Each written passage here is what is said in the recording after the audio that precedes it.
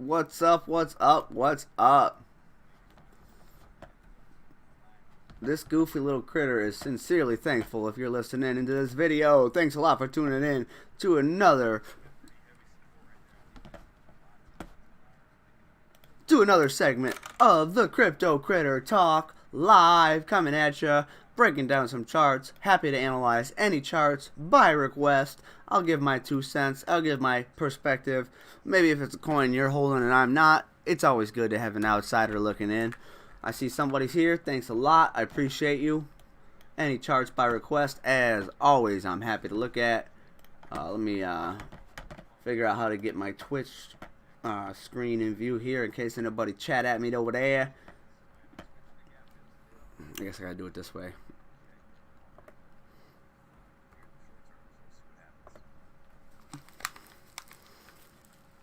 Hope everybody's having a great night, morning, afternoon, or evening, whatever time it is, wherever you are.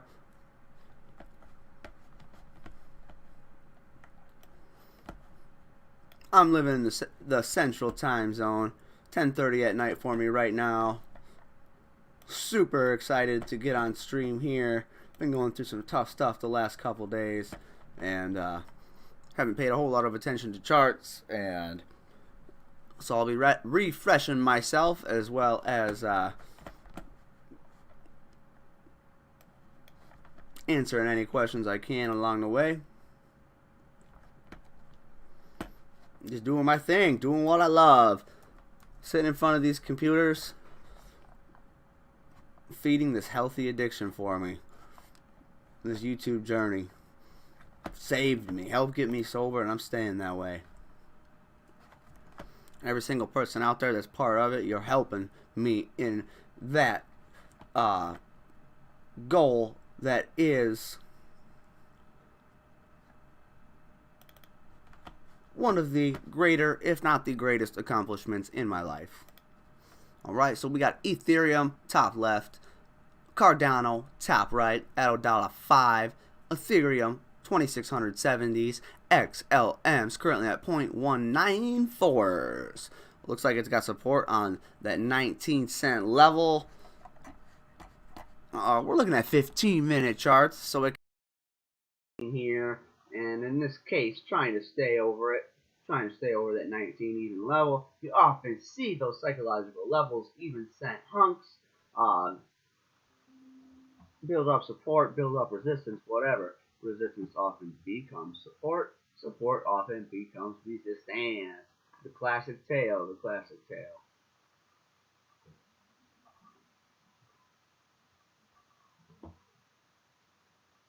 Alright, so I'm going to just chill out here for a second before I dive in too deep onto the technical analysis. Give a little time, see if anybody tunes in. My Twitch Migo, let me see. I got somebody listening on Twitch, and I appreciate you. Alright.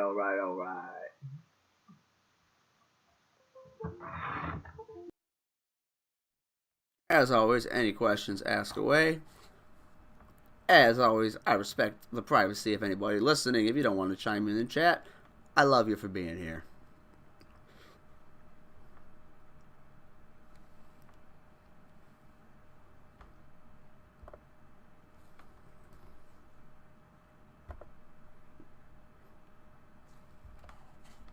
I've been grinding on family stuff the last couple days, so right now I think I just got that one person listening, and I think you're listening a lot, so just pray for me, pray for my mom if you're into that kind of thing. I don't want to say much more about it, but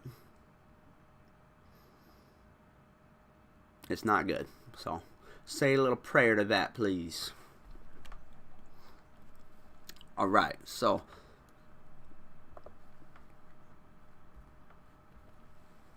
for that reason I haven't streamed the last couple days, and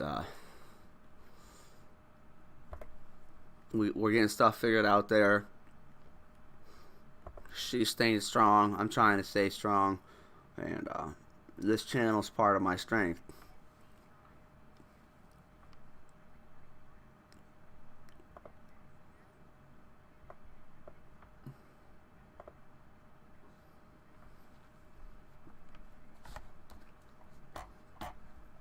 Alright, so I'm just gonna throw these we're looking at on these 15-minute charts. We got the last 24 hours are a little more so in sight.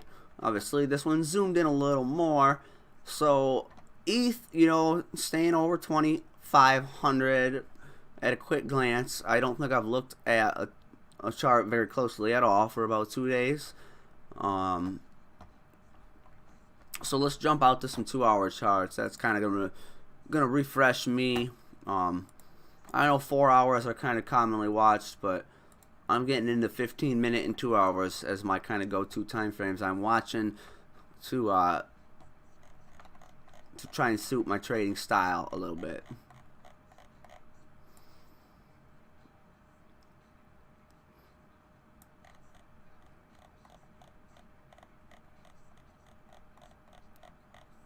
Alright, so getting back to the 27th, 28th of last month here, that 2,300, 2,400 area, more or less getting some support, kind of a triple bounce type sitch or whatever you want to call it, coming up through 2,500, then bouncing 2,500.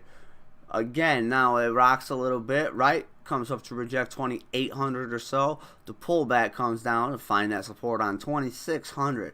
Not surprising at all, these rejections, these supports are being found right on even $100 hanks. Those psychological levels. They're psychedelic, right? Yo, thanks for dropping that like. Hey, Crypto Fossey, cool name. 5G Crypto Fossey. I like that. I like that. First time to the channel, maybe? Either way, welcome back or welcome here. So happy to have you tuning in right now. You got any questions to ask away, and I'm happy to give my 2 cents on anything. Alright, so right now I got Ethereum right here. And I'm not sure how long you've been listening, but just kind of refreshing myself. I haven't been watching the charts too closely the last 2 days. And pretty easy to see psychological levels coming into play here over the last, going back to the 27th, 28th of January. Having built up some support on 2,400 here. Got that nice pop. The pullback does what? Bounces the 2,500 area. Rocks up a little bit. The pullback does what? Bounces the 2,600 area. Battling 2680 now it is. Now battling 2680 on Ethereum there. Change this quick. Cardano-san. Trying to remain over a buck is great to see. That next 10-cent level up, that $1.10 rejected yesterday. The pullback. Finding a little bit of a higher low here. Great to see. Finding a little bit of a higher low than this dip. And these are 2-hour charts, or candles. These are 2-hour candles. So 2, 4, 6, 8. In that area right there on, we'll call it the dollar area. But to be precise and hairy, at 102, 102.3, that's where 1, 2, 3, 4 of those candles closed right on. And candles closing right on that shows some strong support in my opinion. At 105s now, we'll see what happens moving forward. XLM down here, zoomed a little further out obviously, as we can see. We can see back to mid-January here, so I'm guessing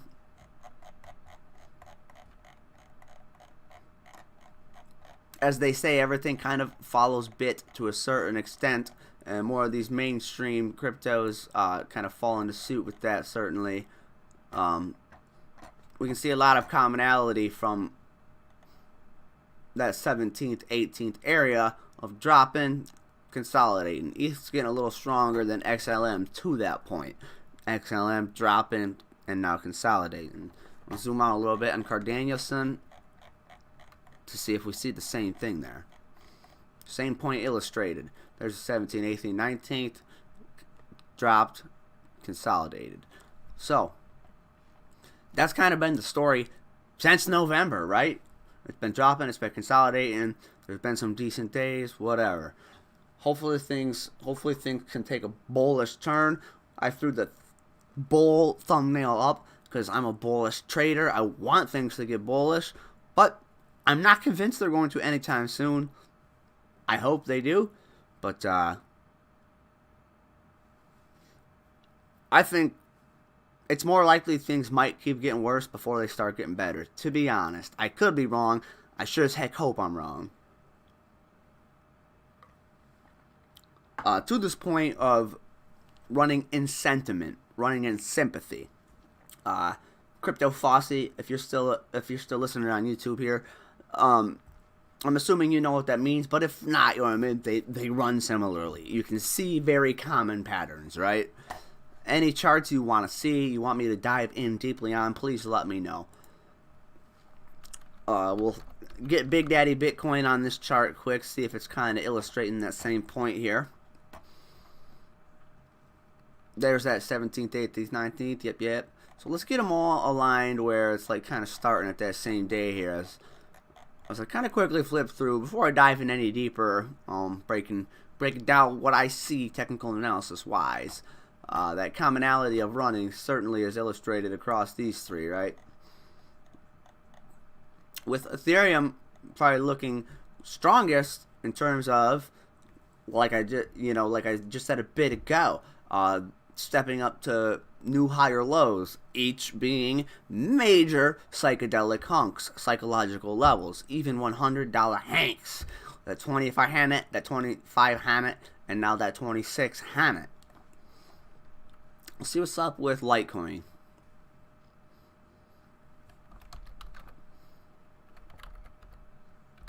I'm looking at Webull right now. I do hold some things in Webull, but if you did not know about Webull, it's cool they've added crypto, but it's kind of a little different than, you know, Coinbase or KuCoin or whatever. You don't actually have a wallet. You're not actually holding a coin. They take their piece, and in my opinion, I could be wrong on this, but if you do use Webull, where they show you your P&L over off on the side in your holdings, because they have like a big built-in bid-ask spread, I think that's the way they take their piece with their 100 to 1 thing that's in the fine prints. And because of that, if you just do market orders like myself, market fills, whatever, I'm almost certain if Webull's telling you your holding is 1.5%, 1 to 1.5% green, right around that 1.25% green, it's actually going to be break even if you hit the market. In my opinion, I'm pretty sure, I'm not positive. So, Webull adding crypto to the game is what got me trading crypto and evolved this channel to be more oriented in targeting, you know, that as a target audience. Though I do have more success as a scalper in stocks, scalp and penny stock. So that's kind of my trading experience so far. Thinking we will moon. I sure as heck hope so, man. I sure as heck hope so. One thing that's been brought to my attention from one of the moderators on my channel, a person who I've come to be good friends with. I thought I had a stream issue, but we good. Has brought to my attention the thing that our nation is perhaps on the verge of, or in the middle of. I'm from the United States, if you're not. Stagflation. What is stagflation?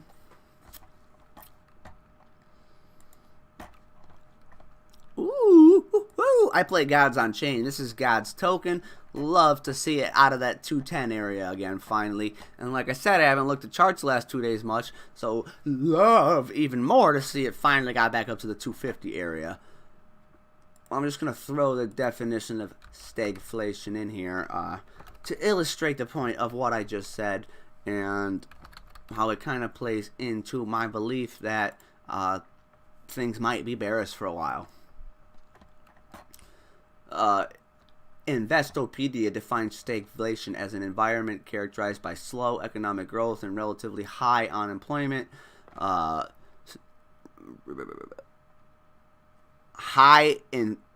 Inflation rate is high, right? Inflation rate high. We're definitely on. That's year after year, but I think this year's, the numbers on that are not so low. Economic growth rate slows and unemployment remains steadily high. I think the pandemic certainly plays into this, especially this part. Unemployment remains steadily high, right? So will that necessarily be bad for the markets for some time to come? No, but that's part of my thinking on why maybe. All right. 15-minute chart here on God's token. Another thing great to see. 200-day moving average acting in things kind of sometimes bounce it or whatever. It's a good kind of indicator for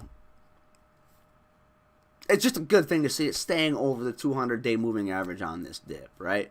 Like, it's off of a pullback. I haven't looked at charts for a couple days, and it's lower than where I'm holding the coin. You know what I mean? I got in at around $3 when it snuck down. I got in at 317, thinking that was the dip. You know what I mean? And that's been a few weeks already. So what ifs? I do play the game, so one thing I think is to my favor a lot. I picked up about 20 of these for free by playing the game. The last couple weeks, they had an event that's no longer going on called Blessing of the Gods. I do not hold, but I eventually will hold.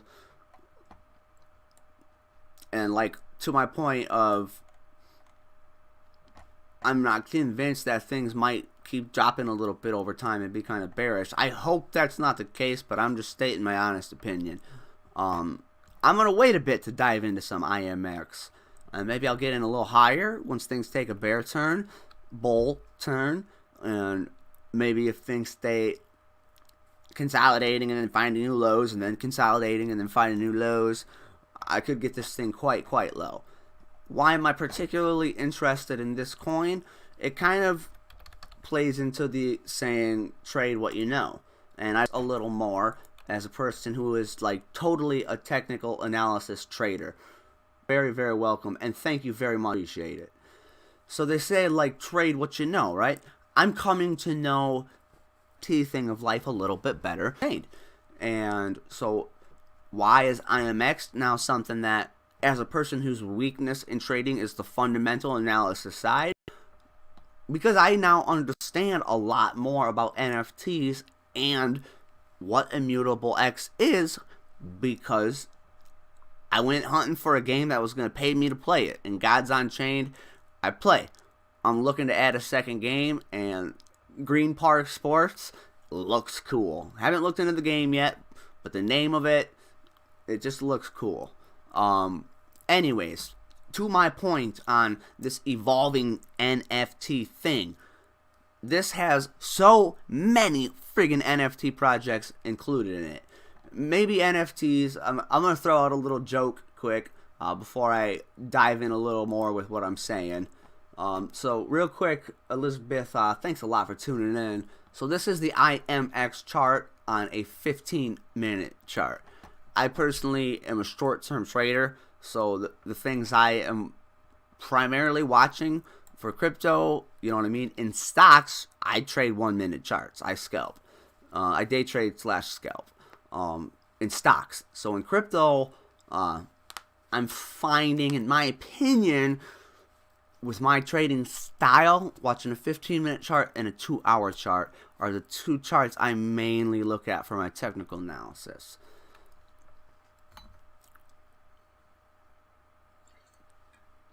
So we're looking at a 15-minute here. If you're unfamiliar with this website we're looking at here, this is TradingView. A couple things I love about TradingView that are complaints about Webull. So these tickers down here are on my Webull screen. A couple things I love about TradingView is that my short-term trading style as a day trader in stocks is pretty much entirely or majorly based on VWAP strategy. And the VWAP in this case is the yellow line. I have the 200-day moving average in purple, and I have the 50-day moving average in red. Here's the complaint on Webull. They don't show you the mother trucking VWAP for crypto, or the volume bars down here for crypto. So over on the Webull side here, we're looking at this is Big Daddy Bitcoin's 2-hour chart right here. So since they don't give me a VWAP, I use the 14-day moving average additionally. And for the streaming purpose of using both of these websites for my chart analysis, and my streaming of my chart analysis is just to keep it simple for myself and for while I explain and evaluate things. So I've got the 200-day moving average purple here as well, and I've got the 50-day moving average red here as well. Golden crosses, death crosses. What are those? If you don't know, this is a death cross right here. And by definition, it's a lower days number moving average, a 50-day moving average, crossing southernly over a higher days moving average, a 200-day moving average. Right? So that's a death cross there. That kind of explains why, like, as it was dumping already, and then the death cross occurred, it took another dump. Now it's consolidated out of it, so we're back in consolidation land. Who knows what's going to happen? What do we look for here? A moving range break. So let's identify a moving range to see, like, once it breaks, we wait confirmation. So I'm going to remove this line.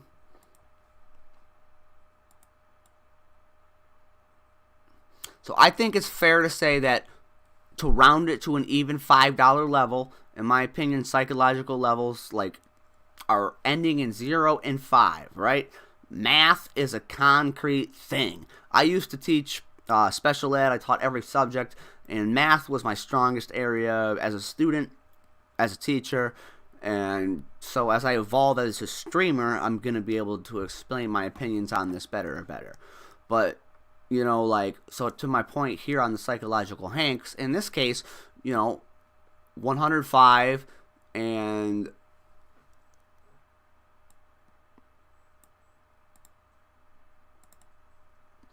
let's just call it 105 and 115, okay? The more candles that close on that level, the more it shows it's a level to be watched. And more often than not, these levels built up with ending in 0.5, whether it's 100, 105, or whether it's something like Doge, and it's 5 cents, 10 cents, or it's after the decimal, it's 2010, 0.2015, etc., etc. On Shiba, it's several decimals out. So on Bitcoin, you could look at it as like huge psychological levels are $500 hunks. Additionally, the same thing, numbers ending in 5s and 0s. And in my opinion, that's why charts give you dotted lines on these levels, right? Where's the dotted lines as at this zoomed level on Bitcoins? 3,900, 3,950, 40, 39,000, 39,005, 40,000. Okay, so a moving range or a moving range breakout or a breakout fake out to the north or the south. Another thing that's great about charts and technical analysis and the fact that math is concrete. A big part of math and like when you learn geometry and shit is symmetry, right? This would be, in my opinion, a fake out breakout to the south side. Okay? I'm going to zip over to TradingView to elaborate a little further on what I'm saying, because it allows me to kind of draw on the screen, and I don't think Webull has that feature. So let's get that 2-hour chart up quick so I can feed off of what I was just saying here.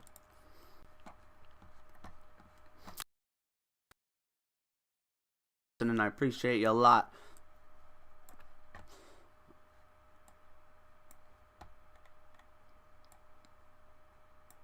Now, was I on a 15-minute over here?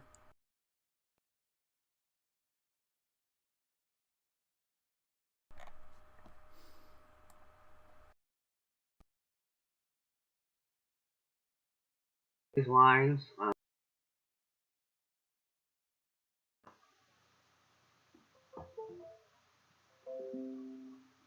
Or 105 and 115 is what it was. My bad, my bad.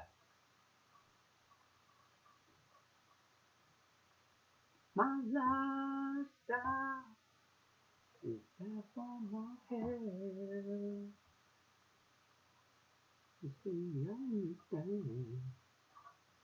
So, here's another thing I do dig about TradingView.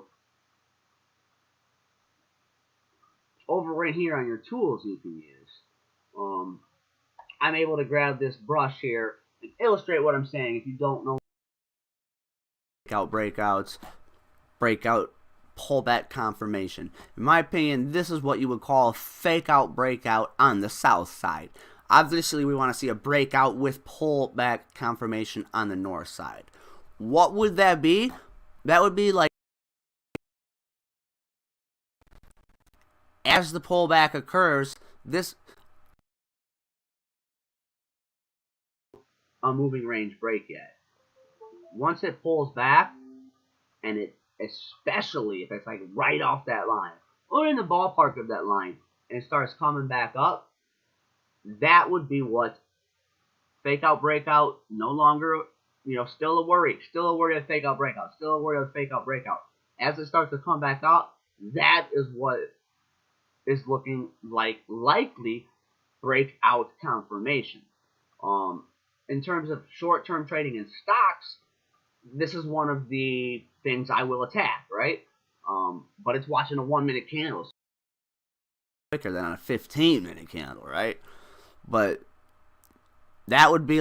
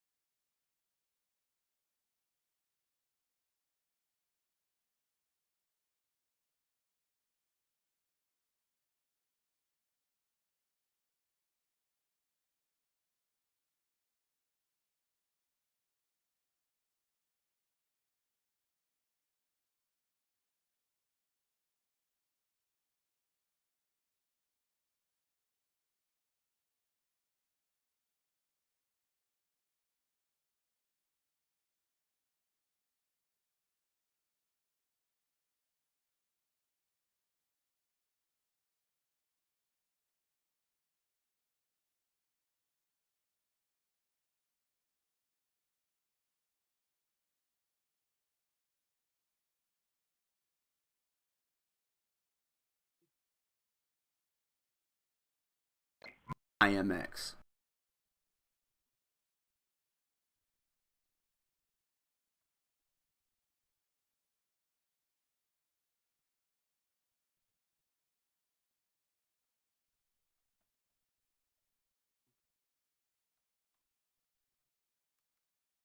Alright, my stream just crashed. Hang on, let me make sure I'm still online here. I think we good, I think we good.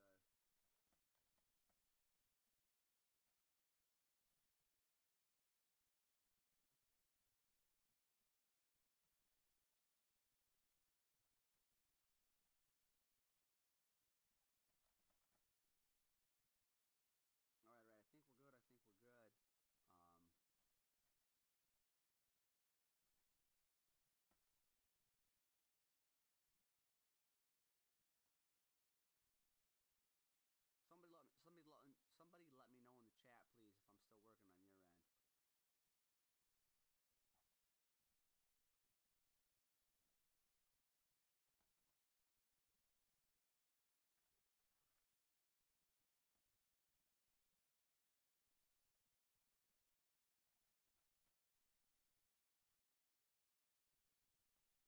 Mic check, microphone check, 1 2 1 2.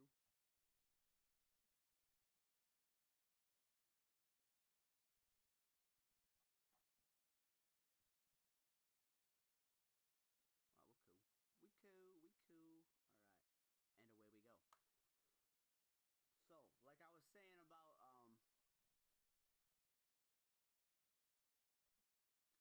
IMX, this coin I have some interest in, I do not yet hold. Here's the chart on it again. We're looking at a 2-hour chart here. It recently had what I like to call an Eiffel Tower. I like to say what goes up must come down.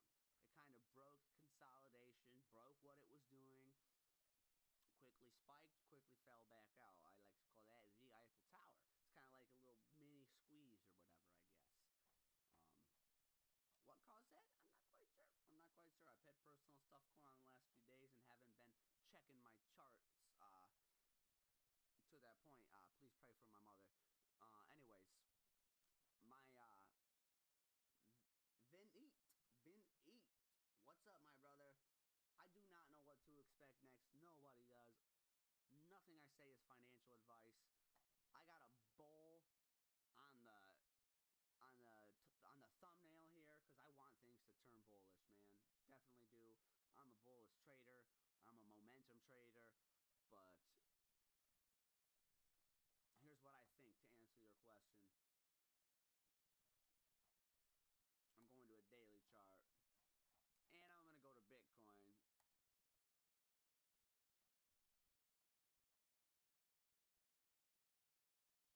Alright, so with a couple times. What goes up must come down, right? It's freaking played out, right?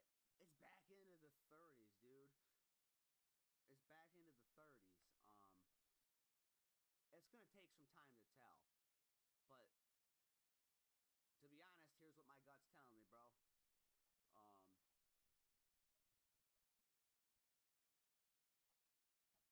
With a lot of other fundamental factors in mind, which is definitely my weaker area of trading. I'm a technical analysis trader, but I'll break down why I believe what I believe as well. But it's kind of had moments, you know, since November, since breaking all-time highs of dropping, consolidating a little bit, dropping again, consolidating a little bit. Ooh, it's finally getting better.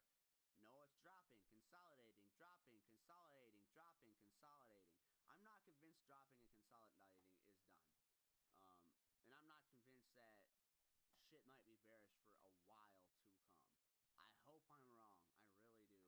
This right here, I don't love to see either. That right there is a death cross. The red line is a 50-day moving average crossing in a southern direction over the 200-day moving average. Do I think it's going to drop below 30? Not necessarily. Do I think crypto is here to stay? Absolutely. Abso-freaking-lutely. So if things keep consolidating and dropping for weeks or months, you know, I dove into some dip buys. Like, I'm holding...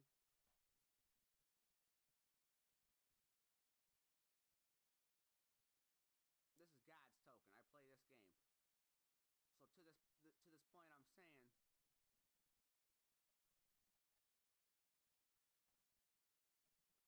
whoops, I gotta get used to going back from the arrow to the drawer thing on TradingView here. I personally added right around here. That's why that blue circle's there. I thought that was a great dip buy, right? In my opinion, it looked like it's starting to curl up. It's down around $3. And it dropped. And, you know, after the last bit of consolidation, it's doing a little better now, right? I was seeing 205, 210 a lot for, like, prior to my 2-day break of watching charts with personal stuff going on.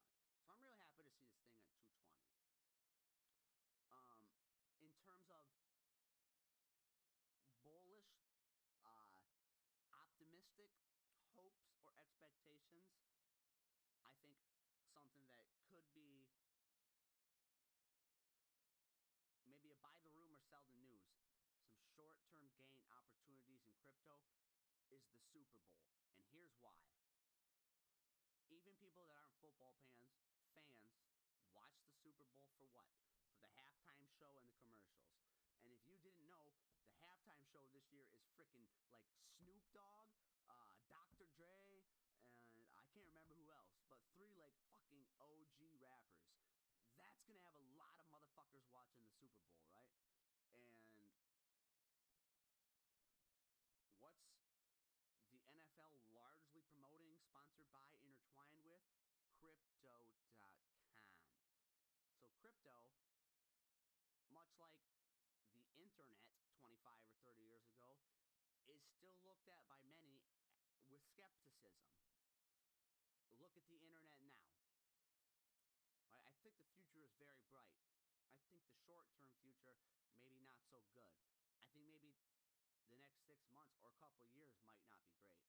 But I think the Super Bowl coming up could be a time where between now and then, trying to capitalize on even lower dip buys than now, if things drop in this next week and a half before the Super Bowl or whenever it is, we could see some quick spikes and quick drops maybe from the Super Bowl. And here's why I think that. It's going to bring a lot of new buyers in, I do believe, because so many people watch the Super Bowl. And I think there's probably going to be quite a few crypto fucking commercials, maybe even stock commercials during that Super Bowl. And Crypto.com being intertwined with the NFL now. Now, what's going to happen off that spike, in my opinion? That spike that maybe people that are skeptical on crypto are now going to go all in on and make early beginner mistakes of loading up on something. And then once it runs up, making the rookie mistake of not taking profit where experienced traders do. That's why I'm saying buy the rumor, sell the news opportunity. I think the Super Bowl could create a short-term gain opportunity, but I'm not convinced the next months to come are going to be looking any better than the last 2 months. So that's kind of my opinion on that, with the Super Bowl coming up, maybe being, you know, like, to compare it to penny stock trading, the main thing I do, to compare it to a news catalyst that only lasts a few hours to maybe a couple days before things come back to normal on that chart's behavior. I think the Super Bowl could create a little spike, short-term gain opportunity like that. And all these holders that are brand new, that got in low, that didn't take profit here, that hold right into their loss, now that their loss is back to break even, now the crypto sector in general is back to where it was. I think the Super Bowl could honestly create a lot of short-term gain opportunities as a short-term trader.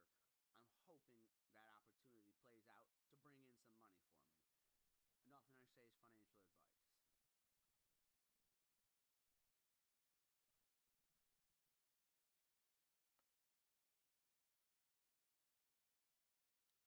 I'm going to step out for a quick break. If there's any other questions, or if there's a chart you would like me to dive in and do some deep dive technical analysis on, I love doing that.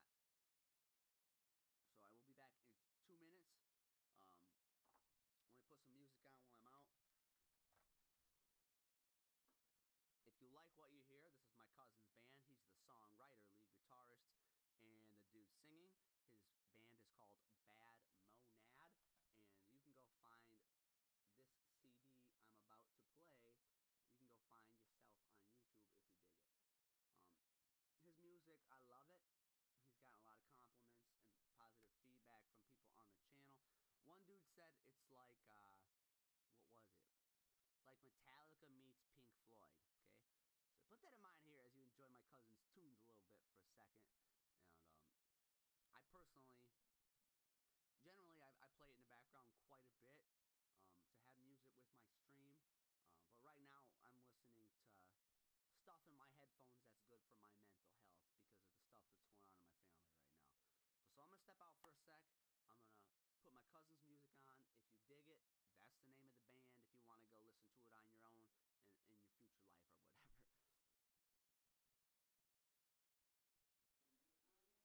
This one's called Come Get High With Me. Come get high on music. It's about trying to make it big.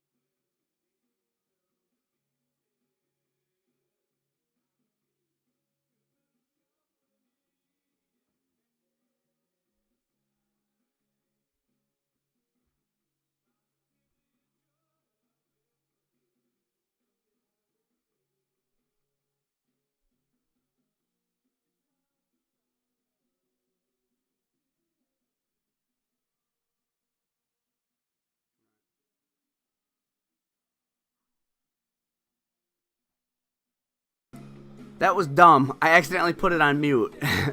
That was dumb. So, can you hear the music in the background, maybe?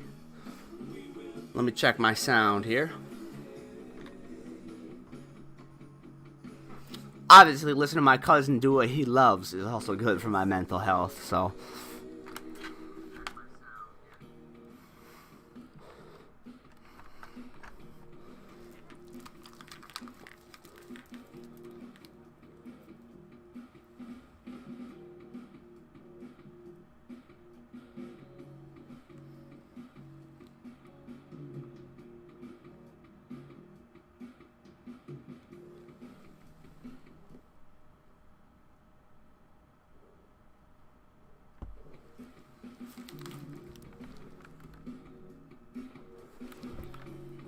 All right, here we go.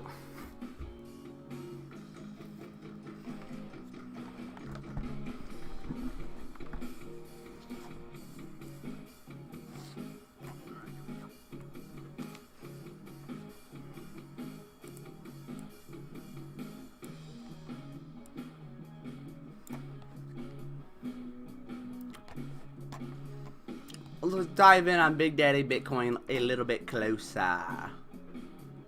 15-minute Bobby Hill.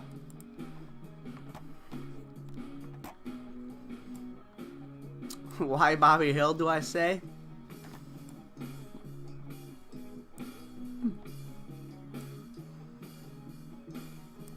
Because I call candlesticks hunks, because they are hunks. They're time hunks of life, right? And so I started calling them time hanks, and that evolved to Hank Hill, Bobby Hills. So that's why I call candlesticks Bobby Hills now. That's that. Alright, here's what I love about TradingView for chart analysis. I know the VWAP strategy quite well, in my own personal opinion, largely thanks to this channel. I highly recommend checking out if you're interested in learning stock trading, risk management,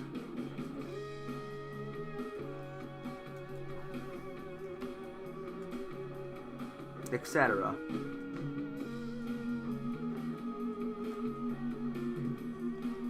If you're not interested in learning stocks, he now has a crypto channel. So I highly recommend going and checking those channels out. Alright, so in terms of the VWAP, what is that? The volume weighted average price. It's a very good indicator for short-term traders. It's a very commonly used indicator for stock day traders.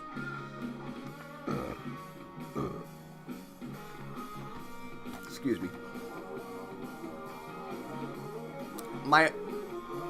One of my complaints on Webull is it doesn't give you the VWAP on crypto. So as it is a good neutral intraday indicator, the fact that this pullback stayed over the VWAP is a good sign, right? And if it continues to remain to do so on pullbacks, maybe it could continue to. That's a low. That's a low. That's a low. And this VWAP support is a low. If it can keep remaining over VWAP, I think it could keep finding higher lows moving forward. Short-term thinking. What's Bitcoin at right now? 37.5, right? So it's battling a major psychological hunk right now of half of 1,000 in Bitcoin's case, right? $500 hunks are big psychological levels.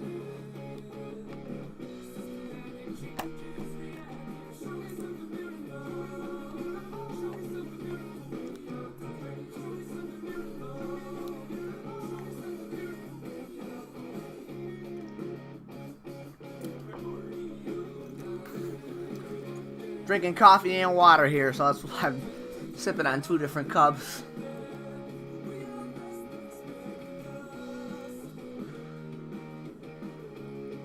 Because of the stuff going on in my family, I was already coming into bad news, behind on sleep from grinding on my YouTube goals. And today, outside of what I was doing that pulled me away from my charts, I was catching up on sleep otherwise. So, I got myself a little caffeine to juice me through a stream here. I plan on streaming at least 2 hours. So we got another hour and 10 minutes at least here on the Crypto Critter Network. Thank you for being tuned in with me.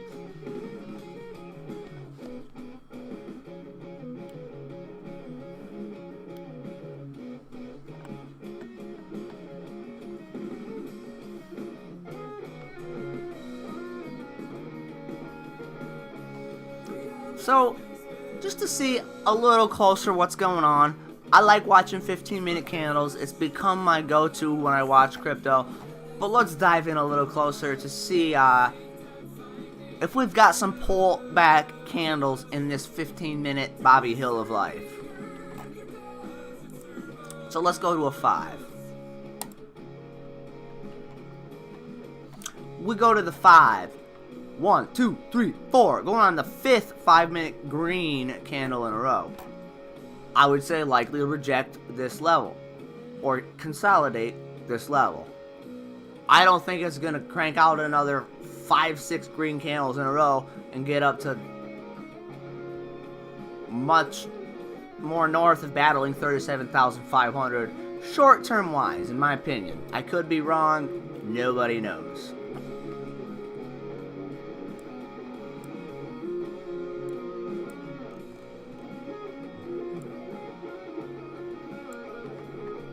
Alright, Ethereum. Wow, Ethereum's taking a nice pop right now. Up 2.79% right now to 2,700 area. Gotta love to see that.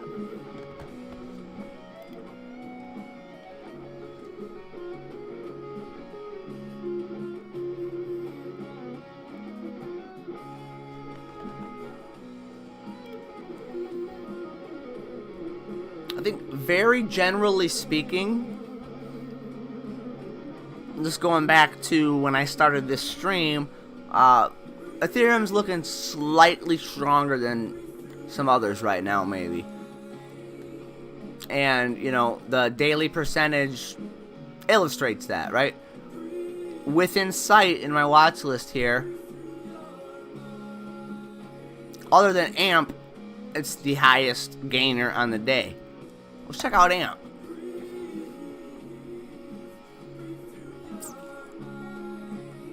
Okay, so let's identify a moving range on AMP.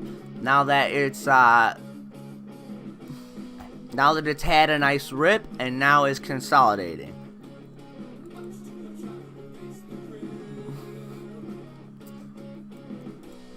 Now what's to be watched for on AMP? A moving range break to the north or south of these levels. The 0.03 area, the 0.0308 area. Why do I say that?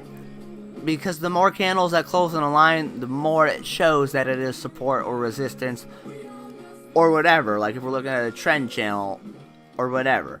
So we can see multiple 5-minute candles close on that line here.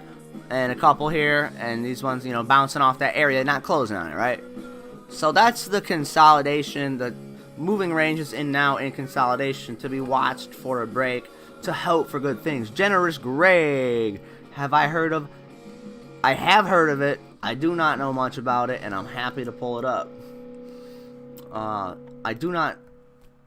Generous Greg, let me know if you're still in the chat, man.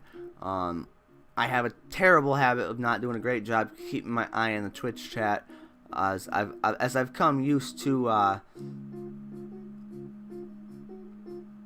There's not a lot of people chatting on that end often. So, Generous Greg, please let me know if you're still in the chat, and I will happily do a deep dive technical analysis evaluation from my personal opinion on it.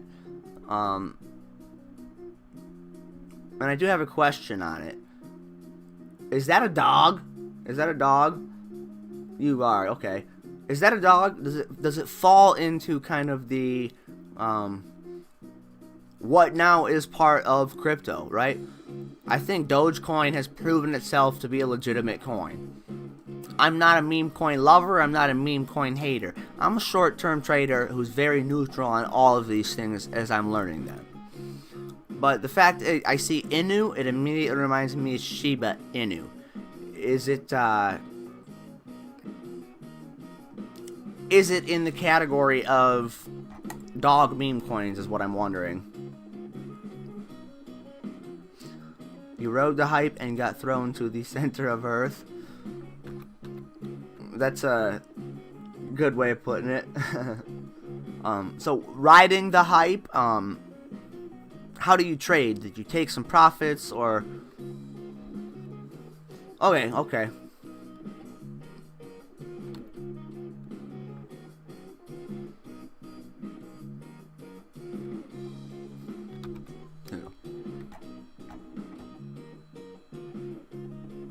Well, this is the tether, so I don't know if this is necessarily the right chart.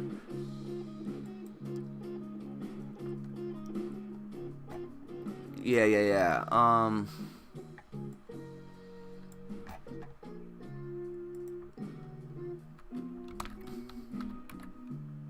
What's the ticker on this one? What's the ticker on this one? Yeah, so to my point of why I asked if it was part of the meme coin, particularly, it is like Shiba in a PS4. What do you mean by that? What do you mean by that? I'm interested to learn what you're saying there. Like, is it involved with... Oh, I feel you. It's like Shiba is PS4, his team is destined to PS5. I'm following you on that. Okay. I think now that Dogecoin has proven itself here to stay in crypto land, you know, it's following suit, you know what I mean? It's dropping and consolidating pretty similarly with the crypto sector. This is hotbit.io. This website I recently was introduced to as a place to find candlestick charts that I can't find on TradingView. So let's see if I can find a candlestick chart on it to give my 2 cents.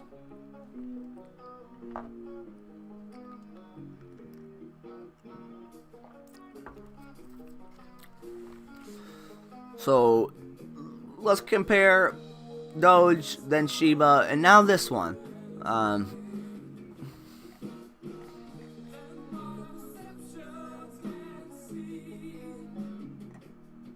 Let me close out of a couple of things. It's gonna take a second to load my computer. Until I can afford a better computer. Things are a little slow once I get this website up. But I want to find a candlestick to do this here.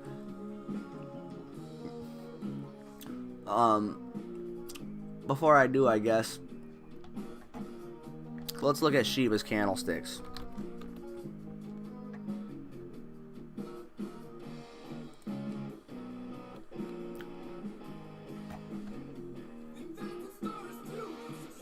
Dang, spiking right now, right? So, very similar to, like, I just looked at Bit and ETH, on these 5-minute candles.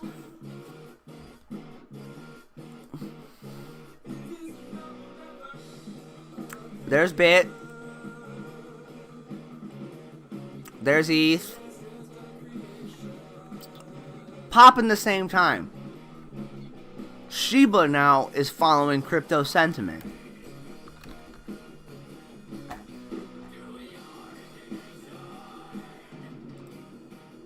In my opinion. Nothing I say is financial advice. Yeah. You know we have to say that as content creators. Let me dive back a little further to the rip on Shibs.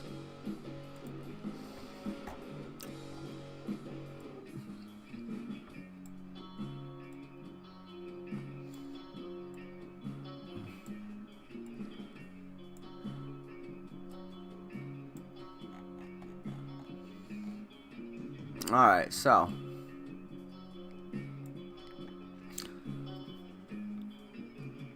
here's what I like about Shiba, and then we'll see, like, kind of how I don't know how to even pronounce that. Saitama. We'll see how Saitama has played out as far as, is it proving itself to follow crypto sentiment? Is it proving itself to kind of beginning to be falling into everything follows Bitcoin to a certain extent? But first, here's what I like about Shiba as far as maybe this won't be the all-time high. Right there, that consolidation, I sure as gall darn heck did not expect this rip after it. And for that reason, as a short-term trader, I had been holding from back here, and I was out by up here. I don't think I traded it since. I think I did, and I think I lost, actually. I think what I did is FOMO'd. I think I did re-add here, and I scale out a lot. So I did take profits on the rip, and here's where I FOMO'd. I thought it could consolidate and rip again. And then I held through it and cut a loss. Cutting your losses small is huge in being a successful trader. I didn't do that so well here, but I did cut the loss. And I'm not a long-term holder, man. Except for 3 cryptos I hold long. And that's Ethereum, Cardano, and XLM. But what I like about this is that this consolidation, it's not much more south of it here. It's not much more south of this consolidation. And I'm guessing this crash and then consolidation is pretty close to falling into crypto sentiment. Pretty close to everything follows Bitcoin to a certain extent theory. Let's see. Yeah, I mean, we can see it right here. Oops. We can see it right there. It dropped and it's kind of consolidated now.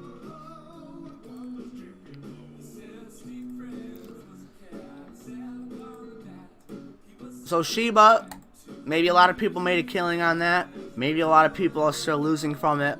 But it seems to be falling into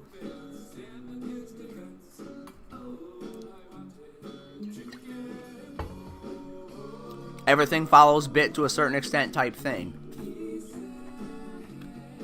Let me catch up on your chats here.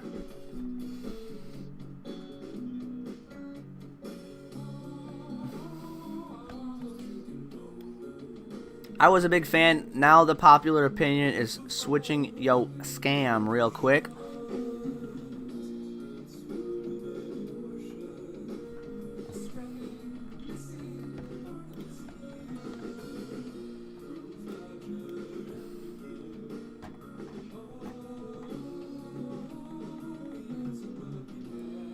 Oh. So I think... Oh.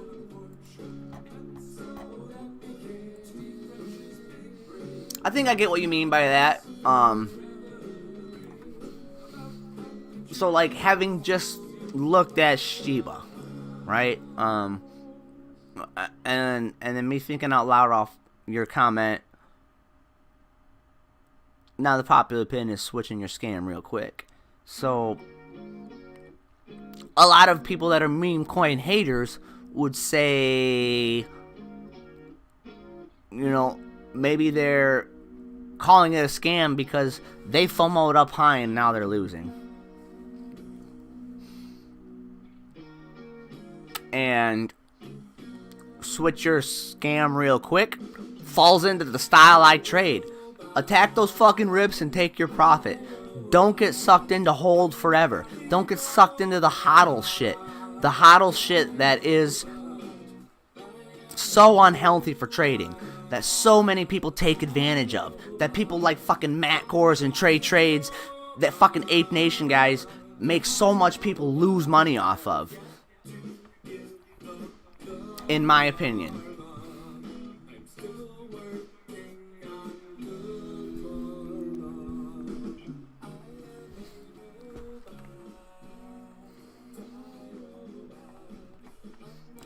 So I don't necessarily think these things are a scam. Like, Dogecoin was created as a joke, and it's proven itself to follow sentiment. Just the quick analysis I just did, it kind of shows Shiba's kind of starting to do the same thing. So is Shiba a scam? I don't think I'd call it a scam. I think I'd call it part of... I'm gonna make an analogy here I often like to make because it makes so much sense to me. Do you know who K.L. Sanderson is? First, let me know if you know who K.L. Sanderson is. If not, I'll break it down quick. He's a living fucking legend in the sport of wrestling. Wrestling's probably my biggest passion and God-given gift in life. And a quote of his: wrestlers compete as individuals, yet the sport builds camaraderie like no other.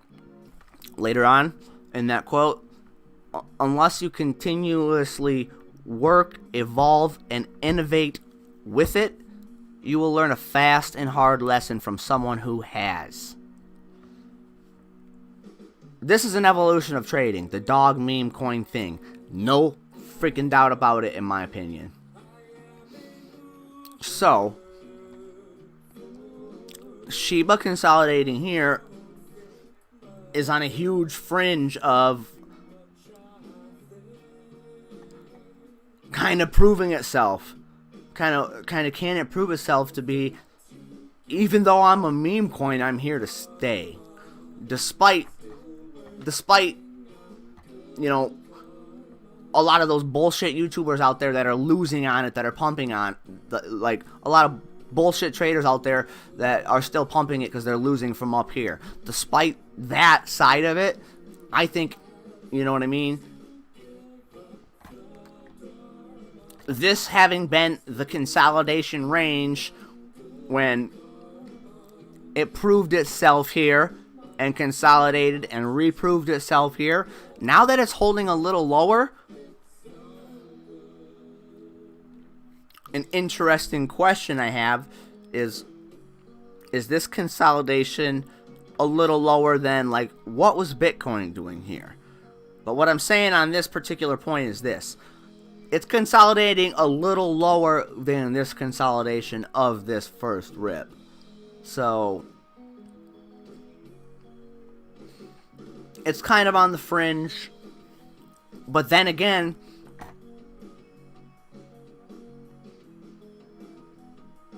here's late November. Bitcoin in the crypto market has been dropping and trying to get a little better and dropping since that November time frame.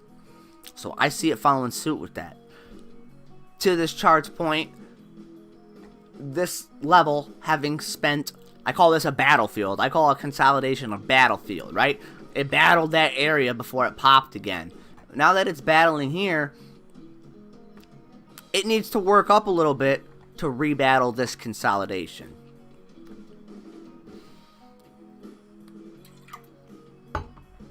Compared to Bitcoin,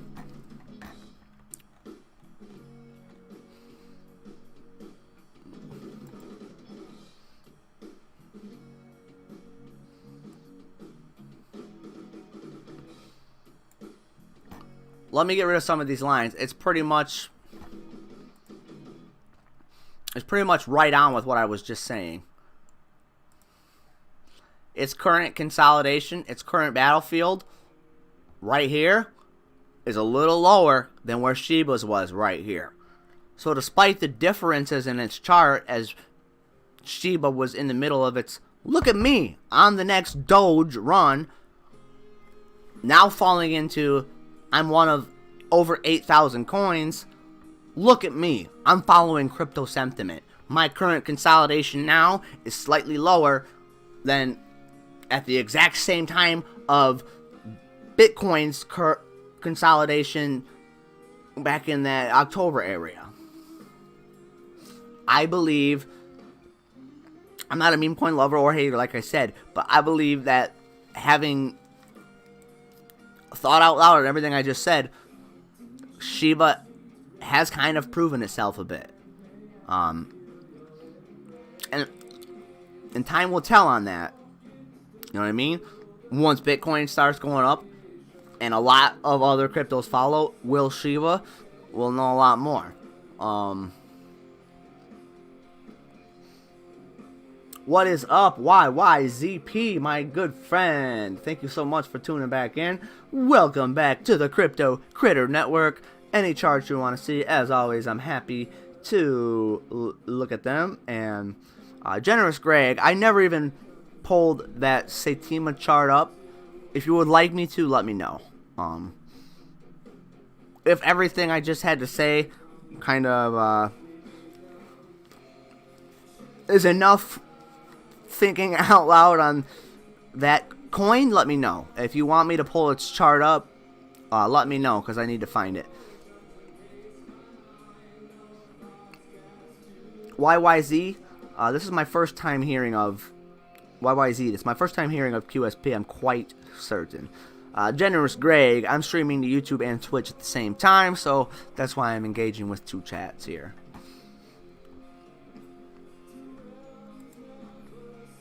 So if it's this If it's new, maybe I can't get it here either. Here we go. It's on Coinbase already. Okay, okay. I think there's more good in that than bad. Is this... So...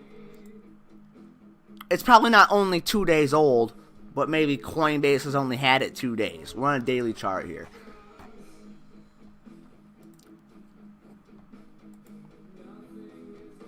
Oh, shit. Okay, it is this new. Okay.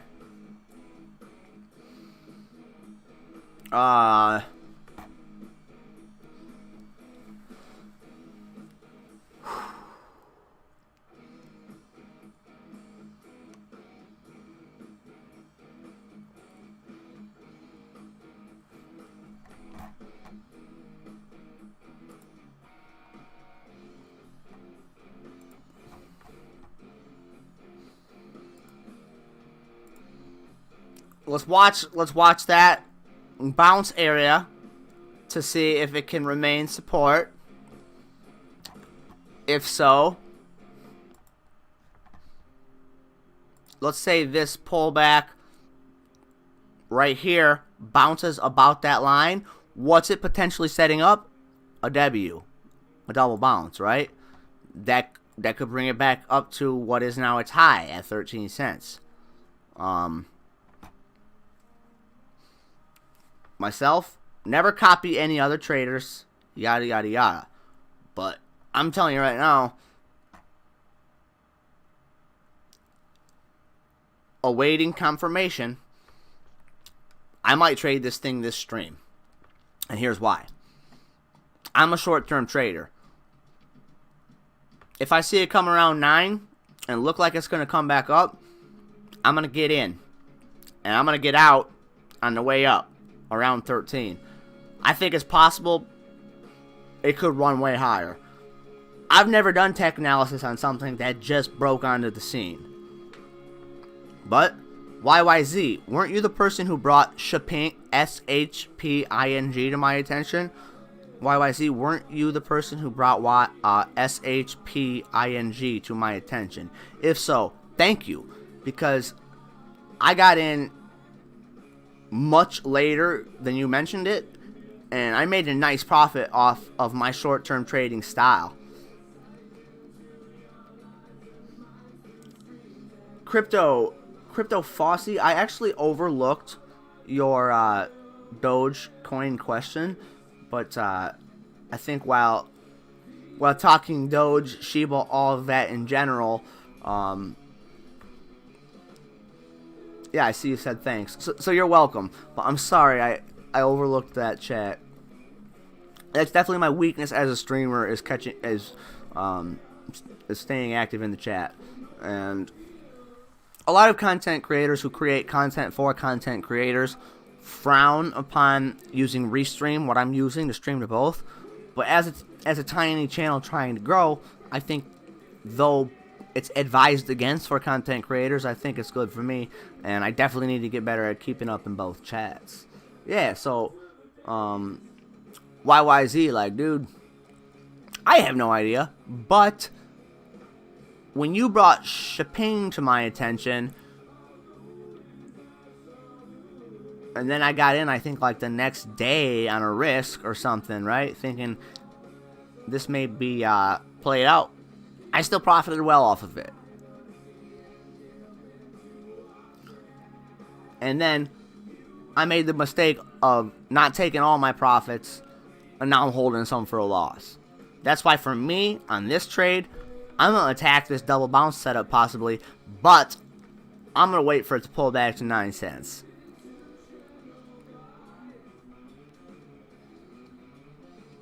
Nothing I say is financial advice. Never follow anybody else's trading. Never copy anybody else's trades. Trade your own style. I think in general, brand new things are generally riskier. And that's why I was hesitant to get in on SHPING. And I'm looking for around 9 as my entry point if it pulls back to it. And maybe it won't. Maybe it won't.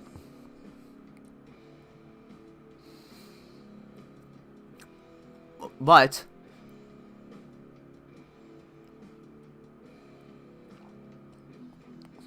I'm going to just keep thinking out loud on it, right? Because I don't want to miss my opportunity for a short-term gain.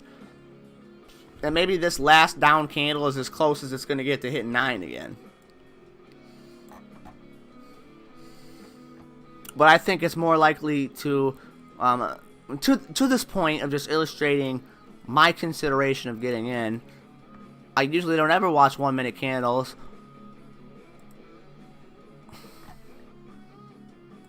Unless it's prepping to enter or exit.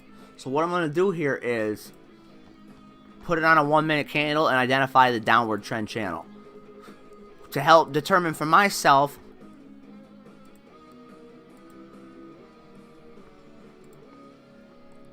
on this little down push, to help determine for myself if it stays in the downward trend channel, it's more likely to revisit 9 and then maybe get the double bounce I'm hoping for.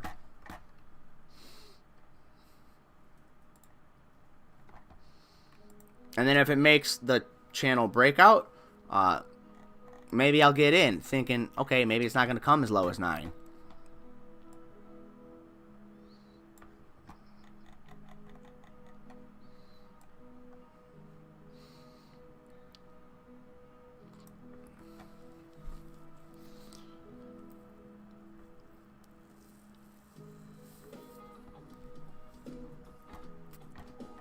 Short-term wise, in my opinion, it's kind of looking like it might not come back as low as 9, I guess.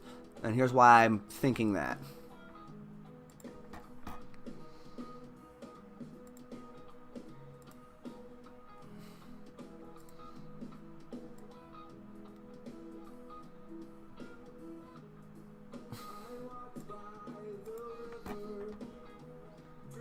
In terms of looking at the 1 minute candles, there's your downward trend channel. Here's the breakout. Here's what I'm going to await. Is it a fake out breakout or is it really the breakout? Right? It's not getting through 10 cents right now. 10 cent, big psychological level. 10 cent hunk. Any minute now, it could sneak through 10 or it could drop a little bit. And, whoops. And if it starts dropping a little bit, in my opinion, it may be likely to fall back into that channel and come to around that 9 cents and perhaps bounce that 9 cents. And look at that. As I'm saying it, there goes that candle, pushing right back toward that trend channel. Oh, fuck, I should have erased that fucker. Excuse my language. I'm trying to get better about not swearing on stream. But as you can tell, I'm getting a little amped up right now because I'm a short-term trader and I'm seeing this as potential for me to make a short-term profit.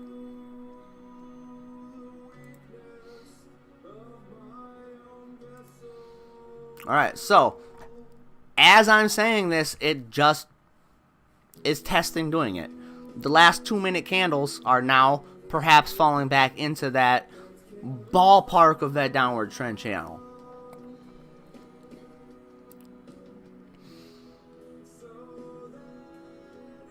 So this would be what?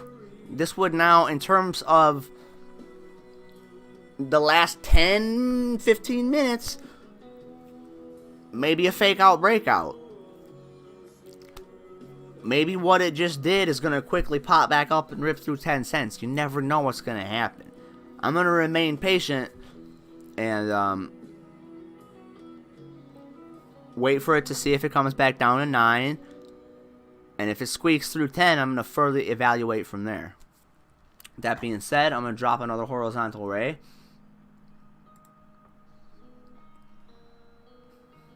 Right on 10.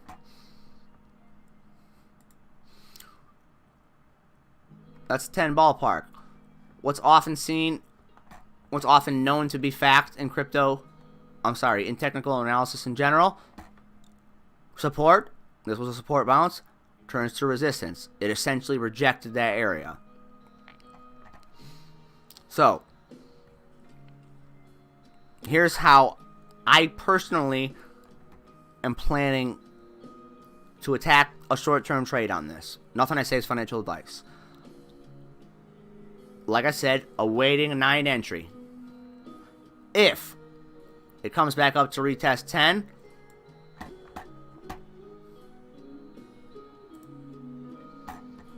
if it comes back up to retest 10, I am not diving in right here. It is then retesting rejection. If it gets through, I still am not going to dive in. If it pulls back and starts to curl up, showing some pullback confirmation on 10, I'm either going to get in around 9 or around 10.102. That's my plan on this based on what I'm seeing technical analysis wise. Nothing I say is financial advice.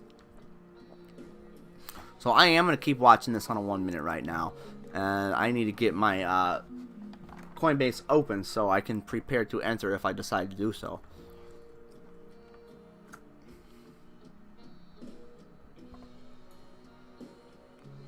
So let me get my ducks in a row here. I gotta switch some of my screen stuff around here.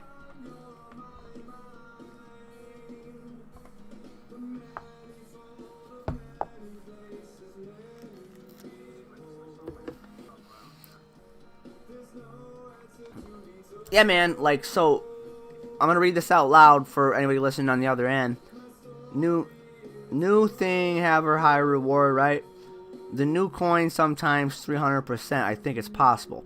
When YYZ brought Shipping to my attention, it was at 50% gains. About an hour later, is at 100% gains. I found a good time to attack the next pullback and made some nice profit on a short-term trade off of it. And I think that got into the next day.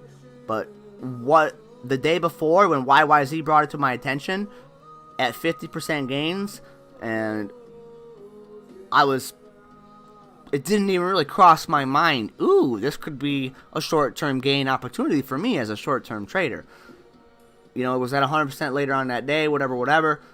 Into the next day where I bought a dip, I'm sure, I don't remember, but it probably got higher than what that number was at 100, or maybe not.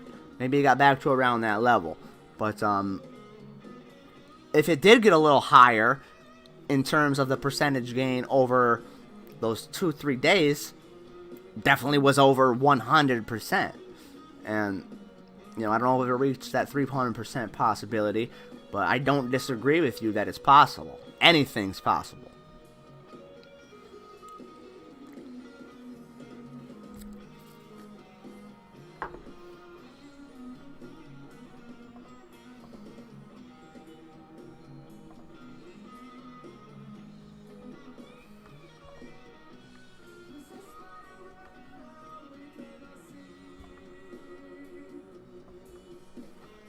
Alright.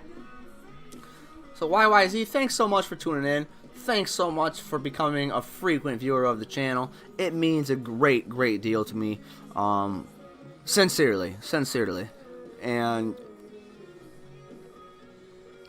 as a short-term trader, it's been hard for me to take short-term gains in crypto. And other than back in July when I fucking killed it on Cardano, when July 20th Bitcoin went on a 13-day green day streak and everything else followed, that's when Cardano was kind of new to the scene. And, you know, I'm still holding my long from, I think, maybe under $1. And my long I don't plan to touch for years. But my short-term trade, it was too easy.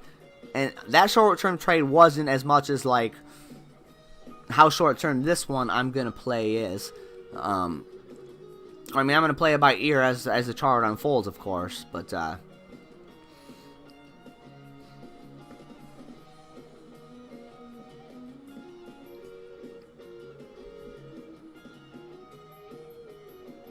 yeah, this is approaching my game plan and my entry point, and not to toot my own horn, but gosh, I love being right about technical analysis, and it's falling right into suit of what I was calling out.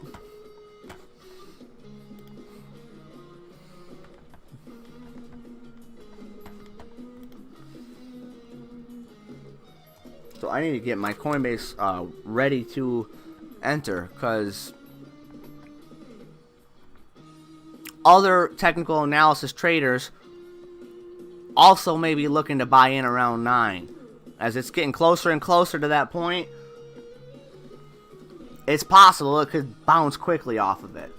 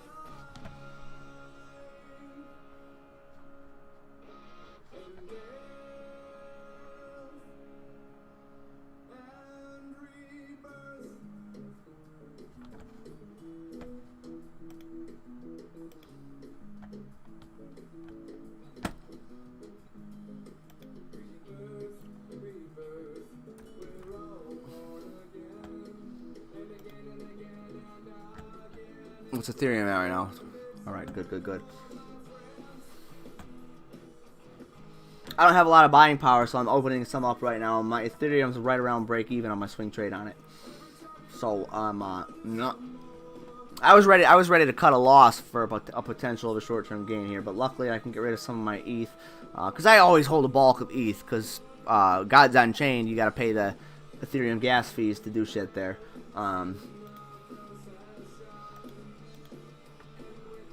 So I'm opening up some buying power there right now. Looking to get some money. Looking to get some money out of this. And what am I gonna definitely do?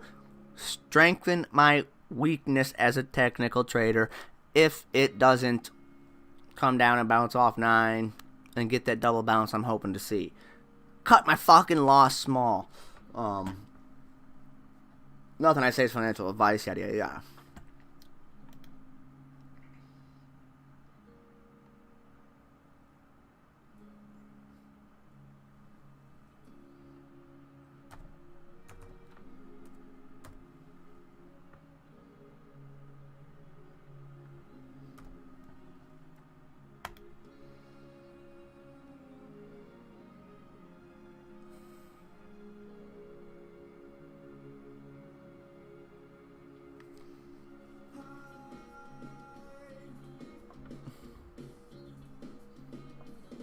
Alright, so now, this pop, again, like this pop could be a fake out breakout. This pop could be a fake out breakout. I still am not convinced. Holy shit! Okay, dang, maybe now I'm glad, but what am I doing still? I'm sticking to my plan. These are 1 minute candles. This thing's obviously got some action coming in right now. So what do I think? Also, a lot of technical traders just got in at 0.95, and that's why it's spiking.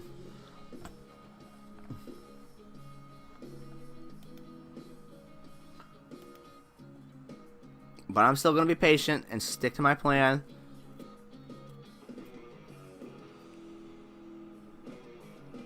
What is this one called again? QSP.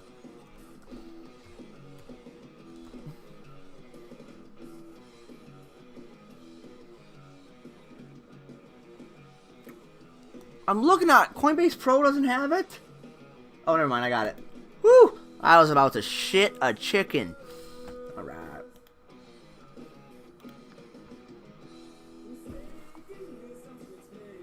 All right. And now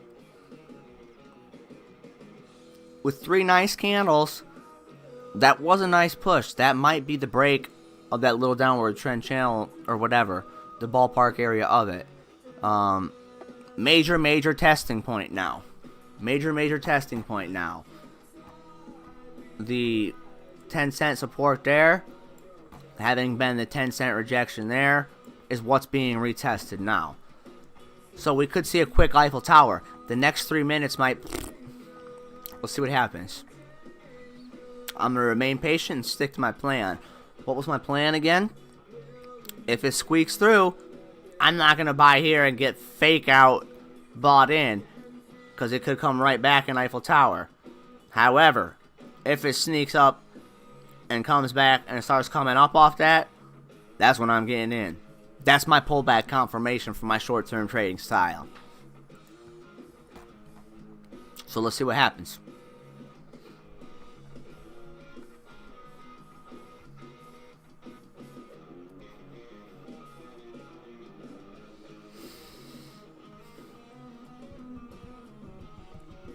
Oh my gosh, I gotta pee so bad and I don't want to step away.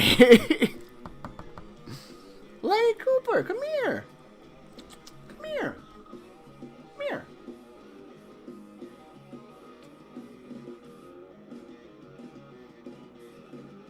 Sneaking through, sneaking through, sneaking through.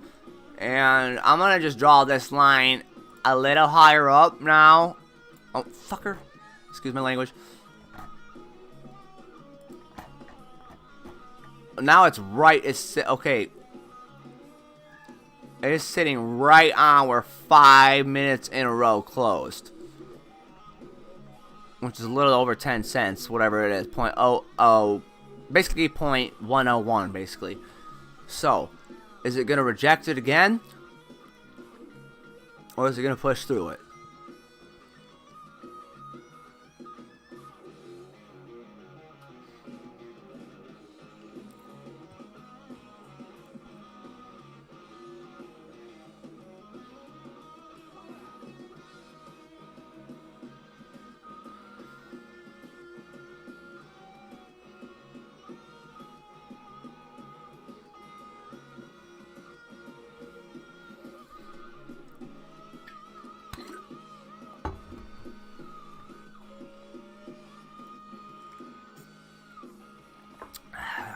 Coffee dehydrates you. That's when I'm sipping on my water too. And I'm working real hard to quit smoking cigarettes, so I'm sucking on sunflower seeds a lot throughout the day, so I definitely need a lot of water too.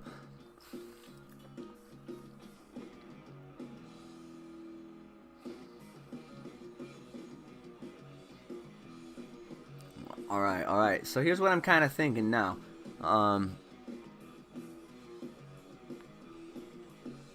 The next 2 or 3 minutes is going to tell me if I'm going to keep holding my pee or if I can step away for a couple seconds.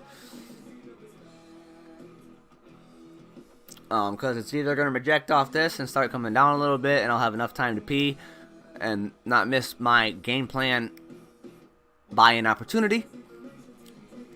Or it's going to have a couple yellow candles in a row. Sit somewhere around here. And, whatever. At a point like that. Whoop.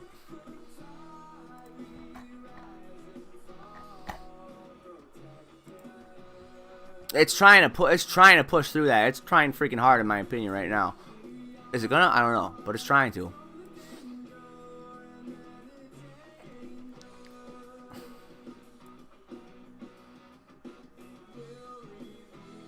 Come on.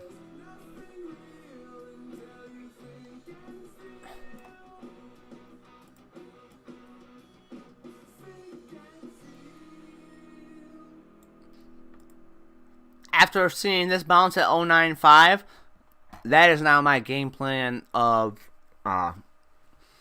waiting for the dip for my entry point.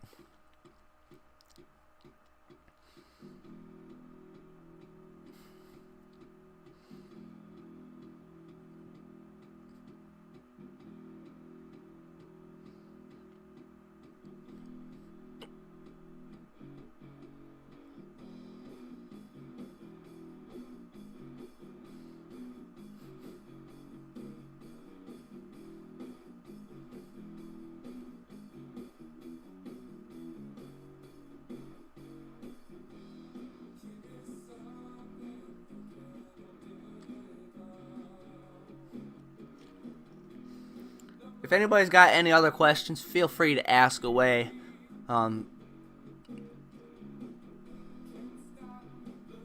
Right now, if you happen to have just tuned in, I'm watching this thing on a 1 minute, looking for a potential for a short-term trade gain, as I'm a short-term trader, and this .101 area that rejected hard in here is now looking maybe a little more like it's gonna reject again. Alright, so this candle just snuck. You know, it might be getting not quite an Eiffel Tower, but a little Humpty Dumpty type look.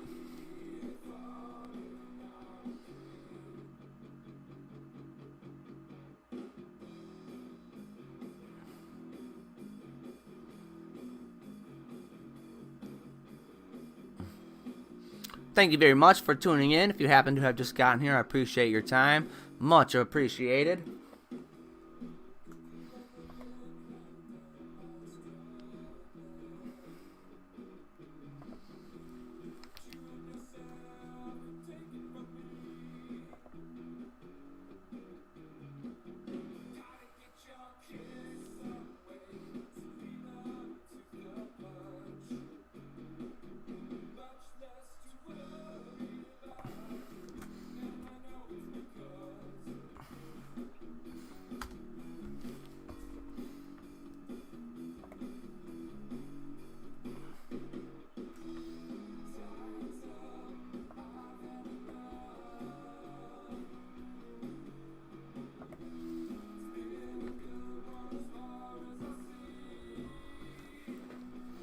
It's looking like it might try and bounce the 098 area there, maybe.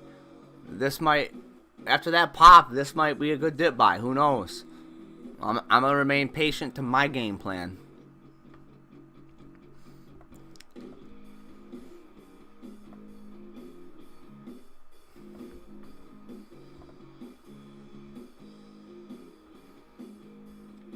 There's a red to green, or yellow to green, red, orange, yellow, red, green, red, green. Duct tape fixes anything.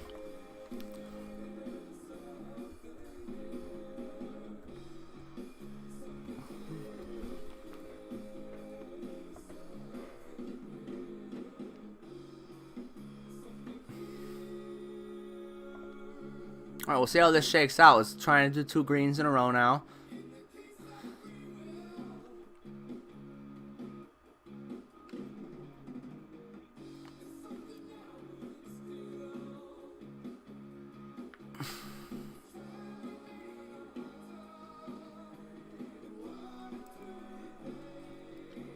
And then I often scale in a little bit, scale out a bit more. So while remaining patient for my setup, I'm also probably going to split it into 2 entries. Over how much time, I don't know. Like, say it does come down to 095 again, and it's looking like it's going to bounce, and then doesn't. Having identified 9 cents earlier, I'll add a little more there. And if it doesn't play out and come back up, I'm going to cut my loss small at a number I will evaluate based on more candles playing out once that time comes. I'm going to take this opportunity to take a leak, though. I'll be back.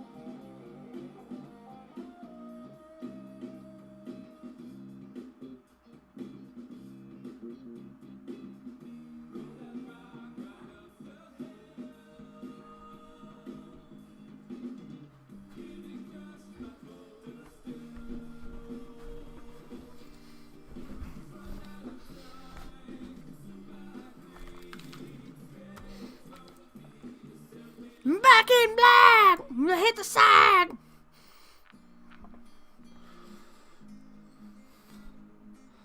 All right, it's snuck under 095. Snuck under 095.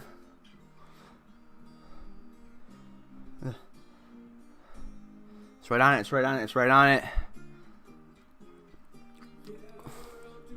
I'm waiting for a red to green, and I'm in.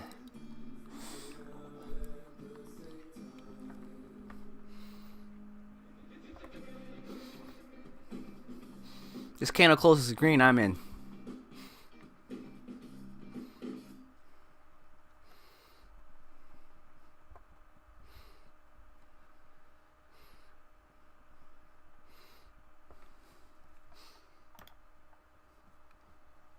I'm in. I'm in on my first entry.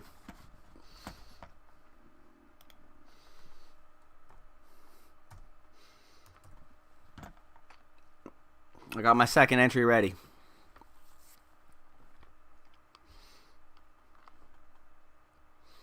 YYZ, are you still listening? Thank you so much, man. I almost didn't stream tonight.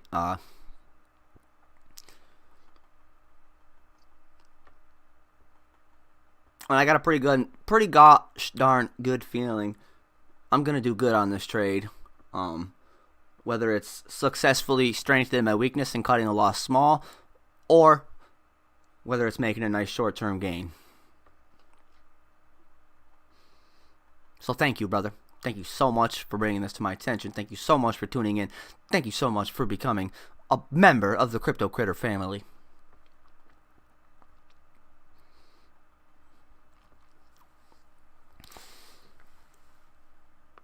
After I make my second entry, I'm going to jump out to like a 5-minute candle probably.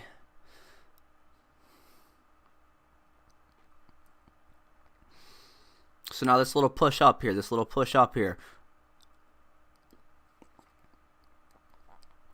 is right inside the circle where I predicted it was going to end up being. Okay, baby. What's going to happen next? We'll see. We'll see.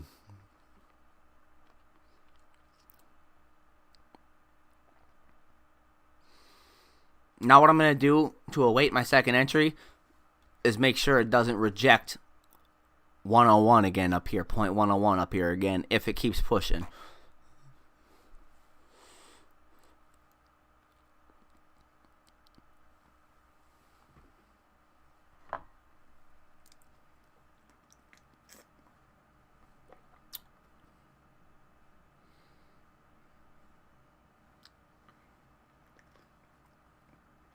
Alright.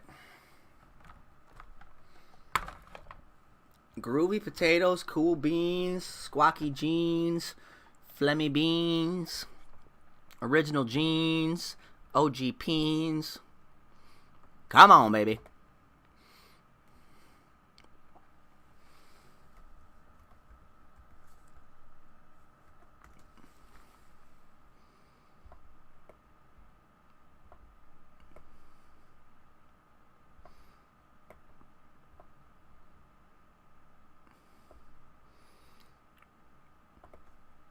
YYZ, if you're still here, you gotta tell me how you find these things so quickly, man. If you don't mind.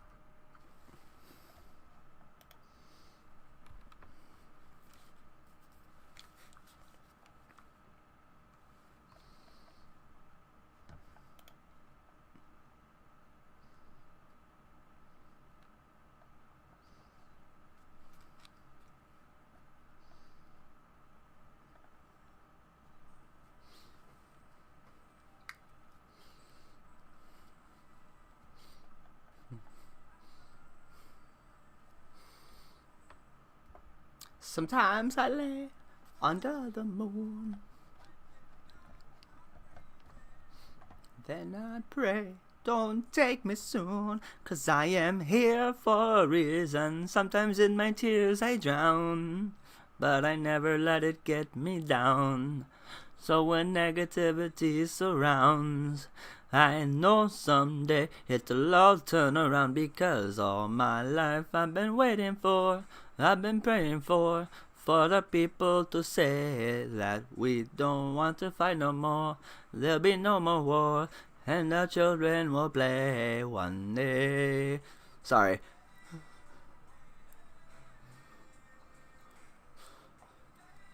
I often get some of my favorite songs in my ear in times like these. Win or lose, 'cause we all lose when they feed on the souls of the innocent. Blood-drenched pavement, keep on moving, or the water stay raging. In this maze, you can lose your way. It might drive you crazy, but don't let it phase you, no way, no way.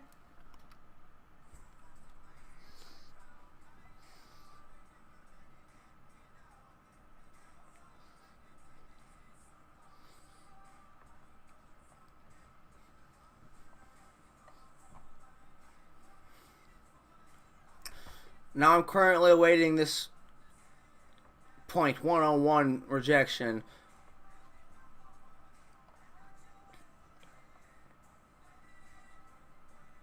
If it can keep pushing.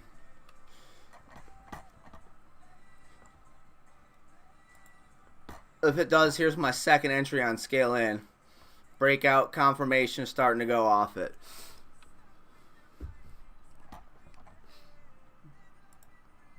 And proud to be under the same sun, singing songs of freedom like, oh yeah.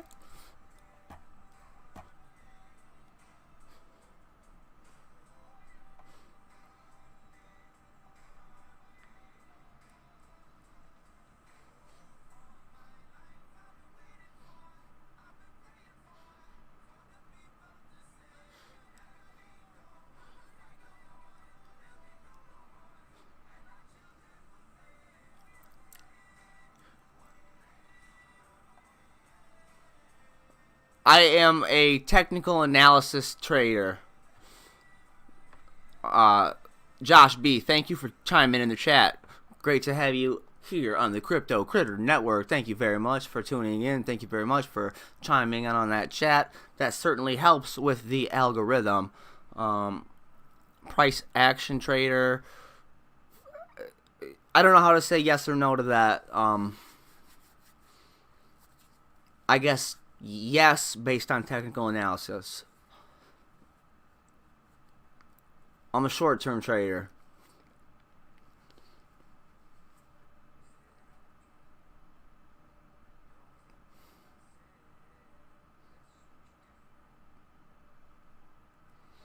So right now I'm watching 1 minute candles, because right now I just entered this dip, and I personally am awaiting. I'm scaling in 2 separate entries. I personally, nothing I say is financial advice, I personally am awaiting the retest it's now doing. With this rejection and this rejection on .101.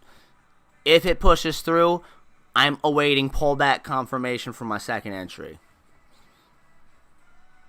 Otherwise, I'm going to re-enter back down around 0.95 probably, in case it doesn't come all the way back down to 9 cents. So I guess if that's price action trader, then definitely yes.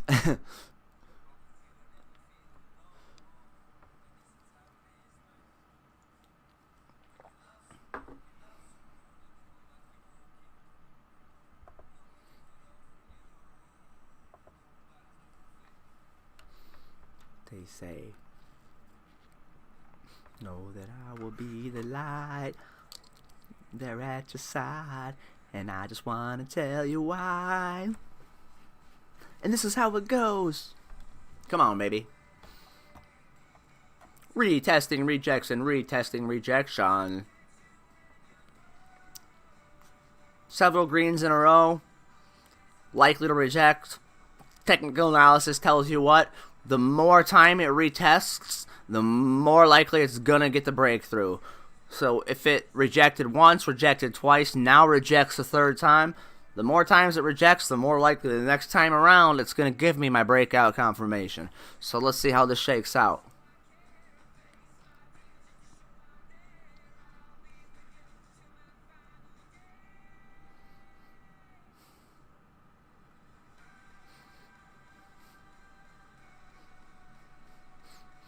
I'm listening to the Strombrellas in my ear, by the way. They're a great band. I've been through some serious mental health shit, and these guys helped me get out of depression.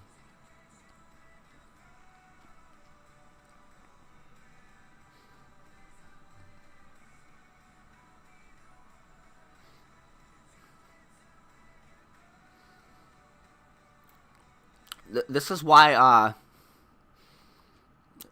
lines of support and resistance and technical analysis exists. 4 minutes in a row, it's not sneaking through that point 101 at all, like the last two rejections watching these 1 minute candles. I believe in the good things coming. NACO and Medicine for the People Now, another great band.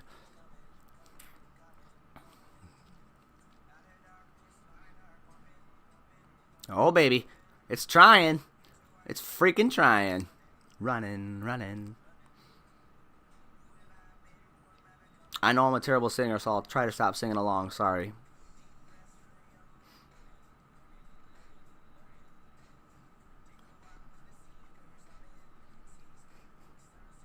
It's like my therapy.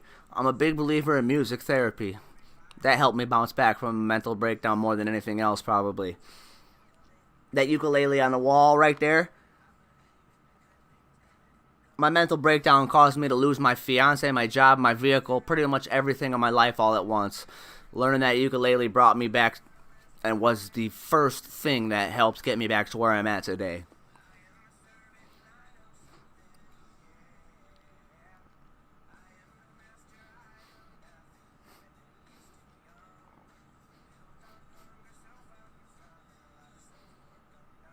I am a witness.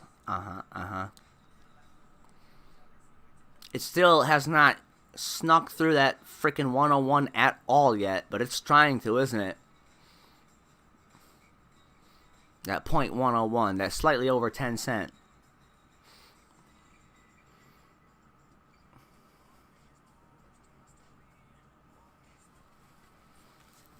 I only watch 1 minute. I'm planning to jump back out to a 5 or 15 after I get my second entry. I only watch 1 minute when I'm entering or exiting. I agree the 1 minute time frame with crypto is a bit crazy. Let me read on. The decentralized nature means the broker can mess with the volume and price action. The buyers are the same ones selling. Yeah, man, music can heal big time. Thank you. That's awesome, man. Thank you. I sincerely appreciate that.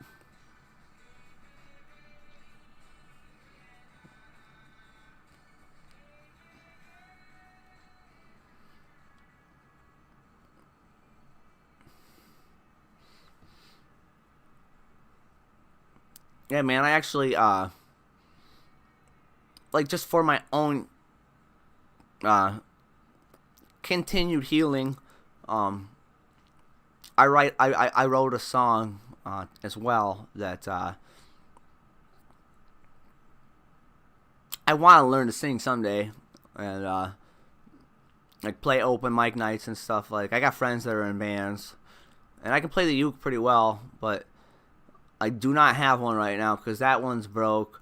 And listen to this crazy fucking story.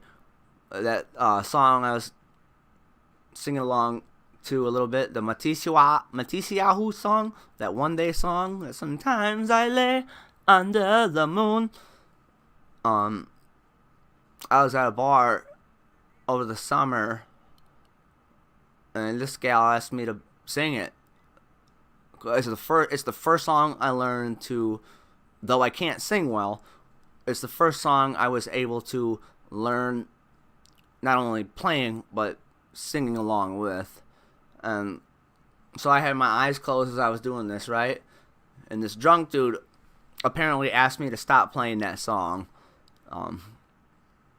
You know, there'll be no more war. And, maybe he had PSD from war or something. I don't know, man. But as I'm in my moment, he takes my ukulele out of my hand. I'm thinking, okay, sure, bud, go ahead and play with it. Bashes it over my head. I told you to stop playing that song. He is fortunate. I am much more fortunate that it blacked me out. Because if it hadn't, I'd probably be in jail right now, because I would have not been able to have controlled my anger in that moment. And I would have fucking... There was no other men around to pull me off. There was not enough time to stop me. There were other men close by, but not close enough for me to have gotten a pretty gnarly assault charge and maybe gave that fucking piece of shit some brain damage. All due respect to him. Obviously, he was drunk and it triggered something for him, and I understand that.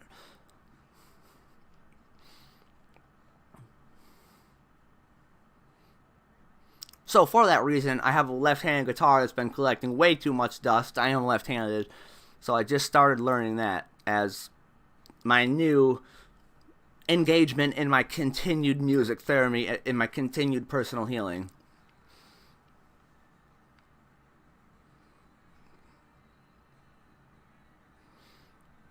So I'm still patiently waiting here, as it's fighting gosh darn hard to break through this previous rejection. And so as soon as I make my second entry, generally in crypto I watch 15-minute charts. That's become my go-to. But because this is hot right now, I'm going to go to a 5 after I make my second entry. And it could happen in 3 or 4 or 5 minutes if it gets broken through and then pulled that confirmation.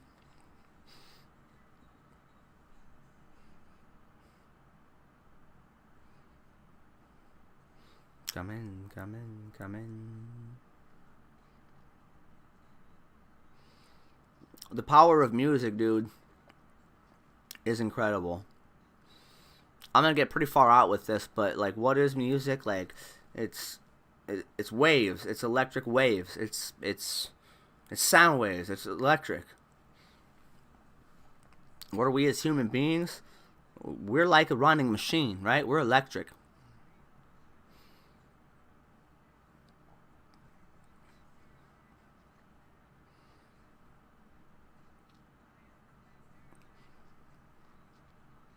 I'm a Christian. I pray. But to say it like Macklemore said best in the song "Saying Love," to say it the way Macklemore said it best in the song "Same Love," we still paraphrase a book written 3,500 years ago. I don't necessarily believe in heaven and hell, but I am a Christian. I think it's quite possible that we as a human race are a crossbreed between apes and what we as humans perceive as extraterrestrials. And I think the almighty being, the inhuman creature that is God, is not just one entity that is a bearded man, but it is in fact another species far beyond ours. And that kind of ties in the electric waves and the fact that the smartest people in the universe thought, the smartest people on our planet thought the world was flat once, and then it was round, and then there was and now. That's getting a little far out, but that's how I think.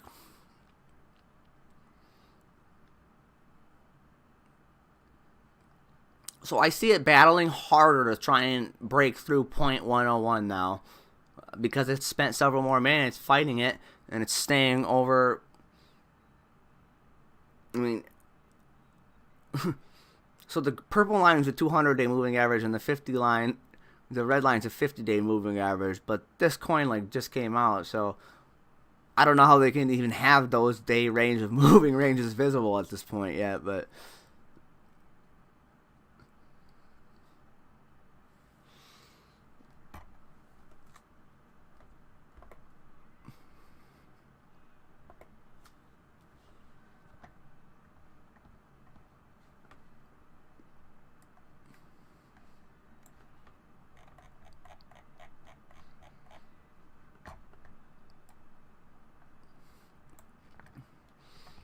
so the VWAP, the intraday indicator, volume weighted average price, it's possible after this run up, it's played out. It's also possible once we get a lot further out than a 1 minute look, this is maybe a good dip buy for a short term gain. And that's why I'm deep dive evaluating my 2 entries here based on what I know and how I trade.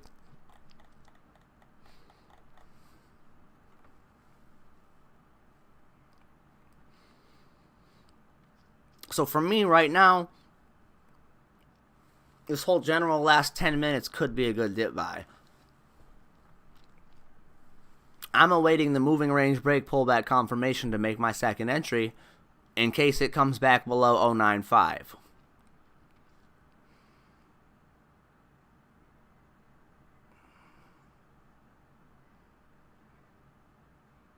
$77 EMA is where it's at. Okay. Let me jot that down.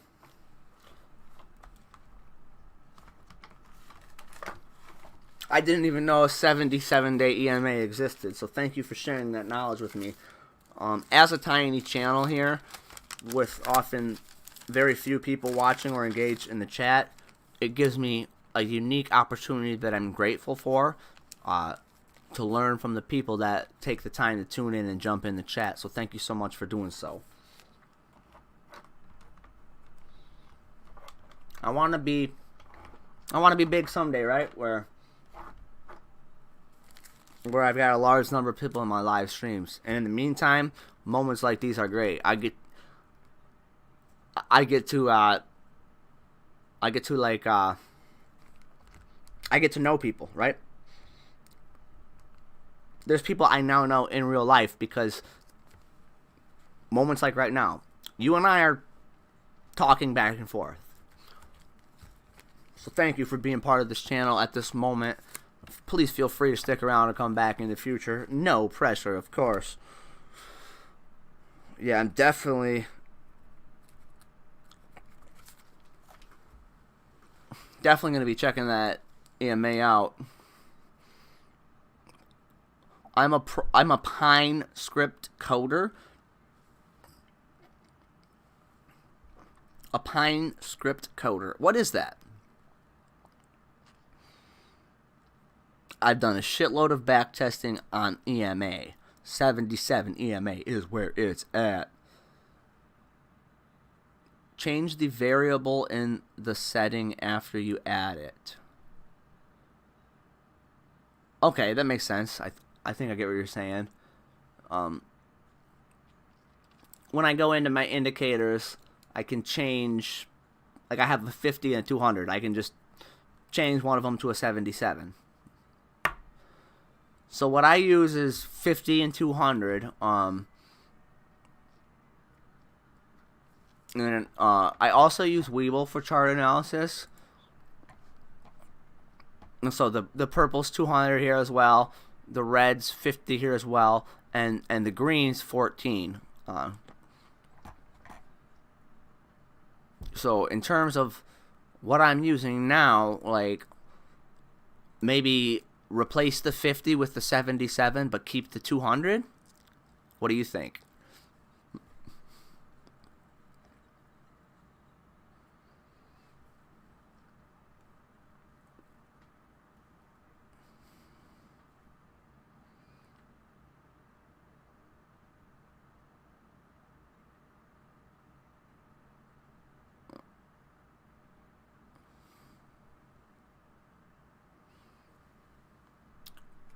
Oh, nice. So you like are employed by TradingView? Like that's your job? Badass, man. Badass.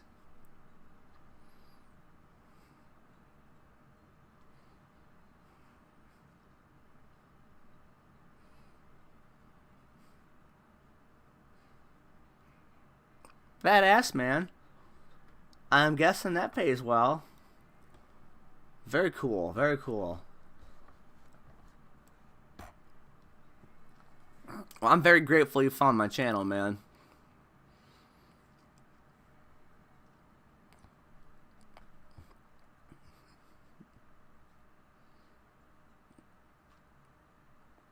I hope to see you back again after tonight, and no offense taken if I do not.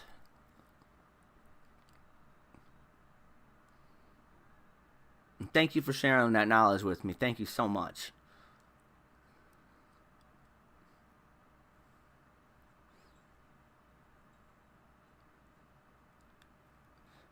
You don't want to do what everyone else is doing. You want to have a setup on everyone. You want to have a step up on everyone using the default EMAs. I like that. I like that. No, not employed by them. I just do it to build new strategies. I feel you. I feel you. Okay. Working on multiple time frame analysis. Okay. What are your time frames?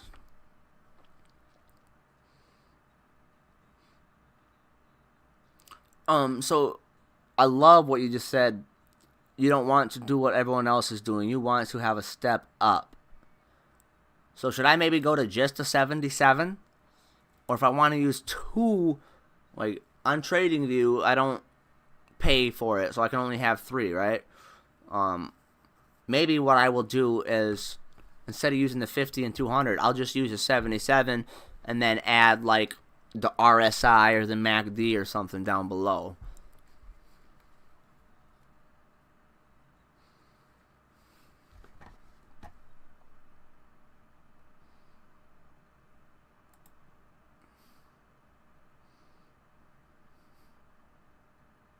I'm trying to figure out how to edit right now to switch it to the 77.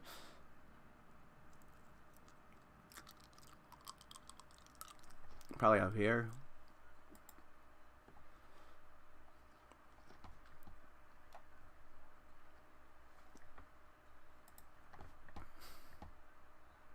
Oh, here we go.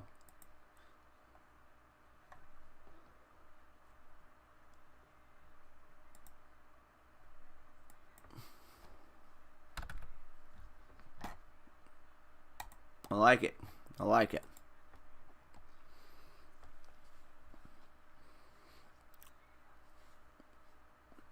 Thanks so much for dropping the knowledge you're dropping, Josh B. You are the man, Josh B.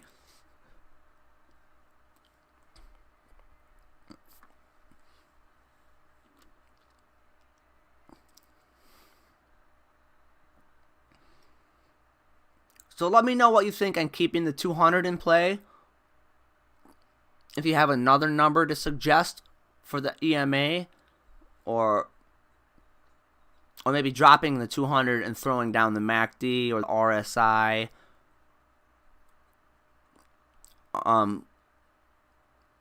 Or a different one opposite of any. Okay, here is the attempted breakout. Here is the attempted breakout of getting through 101. Is it going to be a fake out breakout? Is it going to pull back, confirm?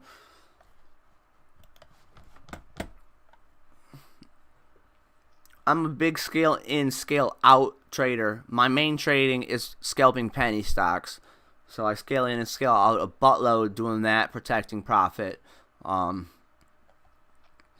terms of this trade, I'm breaking my entry into 2 scale ins, and it looks like in 2 or 3 minutes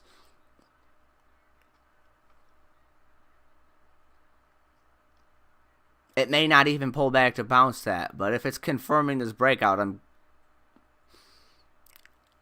not going to say it's financial advice, but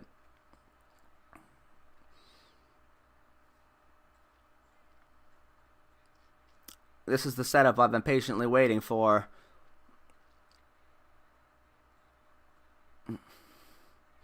So it's rocking right through that. Could it still be a fake out breakout or a fake? Yeah, I mean, we'll call it. Could it be a fake out breakout of like kind of the moving range between here and here? Maybe. If it's not a fake out breakout, I think it's still going to have a minute or two of pullback.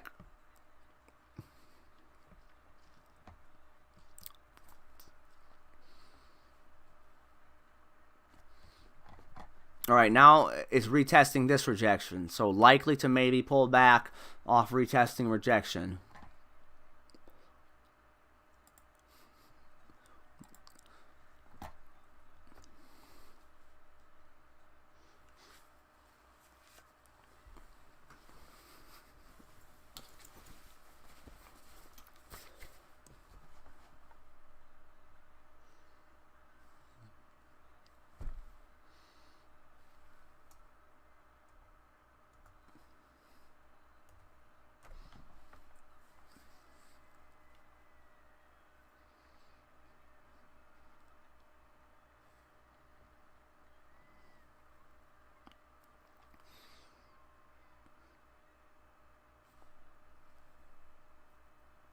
The bottom of that wick might have been...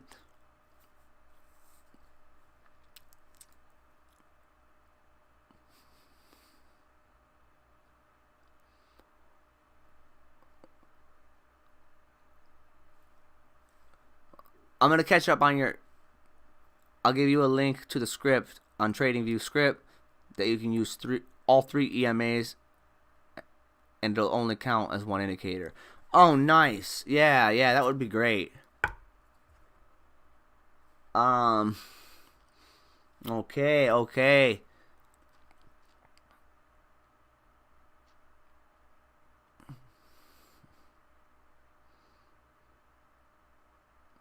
I don't think it might quite touch 101. I mean, we'll see what color this candle closes, but it looks like this line that TradingView gives us on 102 might be the bounce point on the pullback in terms of, the 1 minute look here.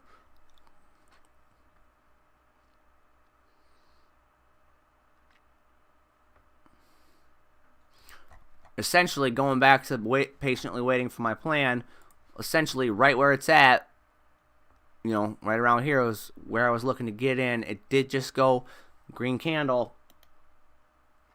and I'm in. Alright, so now I'm going to jump back out to a 5 minute.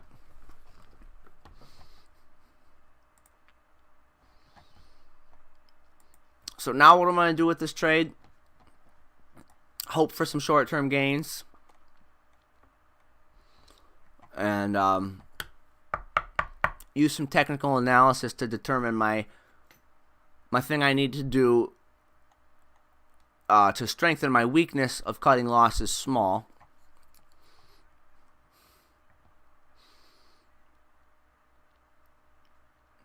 So I got in at like 0.95 and like 101.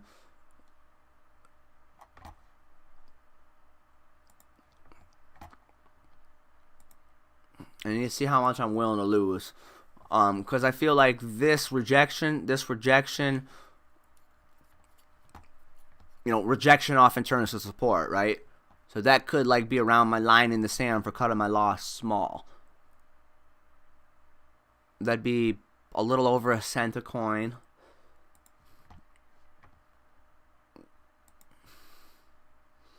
That's right on 9 even. So I'm really going to be watching 9 even and 0.85 for areas to cut a small loss if I have to.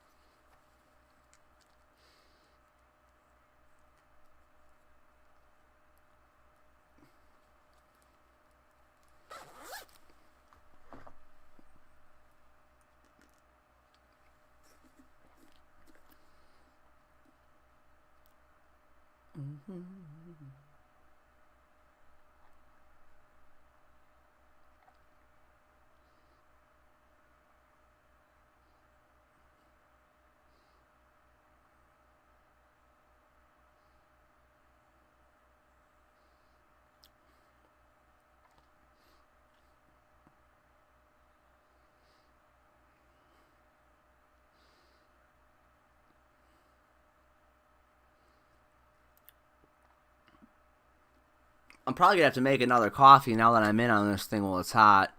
Josh, I'm not sure where you're from, man, but I'm in Northeast Iowa, so it's almost 1 a.m. for me, and I'm not sure at what point you tuned in.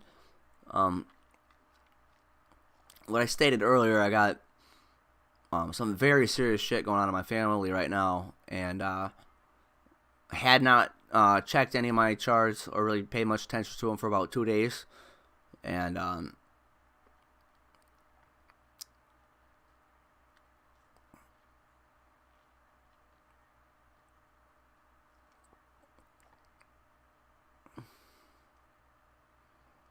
I had to take my mom to the ER, and she probably has lung cancer is the thing.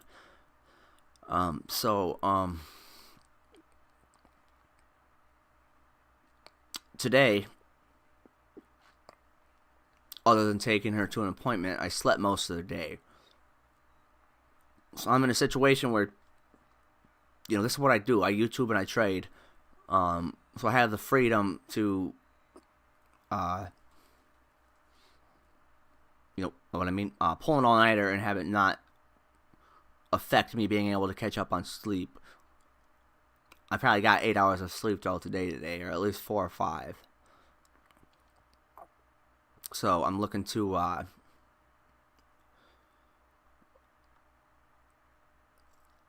probably make another coffee and keep the stream going, and make another coffee, keep the stream going, and me personally,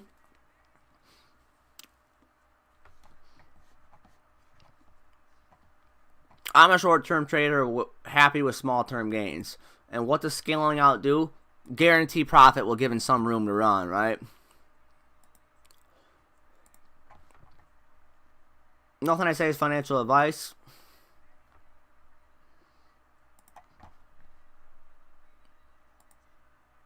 But I personally will be taking some profit up in here. Not all of it. Probably get rid of about 1/5 of what I'm holding there. And then if it looks like it's going to fall out of that area, maybe another 1/5. So I'll still be holding like 3/5 of what I got in with. That's personally what I'm looking to do. So the yellow line's the VWAP, Josh. Anybody else listening? The yellow line's the VWAP. As I mentioned, I'm a penny stock scalper. So, in day trading stocks, I pretty much just use the VWAP.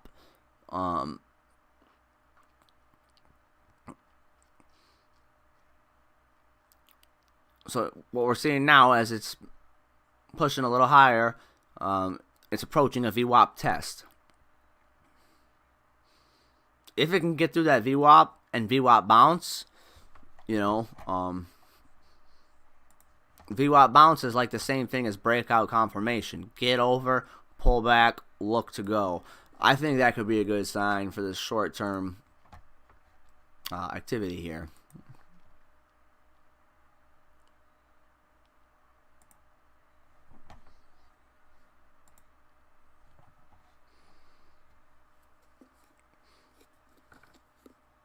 Yeah, man, it's tough. It's tough. I appreciate that.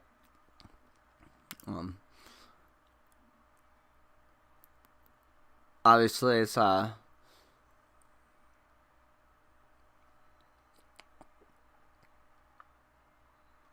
for sure yet. It's not for sure yet, and only our immediate family knows. But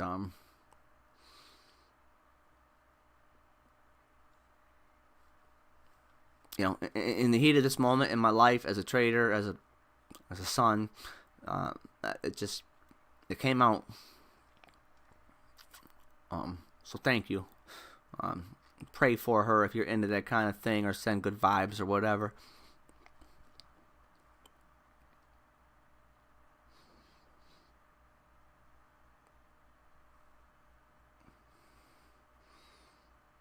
VWAP, money flow, both great. Volume is the best. Yeah, so let's hope it pushes through the VWAP here, man.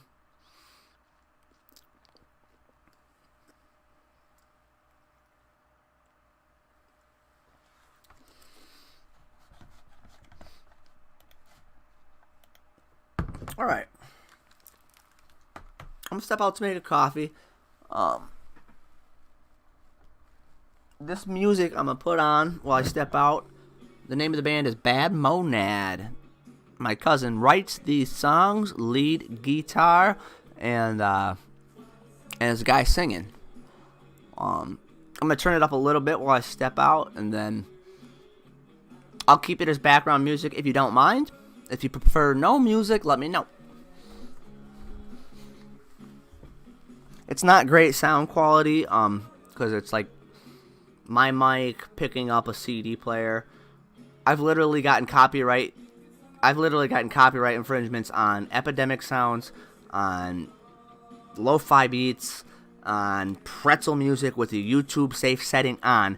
Every time I stream, like this, like if I stream all night and it goes bonkers, it might get people flying into the stream. Generally, I have this type of viewers, and anytime I've had a stream that would fucking skyrocket my watch hours, right? I got enough subscribers, but not enough watch hours to get monetized. I always get freaking hit with copyrights on websites that are supposed to be copyright free for YouTube creators. Thank you, man. Thank you for the prayers. Much appreciated. Life has ups and downs, and let me tell you, she is handling it better than I am. She's handling it like a motherfucking champion. And we just lost her brother to cancer back in May, so she's doing great. She's taking it like a fucking champ.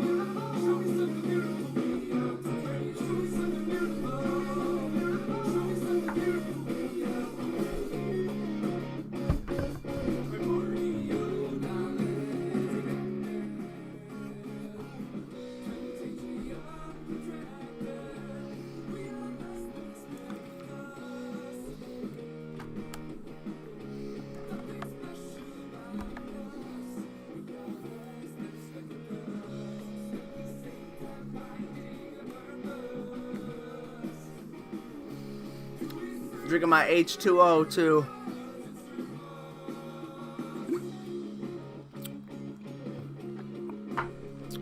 Look at that slightly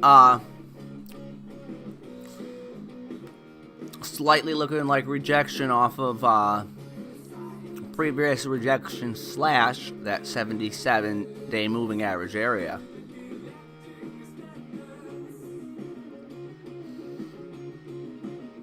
I guess, you know, kind of the VWAP rejection too.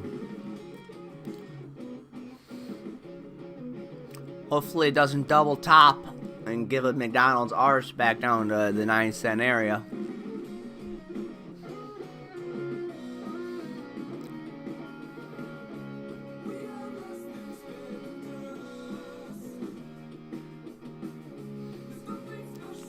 So yeah, my cousin, Bad Monad, the name of the band.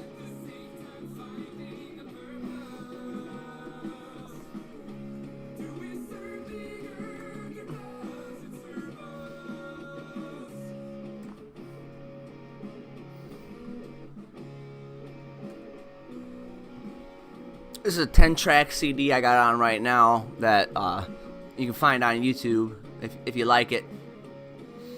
And anyway, I believe Monad was a philosophizer in some way, shape, or form, and that's part of. Or no. Let me look up the definition of Monad again, because he's broke down to me why he named his band this, but I can't quite recall.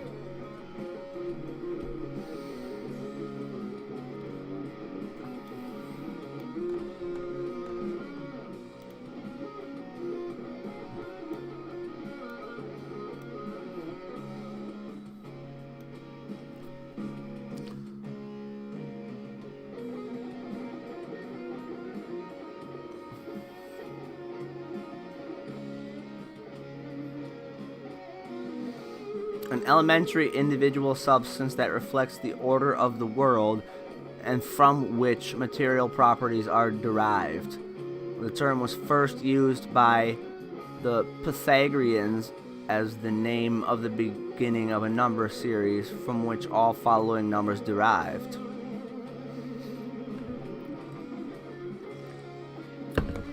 I'm kind of a nomad, so to speak.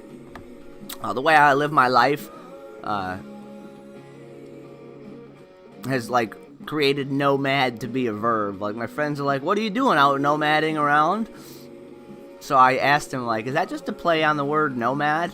And he broke it down a little bit for me. Obviously, he could explain it a lot better than me, but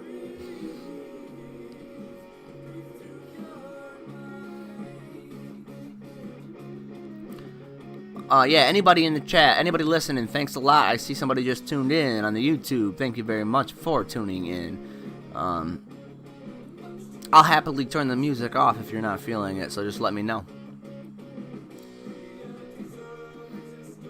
And then, if you are digging it, if it's a little too loud or not quite loud enough, let me know.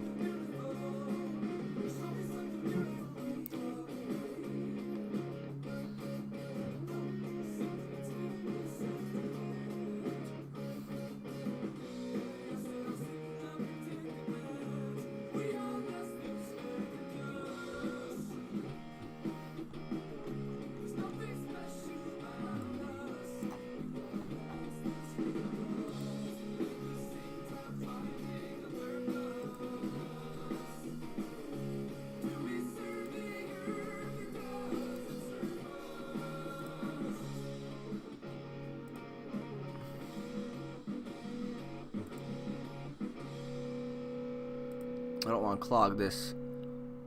I'm getting rid of some of these now.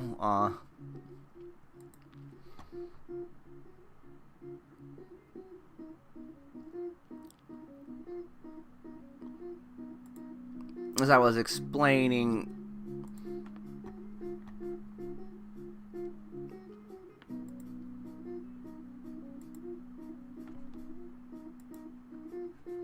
what I was doing as it was occurring, it's now the past, and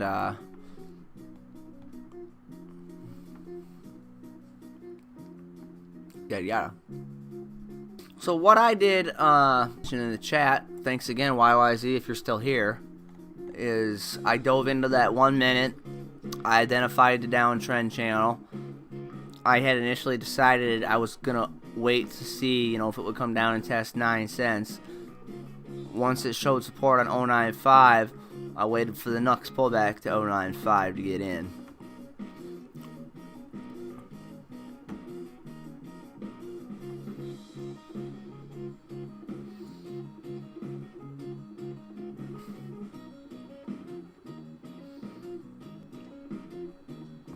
And that's the beauty of technical analysis. Math is concrete. Technical analysis is numbers. It's math. And therefore, it's concrete, in my opinion. And the beauty of it is it applies no matter what time frame you're watching. So that's why I used that trend channel looking at 1 minute candles to determine my entry points.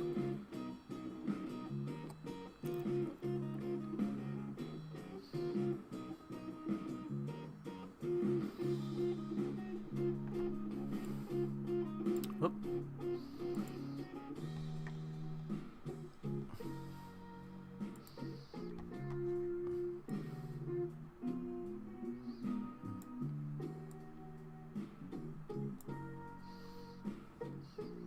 Alright, anybody tuning in, thank you so much. If there's any other charts, as is in the title, I'm happy to deep dive technical analysis, give my perspective on anything.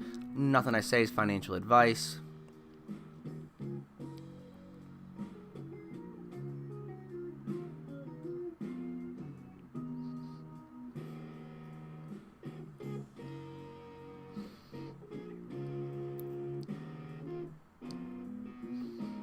But the gentleman must not be tuned in still that brought this one to my attention. Brought to my attention SHPING the other day, and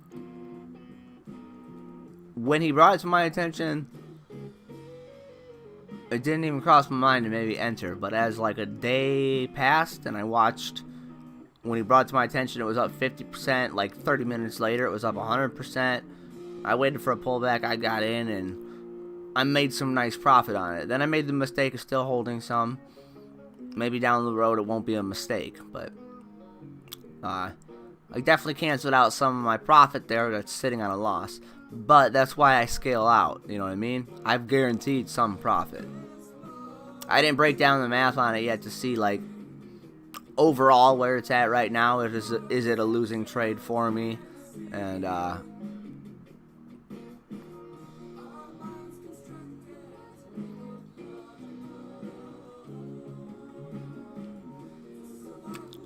anyways,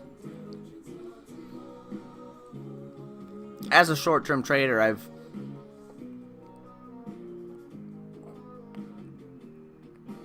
I had beginner's luck combined with my chart analysis. I made a lot of profit back in, like, right after everything started running up in crypto, July 20th, 21st, or June 20th, July 20th, 21st. Like swing trading, Cardano especially, man.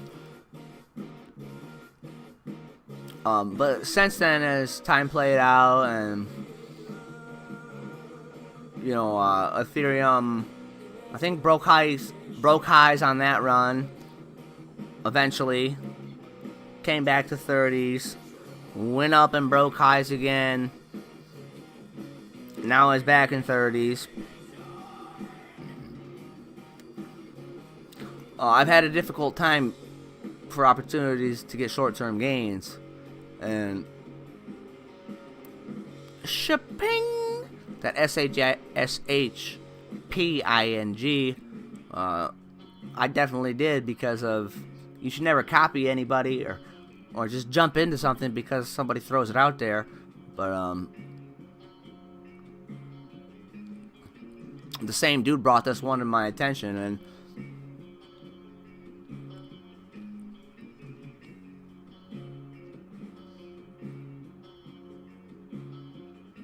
I got a figure out how he finds these things so quickly, because either way, this is going to be a great trade for me, I feel.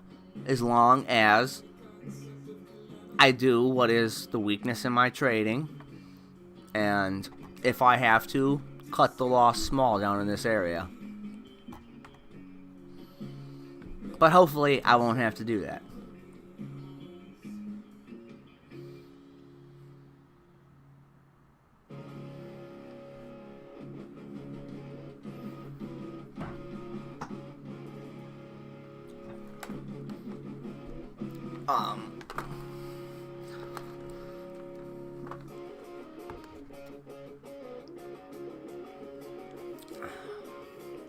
Josh, haven't shared what I shared about my mom. I don't know if you know what the UP is, the Upper Peninsula of Michigan. Like no place on earth. That's where part of my family roots are from. That's where her mother grew up, and most of that side of her family dwells still. And cancer does run in our family, and my mother's mother died of cancer when she was like 1.5, so she never got to know her.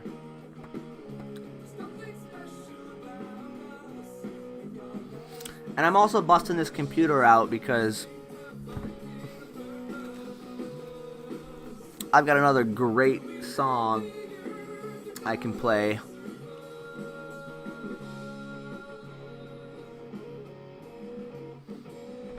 That I only have in this computer. That's not by my cousin's band here, but by a very close friend of mine who, like myself, is a recovering addict.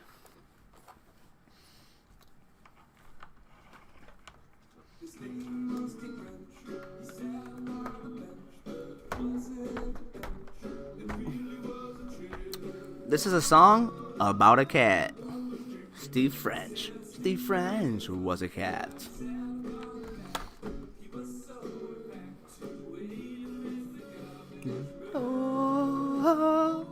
You ever watch Trailer Park Boys? Lenny! Get down! Get down! Speaking of cats, that's me yelling at my cat, Lenny.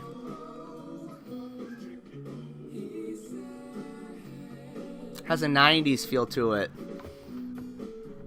Brother, I totally agree, and if you like the 90s feel, this other song I'm going to throw up too from my other homie. Oh my gosh. Read the description quick. I won't spoil any of his lyrics, but in my description it says, enjoy the music, you know, this is my cousin's band, and then WOLFGANG MOONBANGER is like a joke of like my other friend, what his musical title might be or whatever, but you'll read in the description something like, I don't remember how I worded it, but reminds us 90s kids of the good old days. I don't know if you were a 90s kid. I'm 33, so I was. You know, grew up on Nickelodeon, Rugrats, Rocket Power, Are You Afraid of the Dark? My favorite color is orange because why? 'Cause Kel loves orange soda. I'm glad you liked the music. Very cool.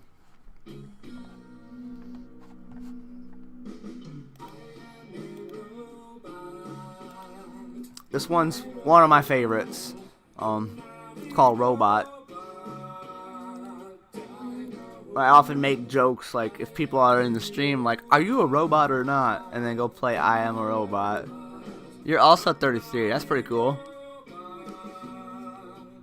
So yeah, man, we grew up.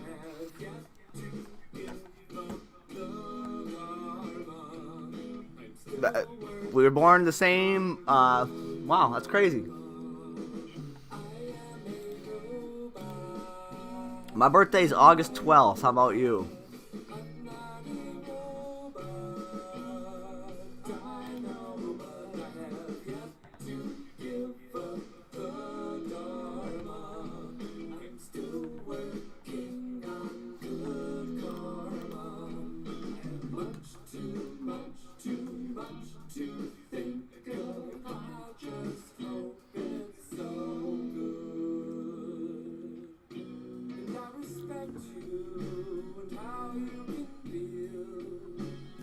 That's crazy.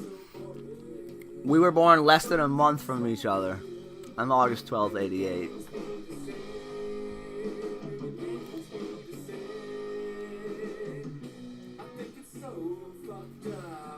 I'm not your robot. I am a human. So unhuman. Nothing more to say. I'll stop ruining the song. We're singing along. Sorry.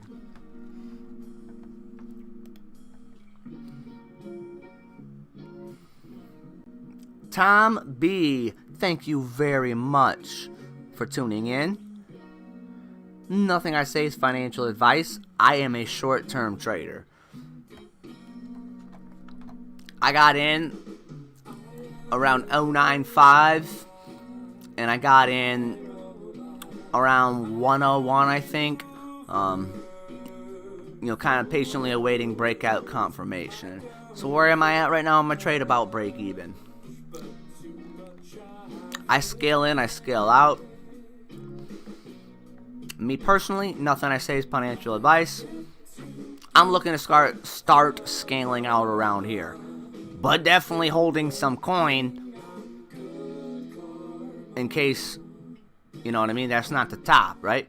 Protecting profit, leaving some in case it keeps running. On the flip side, if this is the top, if it doesn't get through the VWAP, I'm going to cut a loss small down in this area. And maybe I'll regret it tomorrow. But my weakness as a trader is cutting my losses small. Why these lines? Why these areas? Previous support, previous rejection. Technical analysis. The previous rejection here. Whether or not it can support it. The previous rejection here. Whether or not it can support it. Why the profits up here from me, personally? The previous rejections. The previous rejections. That's my game plan.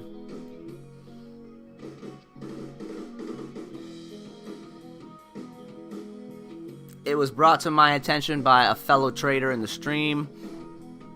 I think around, I don't remember when, but the same person that brought it to my attention brought SHPING to my attention about a week ago or 5 days ago, which I also had some nice profits on that I never would have, still to this day, known the coin existed had he not brought it to my attention. So however he finds these right away, I need to figure out. I am currently paper trading Forex. I have not yet taken the step to doing it with real money. In fact, there's a person on my channel who's kind of taught me the ways so far, but he also mentors and charges people. And MT5 is where I'm paper trading it right now. I've never used a platform where I have to go through a broker and trade on a different platform. That has me sketched out. Someone else in the chat 2 days ago was calling him out as a potential scam artist.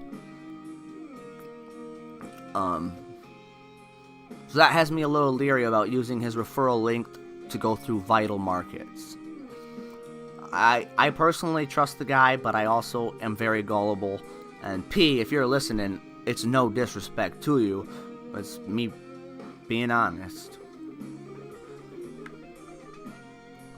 But you know what I mean? I trade in Coinbase. I give my money to Coinbase. I trade in TD Ameritrade. I give my money to TD Ameritrade. I trade a little bit in Webull. I give my money to Webull. I've never had to give my money to somebody else to trade a different platform. That sketches me out a little bit.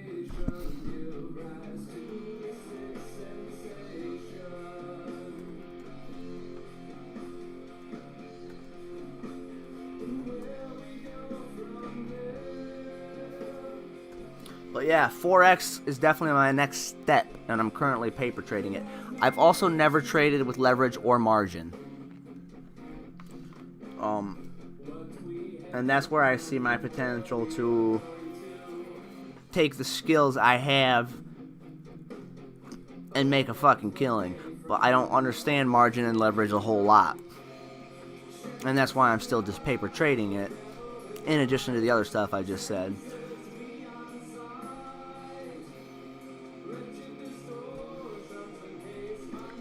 Right now, I am getting my Coinbase Pro account logged into on this other laptop quick.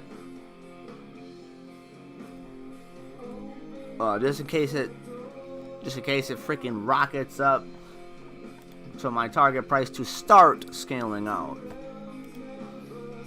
And after that, I'm gonna play you the song that reminds us 90s kids of the good old days.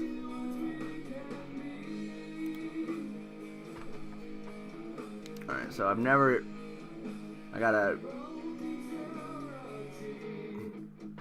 think I have to confirm something in an email here now.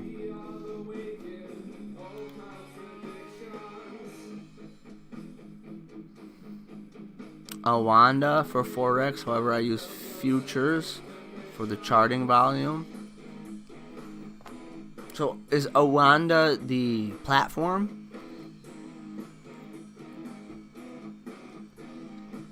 Futures I know very little about. I mean, I know very little. I mean, I guess I understand Forex, and you're right now that I'm paper trading it, but what futures is and how that, hey, somebody dropped a like, thank you, I do appreciate that. That helps with those YouTube robots, that algorithm thingamajang. Yeah, I don't really, know futures at all, or how it intertwines with Forex.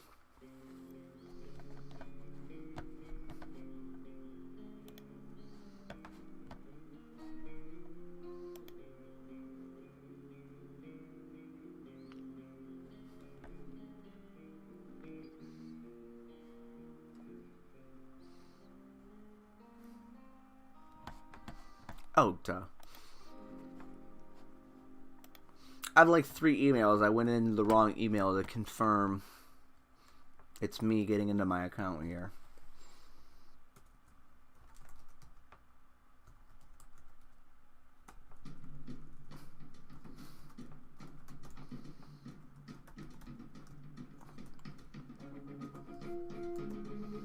So I'm guessing you like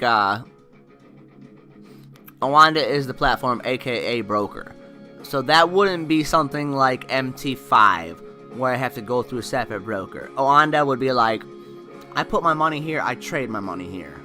Is that accurate?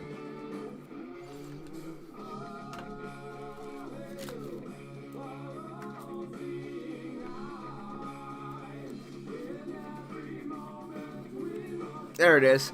I used to be in the Air Force. They say a good airman always keeps a pen on him. I'm like, where'd I put that fucker?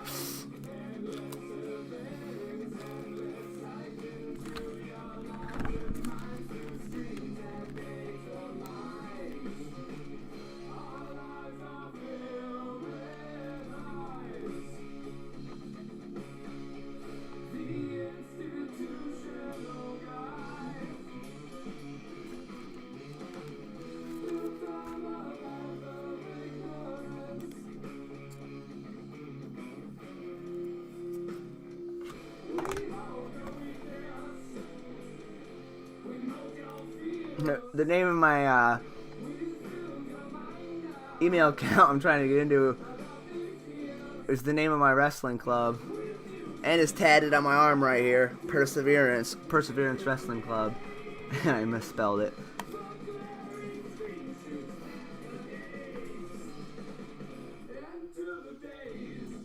Oh, by the way, bro, you're from Cali? I'm super jelly, man.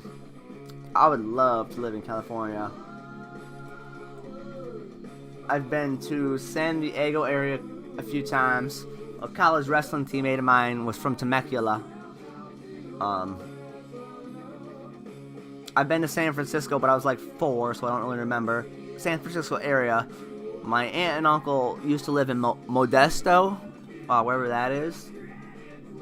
The area of Cali I have not visited is northern Cali, and of the 50 states I've been in like 34 or 35, 2 of which I have not been in are Oregon and Washington. So a goal in life of mine is to be in all 50 states.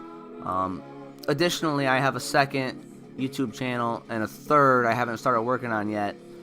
And my plan is to, I have ankle surgery in a month, major ankle surgery. And I mean, depending on how things go with my mom, I guess, once I can, I'm going to go live on the open road. And a lot of the states I haven't been in are up in the Northeast. But I'm a little more eager to go explore Oregon, Washington, and northern Cali. So I'm either going to, I'm in Iowa. So I'm either going to head east or west to begin that journey. Here's what else I'm going to be doing along the journey. I was a roofer. So I might start learning the business side of roofing from my former boss and storm chase and just go YouTube and trade wherever the storms take me.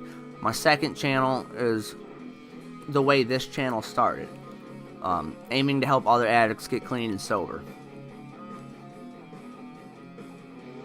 So now my second channel is for that. It's called Stepping Stones to Recovery.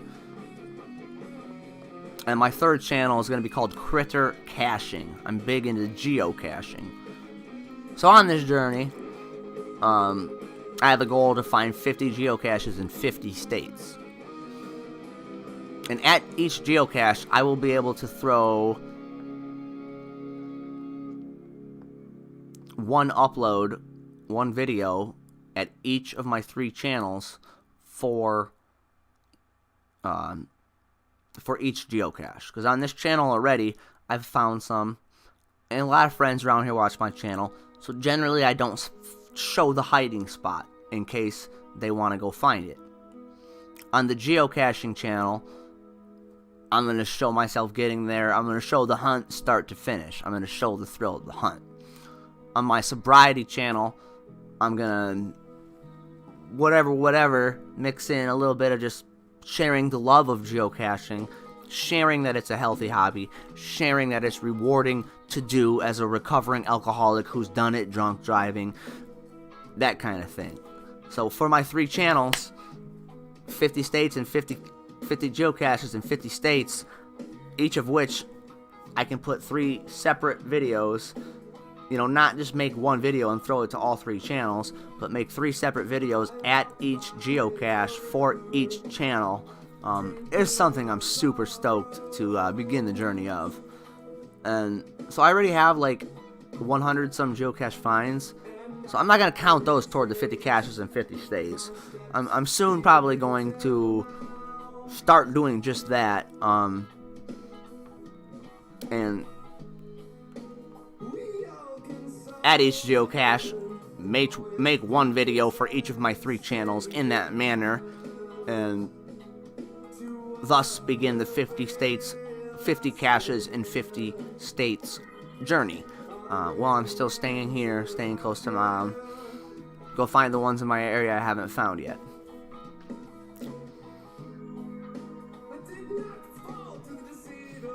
Yes, that's accurate. Yes. Sweet.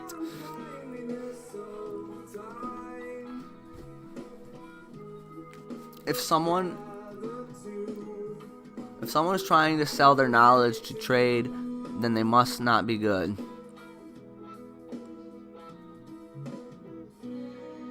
Good point. Why would they need money?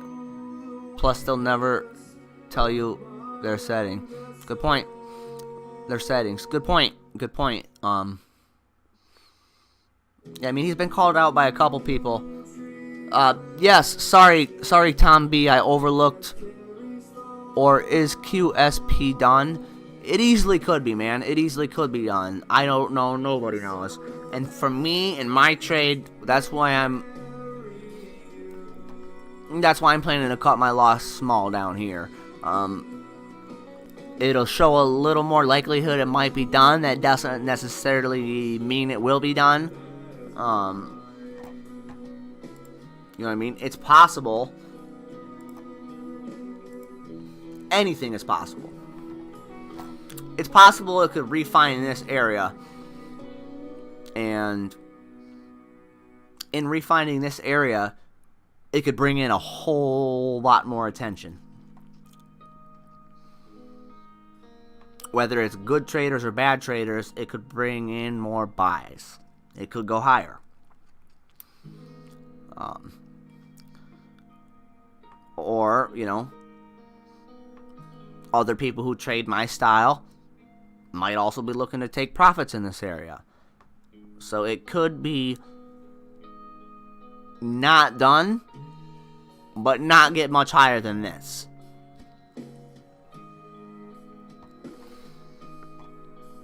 But yeah, he's, you know, the person that has been accused of being a scammer, which I hope he's not, but he usually tunes in the chat, and maybe he's just lurking now to make sure.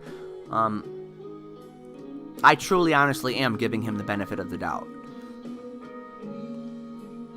But, you know, he's saving up for a house, this, that, you know, like, claims to have, like, one particular trade, he claimed to have made 10 grand on XLM, and he threw in the word daily, and then someone said, like, a day, like, you know, there's definitely some red flags, but I'm giving the guy the benefit of the doubt. But everything you just said, if someone's trying to sell their knowledge to trade, then they must not be that good, kind of plays into that. And I hope that's not the case with him. Either way, I didn't get suckered into giving him my money. You know what I mean? And now, thanks to you, I've learned a platform that I read mixed reviews on MT5 too. So not only has this individual had other people accuse him of being a scammer, but also I have read mixed reviews on MT5.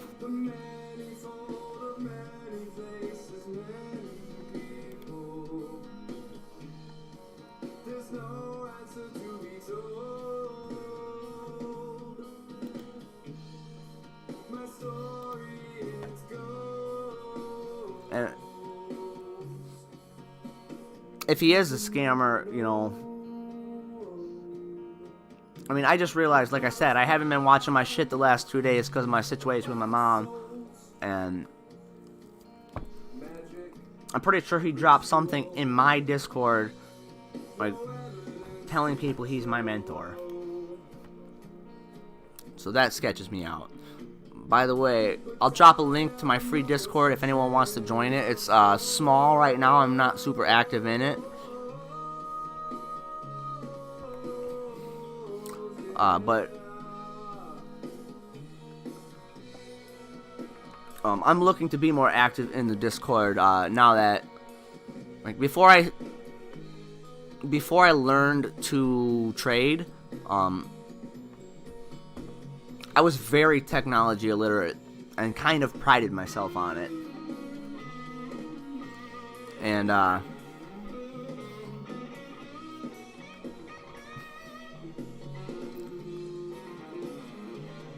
for that reason, I'm still, like,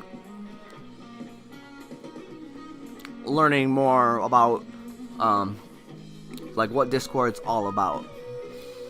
Like, it literally took me months to learn what OBS is, and then it took me a while to learn how to do what I'm doing right now. Like, literally a year ago, what I'm doing right now, live streaming using OBS, I would have described as, how do I do the thing where I make my face small and make the charts big for, like, my YouTube channel? And it took me a long time to figure it out. Okay. I got another song. As a fellow 90s kid, born like 20 days after I was, crazy, that I think you're going to love. Especially if you like Nirvana and that kind of music.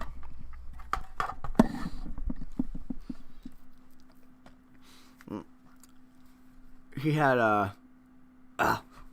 I won't dive into sharing more personal stories yet. But yeah, check this song, bro. I think you're gonna like it. Again, sound quality is not gonna be great. The mic picking up off a shitty laptop. Hang on, let me make sure it's as loud as I can get it.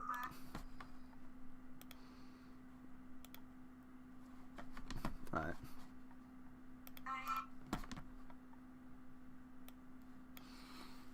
I'm gonna put my mic a little closer to this laptop.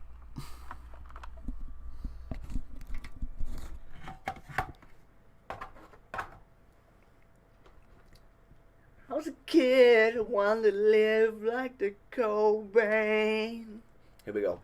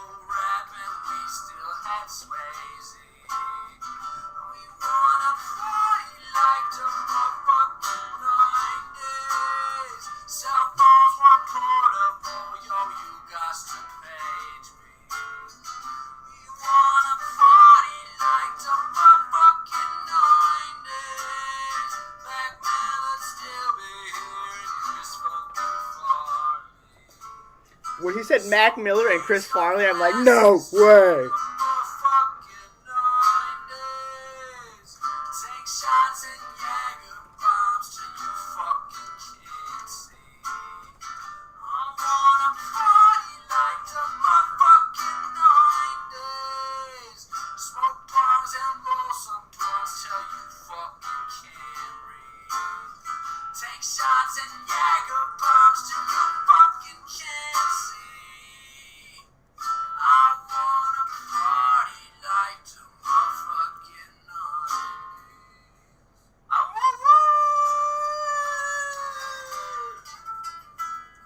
He didn't know I was recording him. Now you're going to hear me say, I snuck in recording you. Because he always gets nervous if he knows he's being filmed.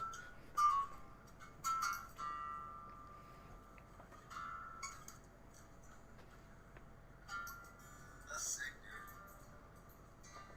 I don't know if you can tell. I was trying to be sneaky about it. I recorded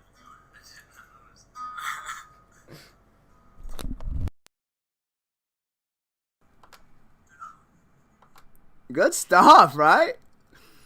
Smoke some bongs and roll some blunts till you fucking can't breathe. Take some shots and Jaeger bombs till you fucking can't see. Eddie Vedder, Chris Cornell, and Lance Staley. Oh, dude. Yeah, I love that shit. He's wrote some really good ones. He might start a YouTube channel. I've encouraged him to, and he's considered it. And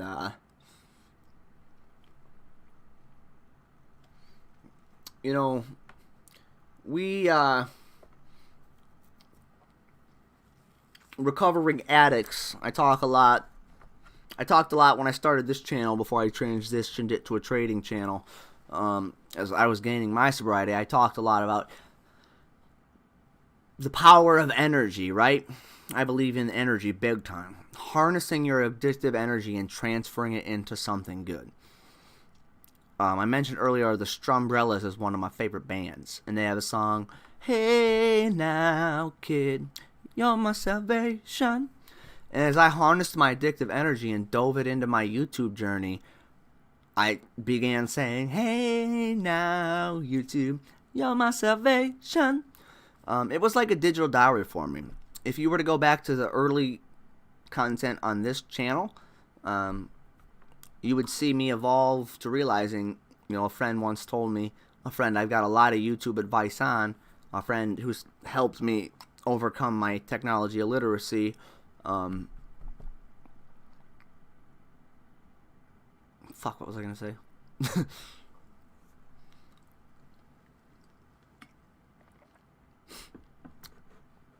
I think playing the 90s song maybe drove a couple viewers away there, but whatever. I see it just fell off from like it was at 4 or 5 for a while and dropped down to 1. Oh well. That's my boy. Oh yeah, he might start a YouTube channel, yeah. But yeah, going back to my early content, one thing I say a lot is looking at like an analogy or metaphor I created along my journey, looking at your addiction battle as like the war with addiction's never ending, right? I've met a woman in a campground, 20 years clean and sober, called herself a recovering, not recovered, addict. One of the many counselors I've had in my life. At this point, it was court ordered. Having been through what I've been through, I now voluntarily still, I have professional help that I'm not ashamed to admit. I'm proud to say. But anyways, one of my court-ordered counselors back in the day, because I got in trouble for weed, we don't have the benefit of that miracle plant being legal in Iowa yet, referred to herself as a recovering addict, 20 years sober. So, from that, as I made videos, I evolved this analogy, like the war with addiction's never ending, yada, yada, yada. My good friend that gives me a lot of YouTube advice, as the journey progressed, said to me one day, I think you're no longer winning battles. I think you're starting to win the war. Because what I say a lot in my videos is embracing this war, engaging this war. You have to create battles. You have to create intrinsic motivation. You have to create battles to be won. You win that battle, you create the next one. And what are battles? Facing triggers. Like for me, it was getting gas in my vehicle and not purchasing alcohol in the process. And I failed winning that battle many times before I won that battle. Months later, my friend said to me, I think you're no longer winning battles and you're starting to win the war. And I am covered in goosebumps right now. I will carry those words with me the rest of my life.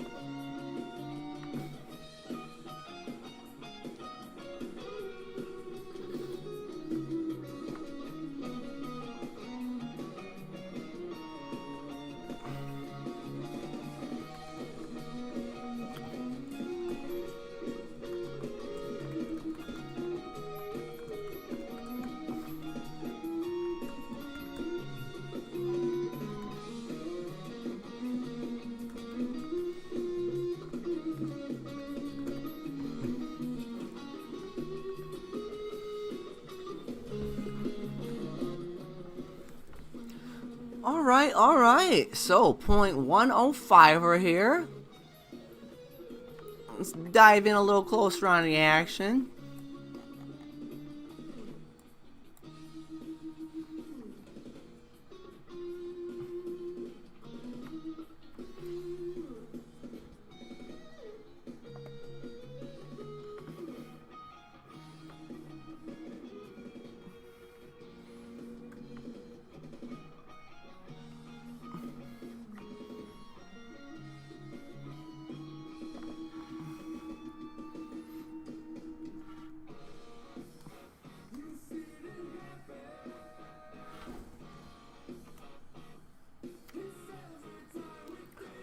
Thanks a lot for tuning in. Looks like maybe a couple people just popped in. Thanks a lot on the Twitch end, as well, YouTubers. Thank you so much for tuning in. In addition to watching this chart closely and live trading it here, I've just been sharing a lot about my personal journey. And if you haven't noticed, I haven't once yet said what all YouTubers say, because it does help with the algorithm. And I'm not asking for it. But there is a button down there like that. What I'm asking for, having shared everything I just shared, is to subscribe to my second channel with an aim to help other people with addictions and with mental health issues. And I'm dropping it in the chat.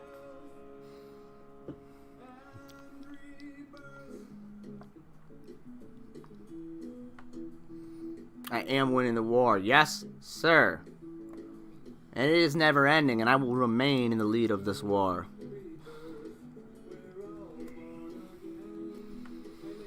Coinbase versus Coinbase Pro, kind of depending on the number of coin you're buying. Generally, Coinbase Pro is a little better. Their fees are pretty decent. It's a 0.05%. Whereas Coinbase Pro. Whereas regular Coinbase is, I think, just 99-cent fee no matter what. So, you know, depending on the number of coin you're buying, at some point or another, I think Coinbase versus Coinbase Pro might be cheaper, because theirs is just like a set $1. But in general, I think the fees on Coinbase Pro are better than the fees on Coinbase. And in fact, me and my friend, the friend who told me, I think you're no longer winning battles, I think you're winning the war, we did some deep dive evaluation on markets, right? Comparing Coinbase Pro to Webull to Robinhood. I'm sure you already know, Webull and Robinhood, you're not technically holding the coin.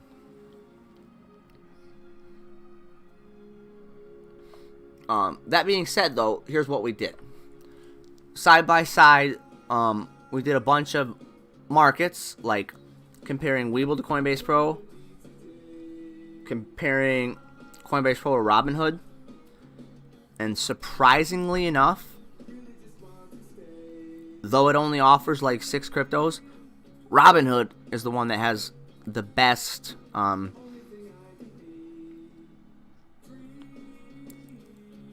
built-in fee or dent.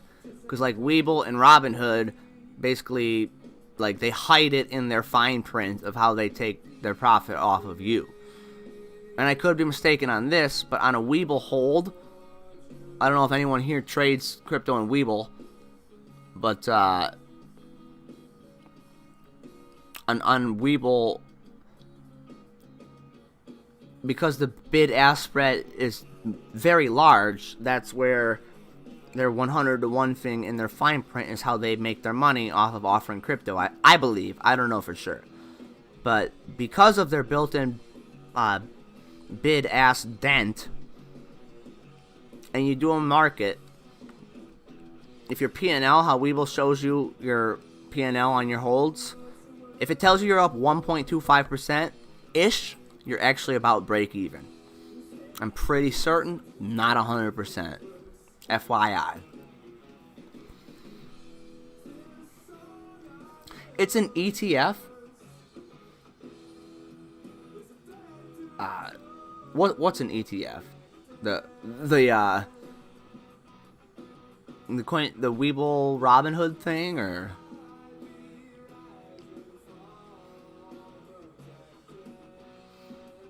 okay. Fighting harder to try and get through the VWAP on this push. VWAP is the yellow line. That red line is a 77-day moving average. Which anybody tuning in frequently here, Josh B just taught me of the value of a 77-day moving average.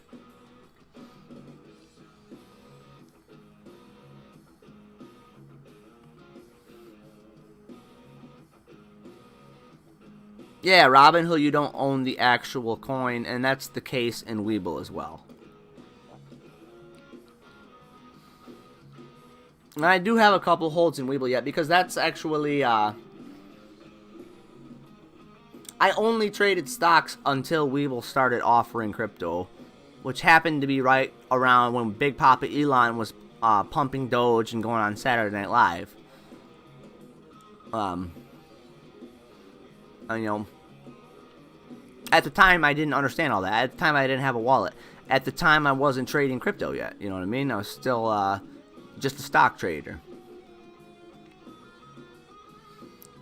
But yeah, I mean, a couple other pros about Weeble, in my opinion, and I can point out a lot of cons too.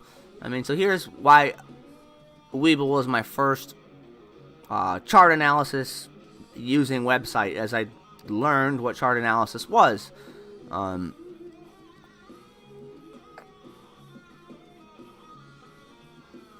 Complaints. As a day trader, I use the VWAP a lot. Weeble doesn't show you the VWAP or the volume indicators down here when you're looking at a crypto chart. No volume. Doesn't show you the volume, doesn't show you the VWAP. But if I type a stock in, you know, obviously it does have those things, right? So that's what evolved me to using TradingView for chart analysis as well.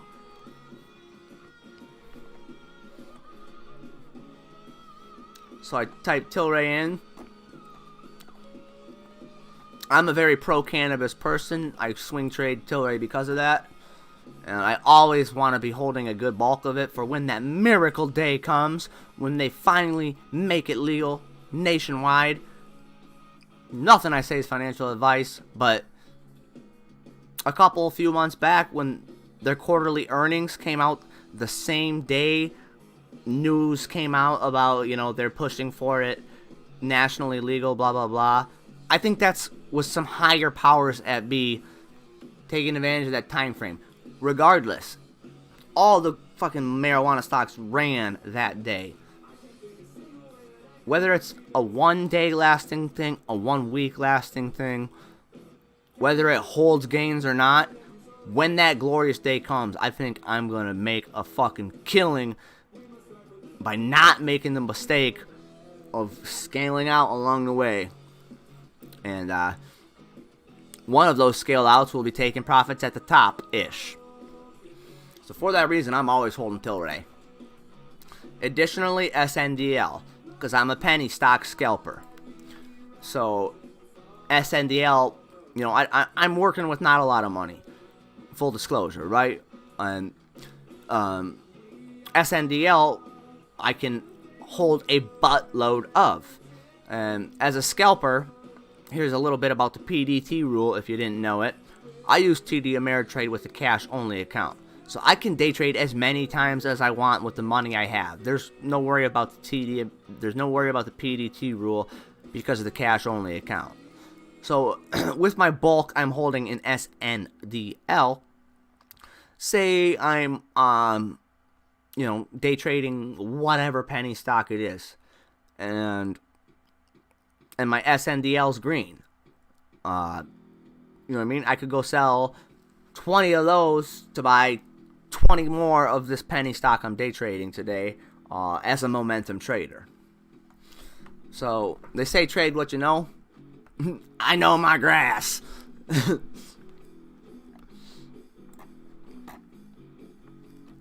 Are those great marijuana companies? Yes, no, I don't know. You know what I mean?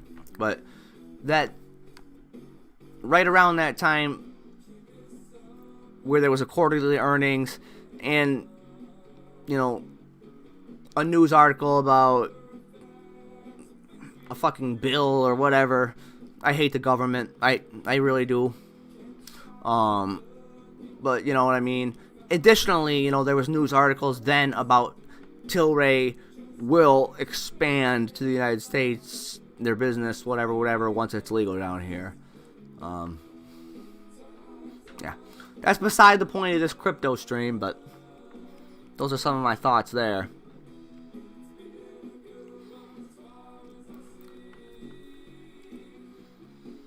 VWAP rejection again.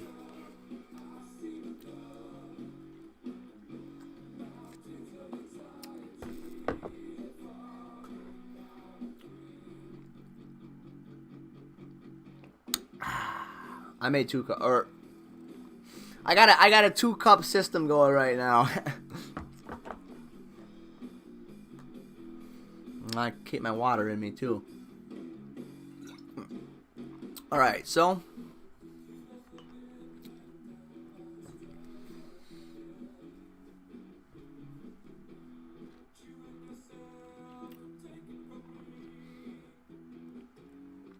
this is only the second time in my life I've jumped in to try and make some short-term money on a brand new-ish coin. The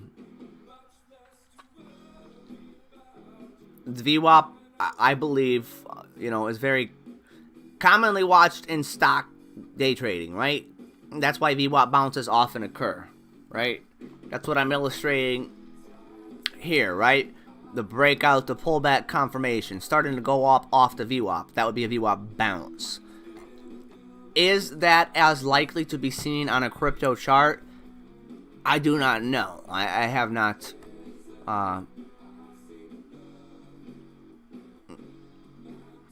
I have less experience in that field.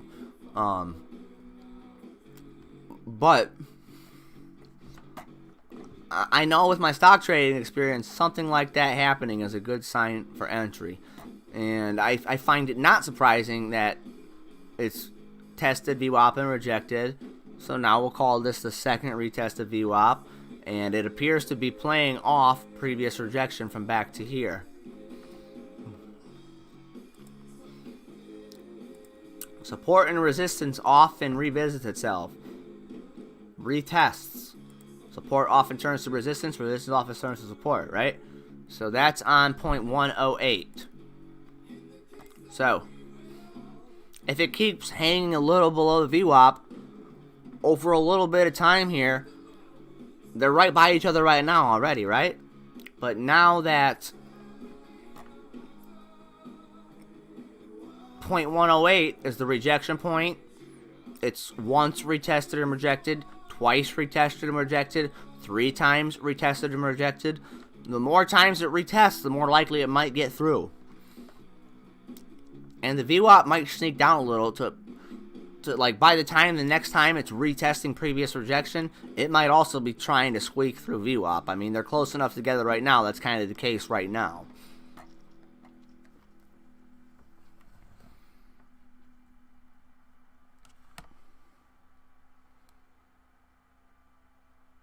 I do not trade any of those things. Does Owanda offer trading those things? Going back to MT5, a person who definitely was a scammer / catfisher, right? Like using a pretty girl Twitter account, also kind of tried to pressure me into using MT5 in the past, as I had interest in trading gold, so, etc.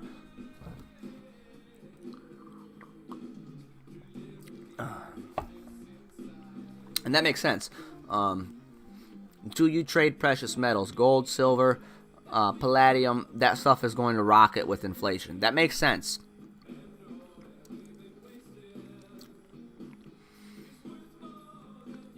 So basically, like I said, I'm paper trading Forex now, mainly the Euro USD swap,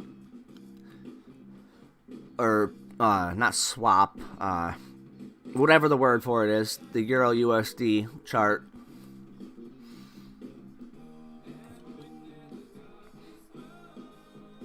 I feel like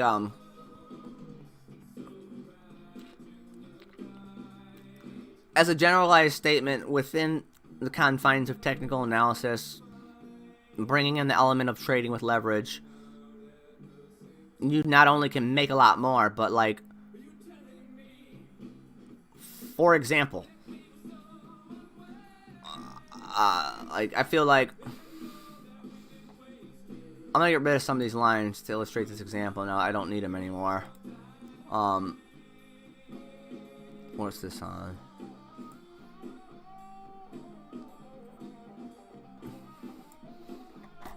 For example, like this consolidation moving range being identified. I feel as if with the way I trade, you know what I mean? With leverage, like instead of, you know, like a moving range break is a good setup to, you know what I mean, with the pullback confirmation for an entry, right? In general. I feel like trading with leverage, jumping in at the bottom of the moving range, on the way up, I could make a lot more fucking money just trading inside the moving range than like waiting for a moving range break as a setup, just buying shares and selling shares, buying coins and selling coins. Does that make sense?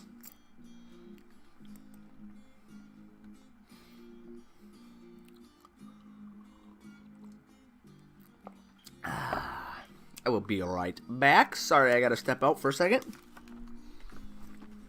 I'm gonna turn the music up a little bit while I do.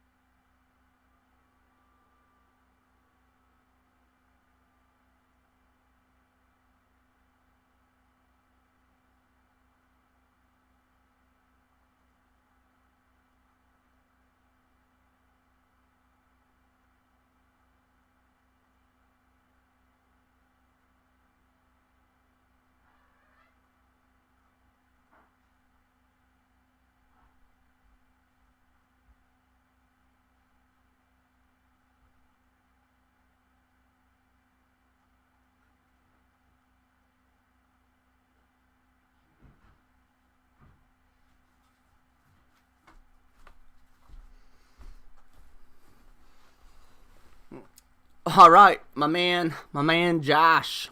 Yes, exactly. Awesome. That's what I was thinking.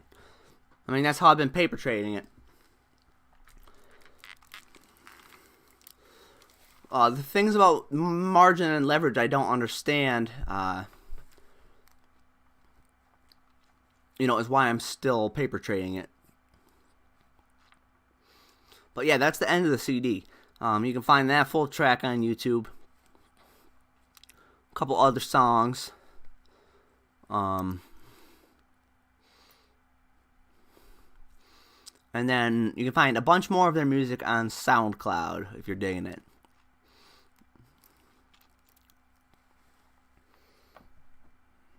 Yes, totally. I'm not very good at reading.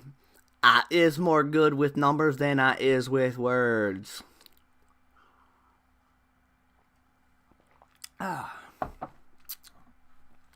So that's how I've come to be a trader. I taught for 9 years, and a woman I worked with drove me right out the door for the benefit of my mental health and getting sober. And the hardest thing away was stepping away from the kids. I worked in an alternative school, kids coming from rough homes. We were deemed essential workers during the pandemic, so I did Zoom meetings with my students, with principals, the year I classroom taught. 8 of my years I did PE, and then I was a classroom associate / janitor the other half of the day. And PE is my degree, PE Health and Coaching. I additionally have the special ed endorsement, and it's hard for me to get hired at a public school because I've got weed charges on my record. So that's why I landed at alternative school. And anyways, so for those reasons, I quit that job. But yeah, so when during the pandemic we did virtual teaching, we also twice a week delivered the paperwork for them to do, right? And then I would go over it. Like when I Zoomed with my students, I would go over their work with them, help them with their work, etc. Depending on, if they had it done yet or not, whatever. But yeah, the year I taught classroom, the IEPs and all of that was too much for me. I have a substitute teaching license as well, so I was the go-to sub as well. You know what I mean? So if we had a teacher out, I would be the classroom teacher for them that day, and someone else would go do the PE with them or whatever. At the end of that school year, I told my boss I would like to step back down to halftime PE or an associate or whatever.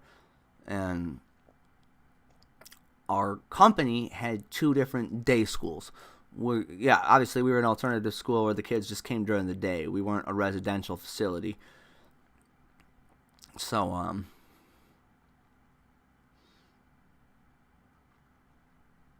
yeah, it was hard to step away from the kids because I really did love that aspect of it. But my alcoholism reached the point of drinking at work, so I had to quit before I got busted for my sobriety, for my mental health. So the next year, she moved me to the other building because I stepped down. The woman who was teaching PE in that building took on the role of like the head disciplinarian the next year. So, the job I previously had at both buildings, I taught in both buildings and lived at a town in the middle. The job I previously had at both buildings, I then took at the Decorah building. That's the name of the town. For Iowa, I live near the Bluffs. I'm in the tri-state area of Minnesota, Wisconsin. So for an Iowa resident who loves hiking, who loves mountain biking, who loves the outdoors, I'm blessed. There's hiking and mountain biking. Like Decorah, the town I then got moved back to when I stepped down, like has some of the best mountain biking trails in the Midwest. And that's really cool. But the woman who drove me out the door was a little older and was jealous that a woman about my age was the head teacher in the building and she wasn't. She butted heads with our head disciplinarian. She did things her way instead of following policy a lot, and put me in the middle of that bullshit all the fucking time.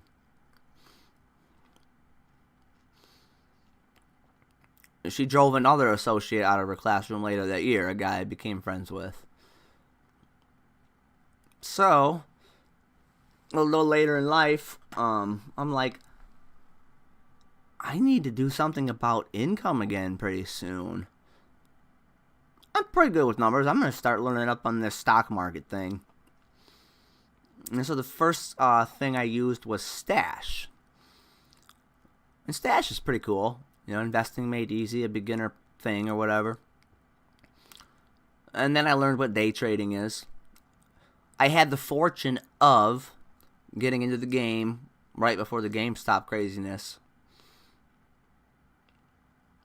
And how AMC was like the front runner the second time around. Killed it on both of those trades. There's good and bad in it.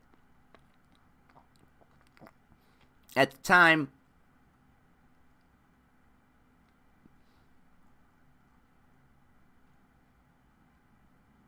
I was buying the bullshit that Warrior Trading fucking sells. Did that guy actually really turn $500 into millions? Maybe. I don't know. But that dude is a great marketer, and all he does in his free content is dangles a fucking carrot in front of your face to try and get you to pay thousands of dollars to be one of his students. In addition to that, GameStop, AMC, that thing was history in the making, right? So it was easy to buy the dream he was selling without, at least, you know, I wasn't dumb enough to get suckered into paying him thousands for his course. Meanwhile, somewhere in there, I came across the channel Beginner Trading, who is his teaching, his trading style is the foundation of the way I trade, is the reason I'm still doing it. And by the you know, the January pop of GameStop, and then like the March pops, or March I think, where AMC was the front runner, I was no longer watching Warrior Trading at all, and just following beginner trading. Because he calls out such people like Warrior Trading without saying the name, you know what I mean? But as a person who trades the types of stocks Warrior Trading manipulates, I'm able to often profit on the thing that he pumps, understanding that he's a market manipulator, and then scalping those stocks well. He attacks low float stocks,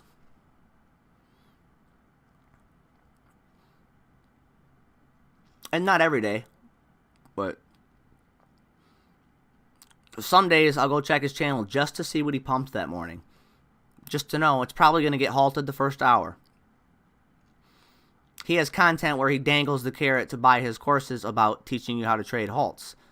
He's the one creating the fucking halts with his market manipulation. And he's probably not the only one out there, but how did I come across his channel? It's the first one that comes up once you type in day trading channels.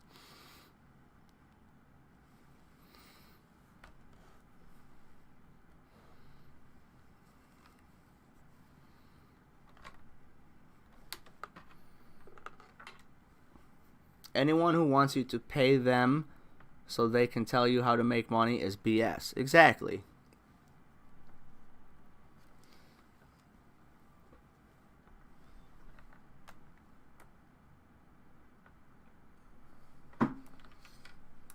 And he's, like I said, he's great at marketing. I think that his character on screen perhaps is the real person he is. And how I would describe that is like a yuppie hippie.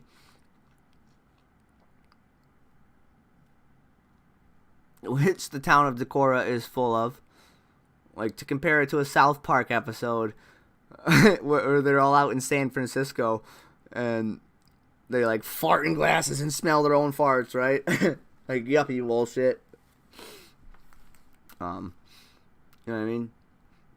I think part of his marketing scheme is selling himself as a down-to-earth hippie dude, when in fact he's probably much more of a fucking yuppie.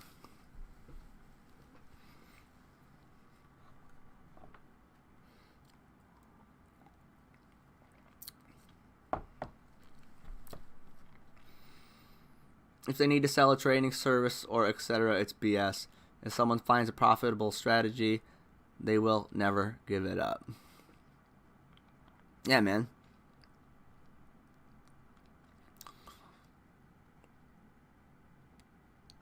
Yeah, so I'm super happy I found the channel Beginner Trading. Because I wouldn't have been able to say everything I just said about that particular channel, and I'm sure there's several others out there like that, without Beginner Trading saying the same things in a much more respectful manner without saying the name of the channel, though everyone knows that's the channel he's talking about, you know what I mean? He has built a great community of traders. He ain't trying to sell you the dream. He shows you his numbers every day. He's legit. He's a great man, in my opinion. I can tell he's a good father. I can tell he's a good dude. Since I've watched his channel, he's expanded, added people, and added one dude I liked at first, and now I really don't like very much. And I almost want to reach out to him and be like, bro, this guy's going to drive people away from your channel. I liked your channel a lot better when it was just you. He's added a couple other guys I do quite like, but this one dude I'm not a big fan of. And I'm pretty sure from his behavior he's a cokehead as well. Like, he'll go on and off camera, and like one time when he went off camera, he was either blowing his nose, or, I mean, the background sound when he went off camera was, and then he goes, oops, sorry. I could be wrong on that, and I shouldn't make those types of accusations, but,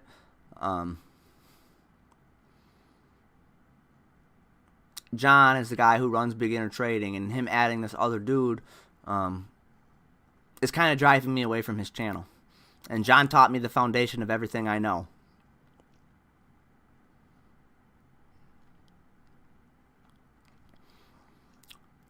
I've since added to my daily routine watching Bulldog Trading. I love that channel. I love that channel. It's funny too because I have two tattoos on my calves. I'm covered in tattoos. The two tattoos on my calves are a warrior and a bulldog, because those are my alma maters. I grew up in a town called the Central Warriors, and so Warrior Trading, just that name alone, caught my eye. Plus everything I just pointed out, and from the summers between 6th and 7th grade, I moved to a town where we were the MFL Mermaid Bulldogs. So I've got my two growing up alma maters tattooed on my calves. And it's just kind of funny that, the channel I first learned from but didn't get suckered into buying as class was Warrior Trading. And now the channel that I love, that is real, that is cool, that is full of good people, that a 24/7 channel with multiple different people that do this part that I'm doing, right? It's just kind of funny and ironic that the names of the channels are Warrior and Bulldog, and I grew up as a Warrior and a Bulldog.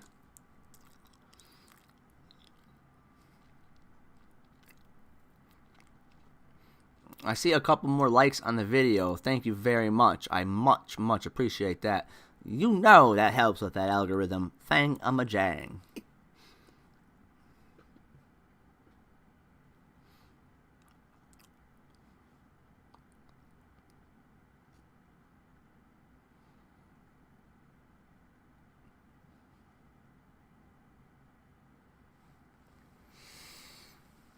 Alright.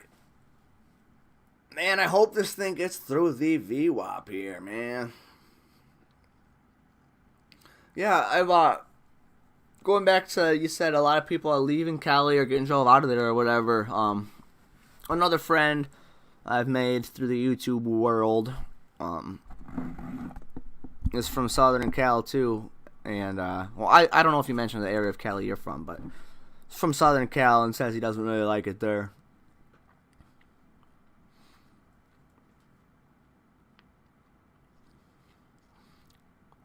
I don't know if that's where he's from or not. They say home is where the heart is, right? I'm sitting right like 20 minutes from both of those two towns I just mentioned. Like where the schools are or whatever for my growing up roots.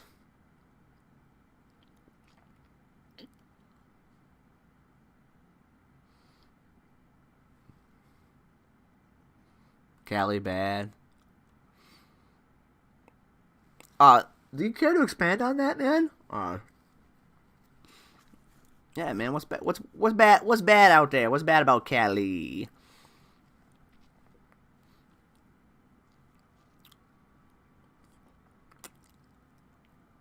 Obviously, as a Midwesterner living in Iowa, it's fun to go vacation there, right?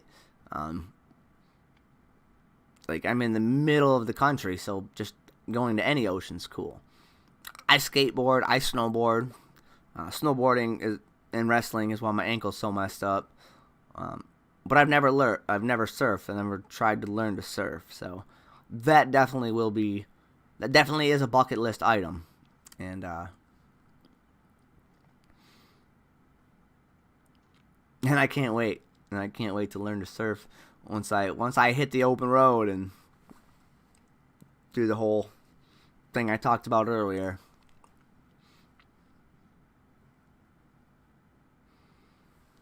High prices, crazy crime.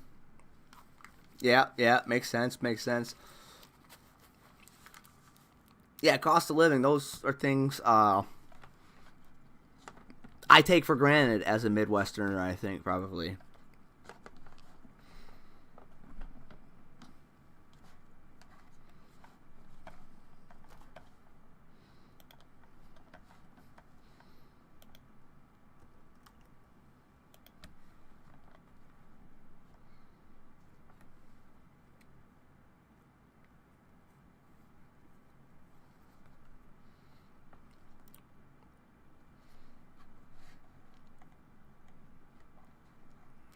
All right.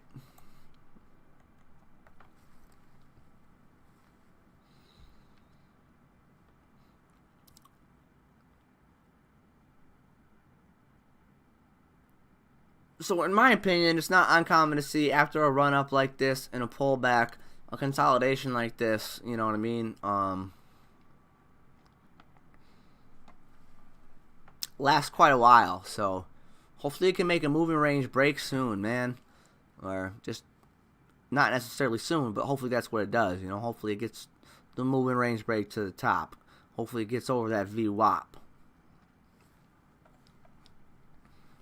Hippity hoppity, pippity pop.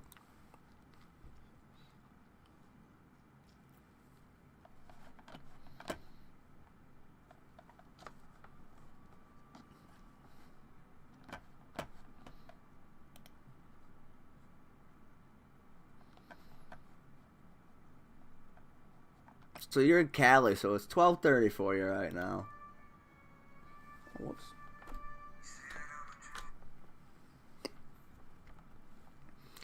I gotta get my strumbrellas on a little bit. $100 for 3 bags of groceries the other day. Damn. When you live here, it's not all that great. I can understand that. I can understand that.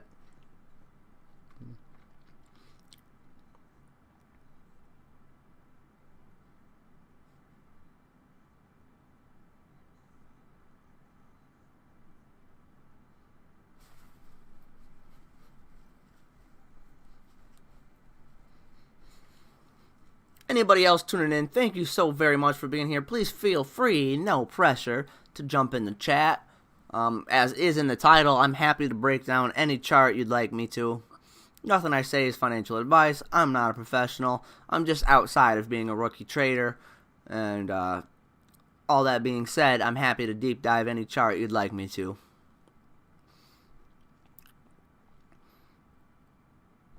And Josh, thanks so much for being engaged in the chat, brother. You know what I mean? As a streamer on my end, it's hard to gap fill, right? It's hard to gap fill. I'm getting better at it, but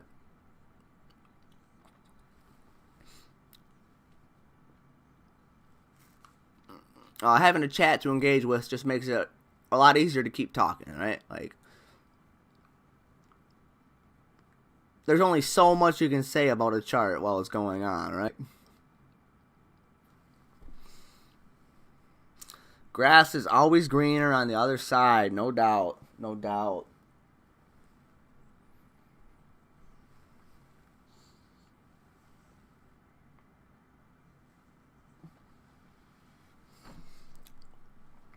In terms of gap filling though,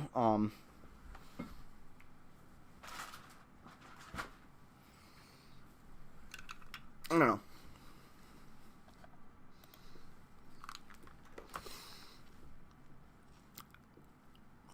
Having shared pretty much my whole life story, or a lot about, you know, my addiction recovery, and having a mental breakdown causing me to lose my fiance and stuff. I don't know how to sing, but as a gap filler, I might either just say the words or try to sing the song I wrote. But maybe I shouldn't. Anybody else listening might be like, bye bye, buddy.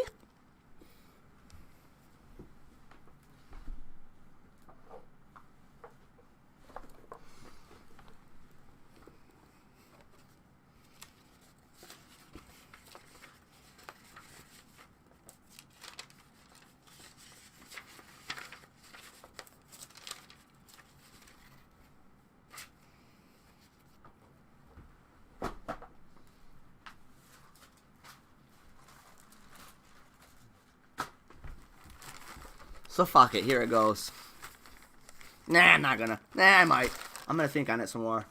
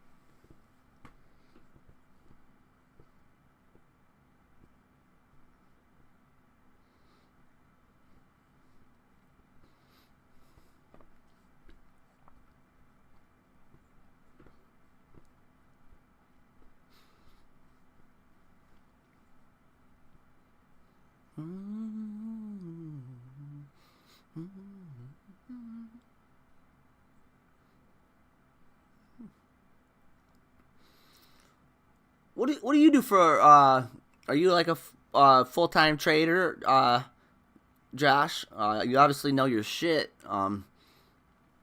Is that what you do for income, or what else do you do? What kind of hobbies you got, man?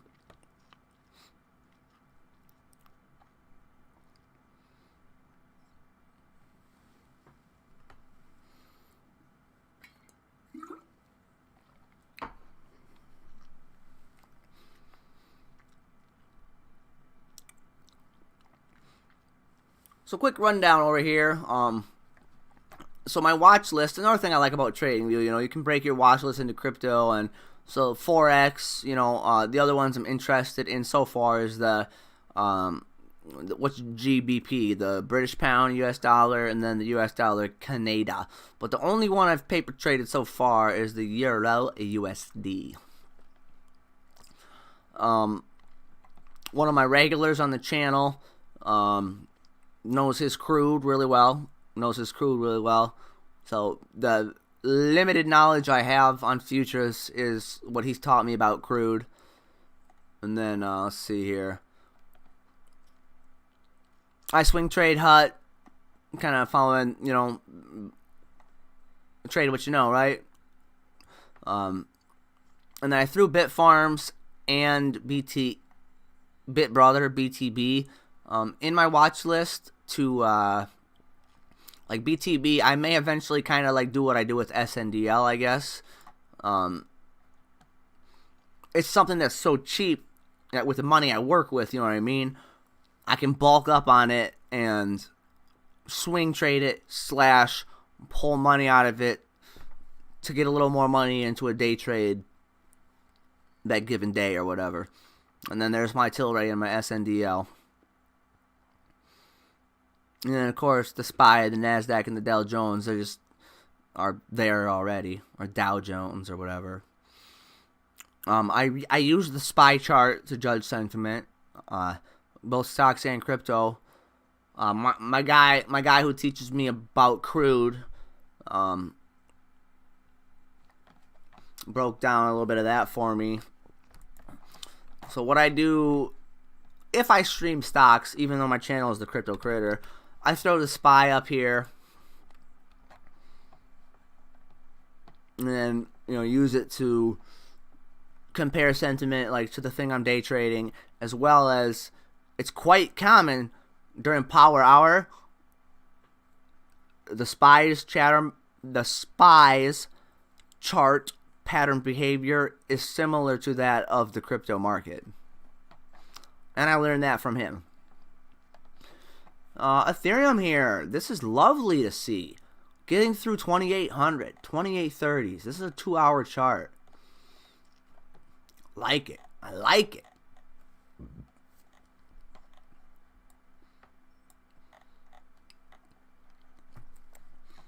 If anybody has a particular crypto that Webull offers that you'd like me to throw in one of these tickers down here, I'd be happy to do so. Got XLM at 19s right now. Got Cardano at 106s right now. Avalanche currently in the 70s. I like to see that. I hate to admit I'm bag holding Avalanche from over 100. From what I said earlier, my weakness, not cutting a loss small. Bitcoin 37s, 37.8s. Boy, if Bit could get back over 40. There's Ethereum, and Algo is currently 9.4s. Algo currently 9.4s.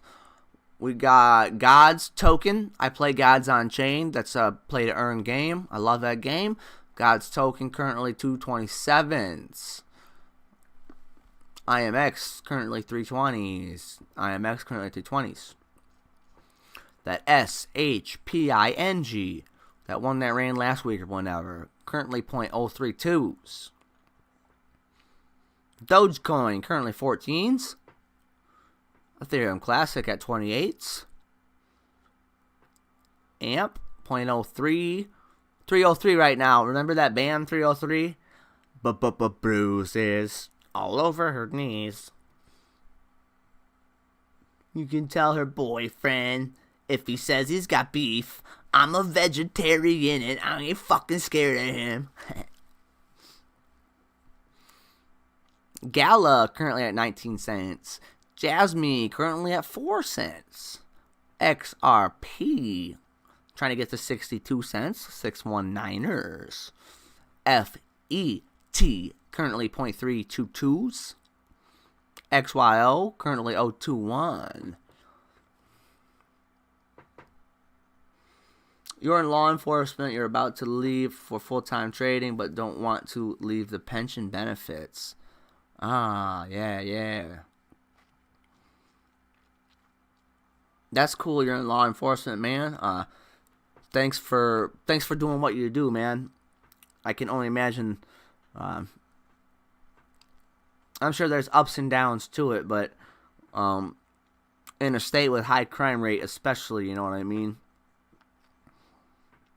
Thank you for what you do.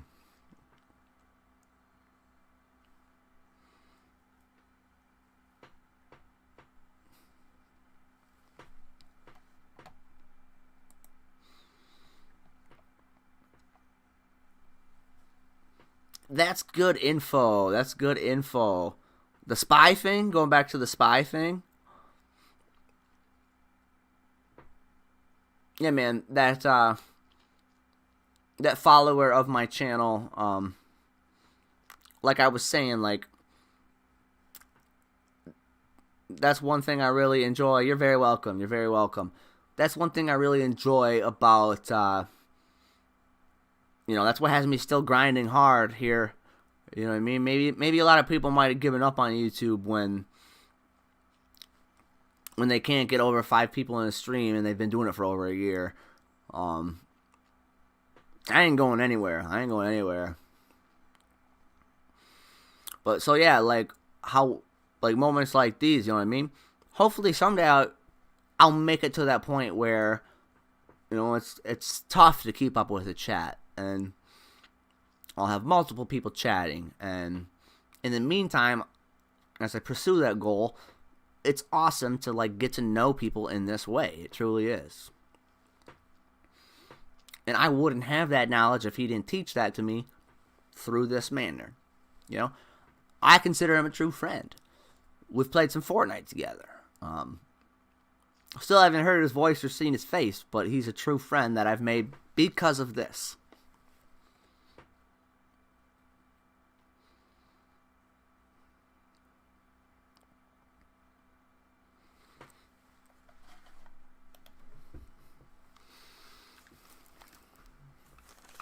Alright. She was the best thing that ever happened to me. Fell so deeply in love, but she couldn't see. My demons created habits that controlled me. So hooked on the benzos, felt they set me free. Set me free from the demon living deep in me. Yeah, hiking in the Rockies, I got down on one knee. She said yes under the coolest tree I've ever seen. But even she couldn't set me free from that motherfucking pill that controlled me. It blinded me, I couldn't see. Felt like without it fucking couldn't breathe. So eventually, deservingly, she left me. She tried and tried to help, but it's hard to be helped when you're living in denial, refusing helping yourself. The demons were like roots deep in the dirt.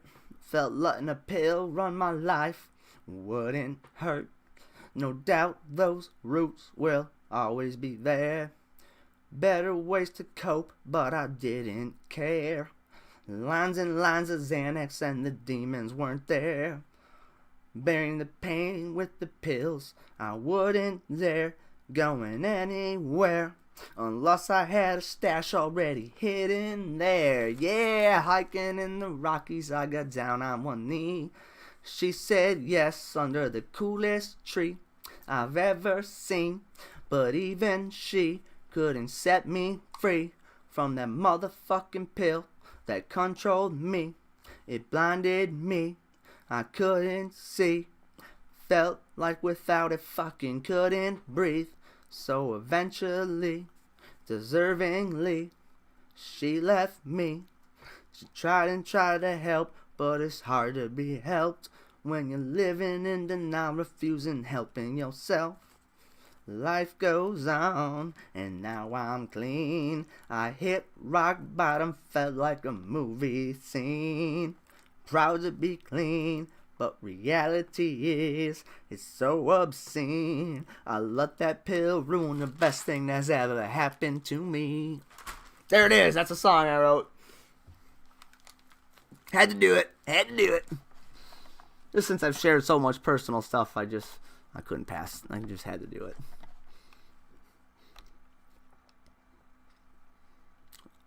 So my next venture in my music therapy, as I just started learning my left-handed guitar, is putting those lyrics to that guitar, and obviously learning to sing. Yeah, man, it is super fun.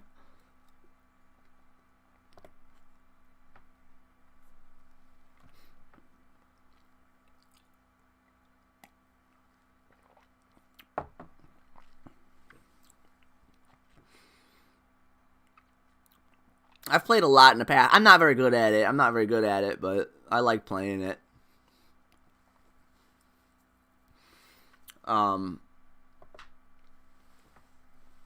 If you ever want to play together, I think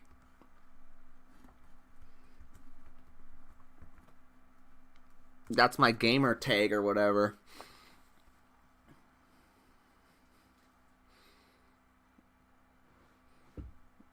Life goes on. You have a good testimony. Help others, man. You might be called to that. Thank you. Thank you. Thank you. I may have a calling there. And I said earlier, hey now, YouTube, you're my salvation. I might not still be breathing if I didn't start YouTubing, dude.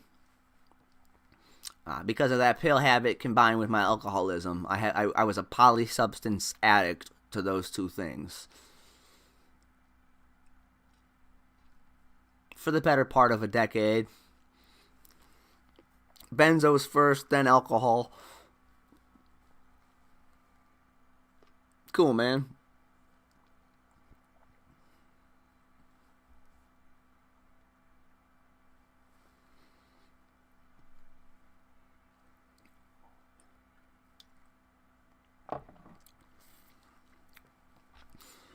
Yeah, so something I've always considered wanting to do is be like a motivational, inspirational speaker type thing.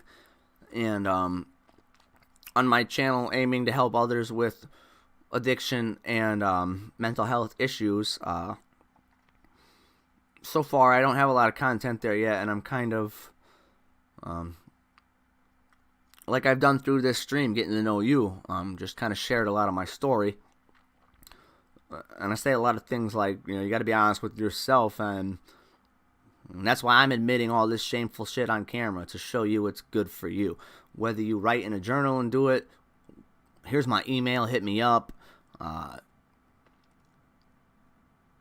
Create yourself a digital diary like YouTube came to be for me, and led this channel to what it is. And that's why I now have a second channel honoring the reason I started, trying to help other people.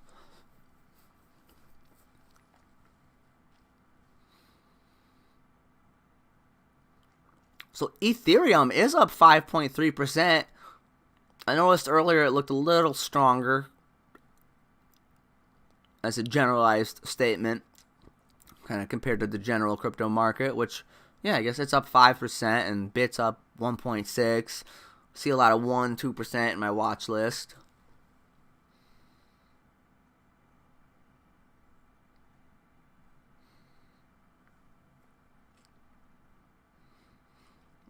Cool, man. Cool. Yeah, if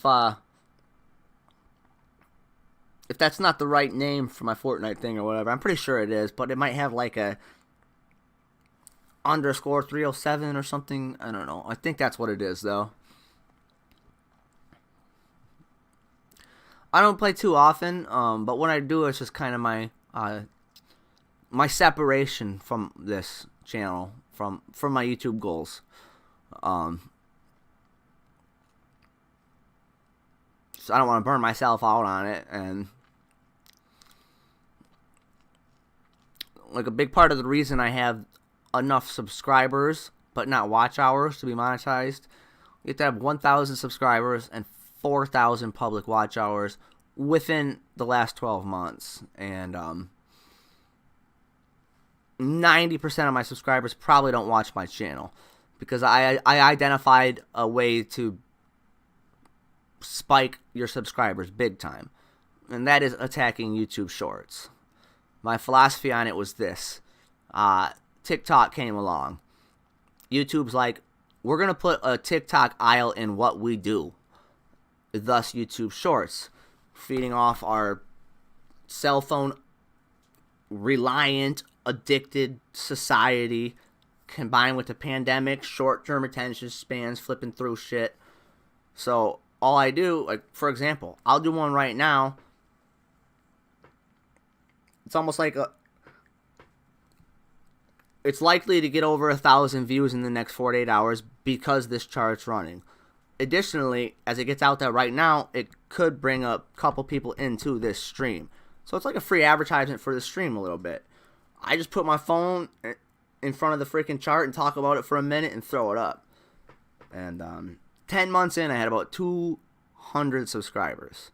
And I realized as I was evolving and doing a couple shorts here and there, just kind of like, doing what I just said, a couple of them were getting hundreds of views, thousands of views. So I started attacking the shorts. And in 2 months, I went from under 200 to over 1,000 subscribers.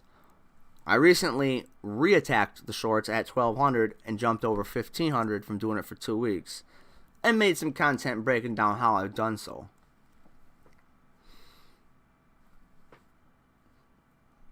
So I'm going to drag this. I'll write that down in case I was mistaken on my account. Noble Bubbies. I like it.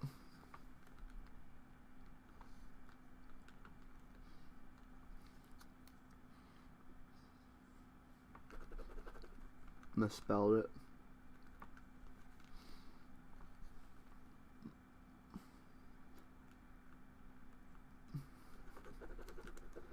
Like I said, I is better with words than numbers.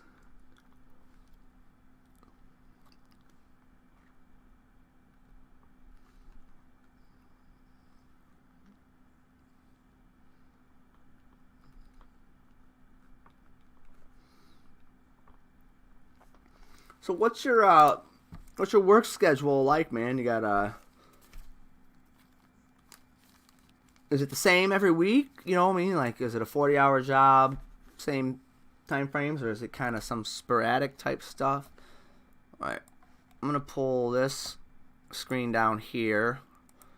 I'm gonna turn my lights off quick because otherwise, when I make the shorts, it shows my reflection off the computer.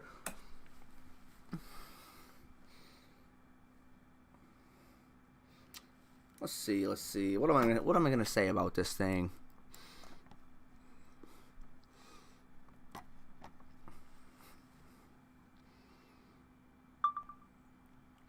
QSP, ladies and gentlemen, it's currently 2:52 a.m. Central Time, 852 hours on the crypto clock. This baby, as you can see, is consolidating a little bit.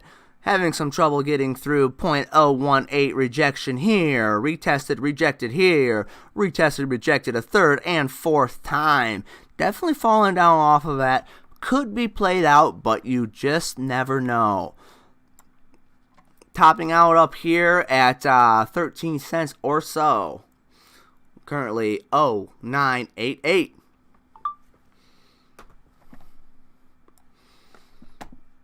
Attacking, doing that a bunch. Attacking, doing that a bunch is the reason I have the subscribers I have, but not yet the watch hours.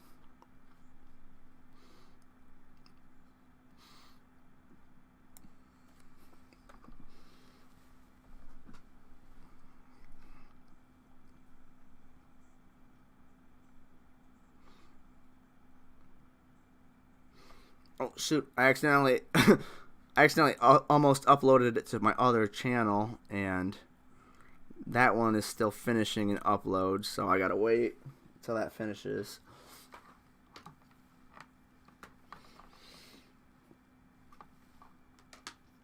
I made a couple videos earlier for my other channel, and one of them, I suppose I'm sucking a lot of internet juice live streaming, so that's why it's taking. At least it's not freezing my stream up, though. Yeah, it's hard to get the watch hours. I'm like, after this stream, like, I don't know if, like, when I was playing my headphones earlier, if you could catch it through the mic, but and I won't get any of the watch hours out of this stream, probably. But the thing about the goal of getting monetized is, I didn't even know what I didn't even know that was a thing when I started YouTubing. I knew you could make money off of it, and then once I learned the requirements, I didn't think it was ever achievable for me. And as I dove my addictive energy into this YouTubing thing, it's, obviously now a goal of mine. And having got out of the trap of alcohol running my life, I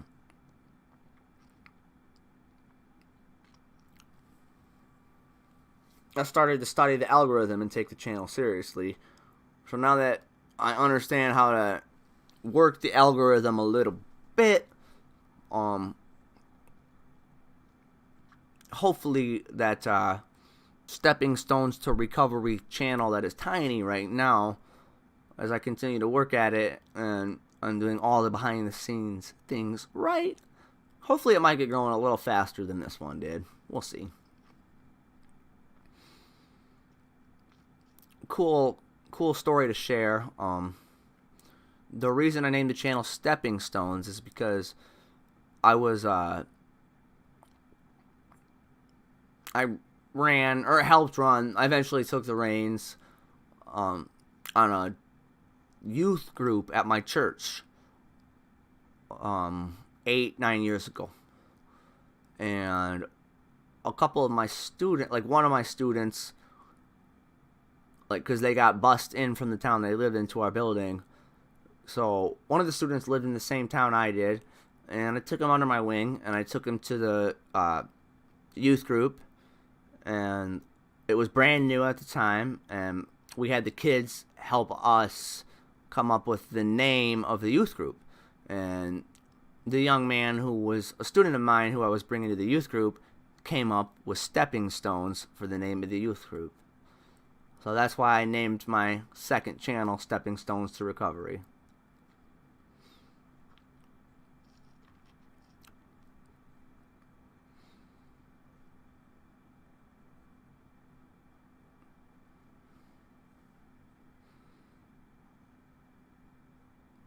Oh, nice. Drop the link, man. Drop the link. I'll definitely check your stuff out. Are you also a trading channel? As you notice from listening to me here, I definitely throw love to other channels, so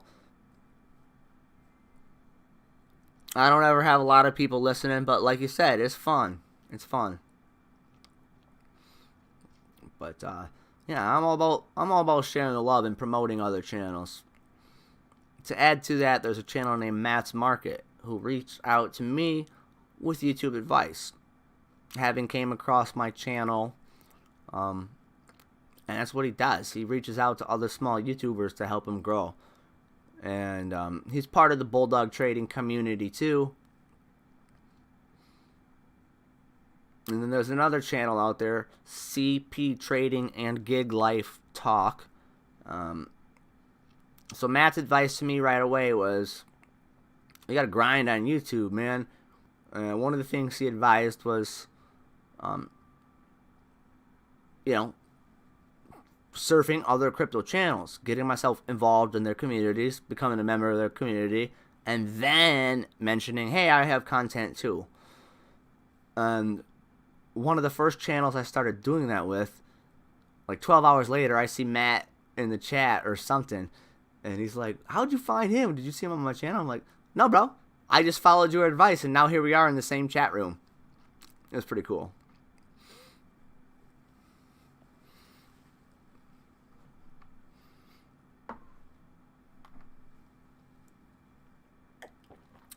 Yeah, like, the 1K subscribers, that limitation to monetization,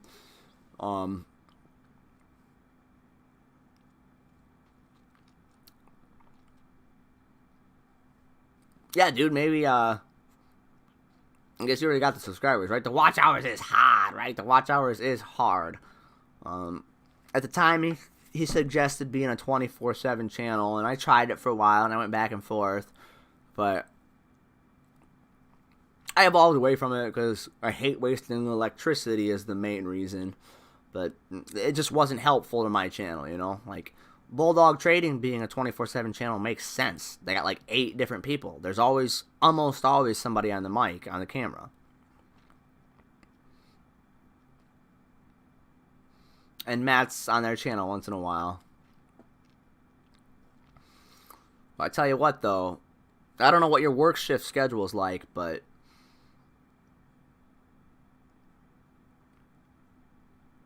like MIA is the name of one of their dudes, and Adam E is the name of another one. They're usually on, like, MIA usually comes on around opening bell.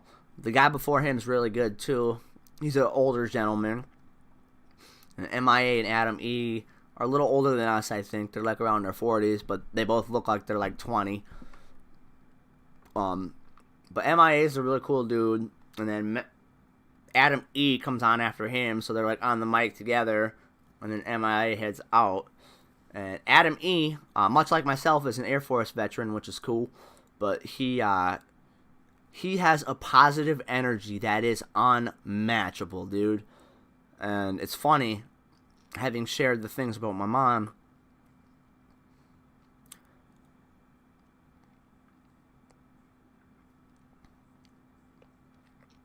I said to him in the chat a couple days ago, your positive energy is unmatchable, and if I'm ever having a hard day, I will look forward to tuning in to have you turn my mood around quickly.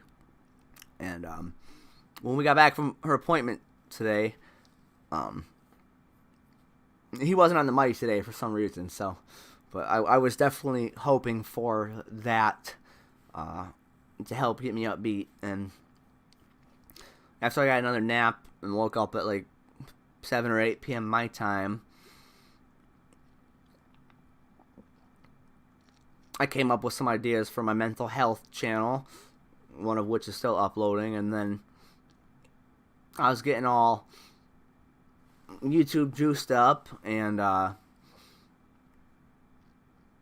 was going to maybe not stream for a couple days and just process and absorb the bad news or whatever. But I was like, doing YouTube is what I love, and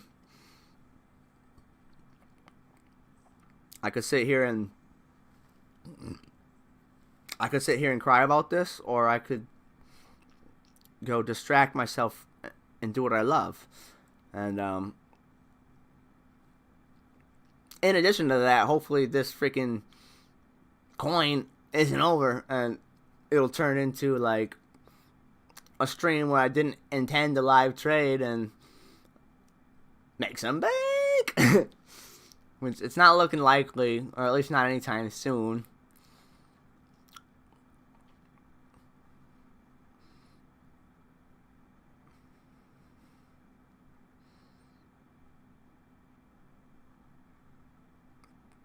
No trading vids. Been thinking about it, but honestly spent thousands of hours perfecting my start over 10 years. Right on, man. Oh yeah, dude, keep doing what you're doing. Yeah, do you care to tell me the name of your channel? I'd love to check it out.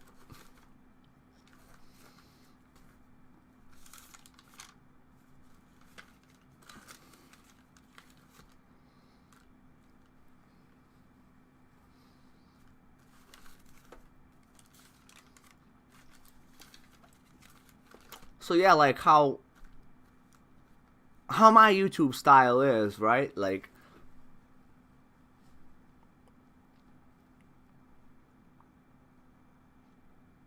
the 77-day moving average thing, I love it. I love it. I'm thinking out loud here, like, my channel is tiny enough that, like,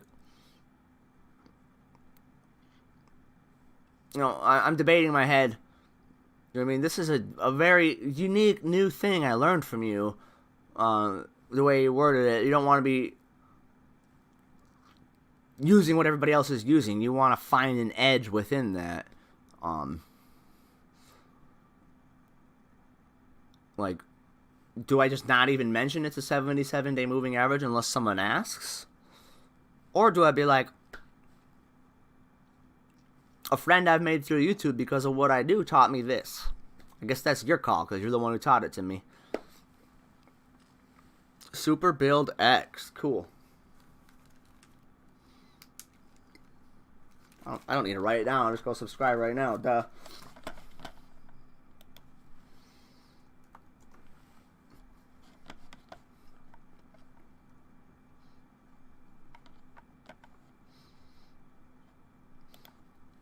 Whoever else is listening, feel free to show Josh some support and go check out his stuff.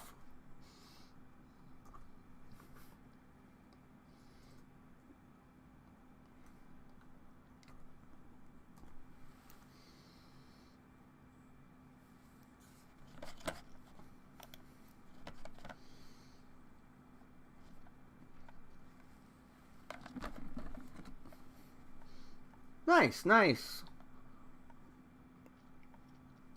Awesome, dude. Your type of content is stuff I can learn from big time. The first one that comes up, how to remove and install a tire from a riding lawnmower or garden tractor. How to sharpen a chainsaw.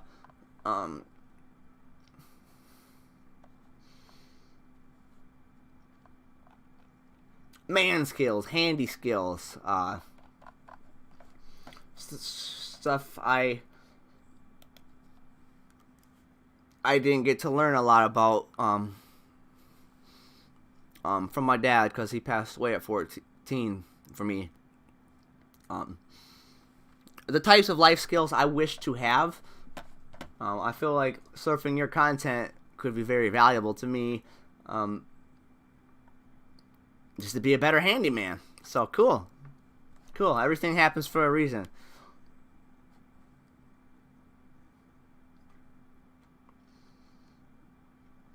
Yeah, I got you. I got what you're saying now. You've put your heart and soul into this type of content. Yeah.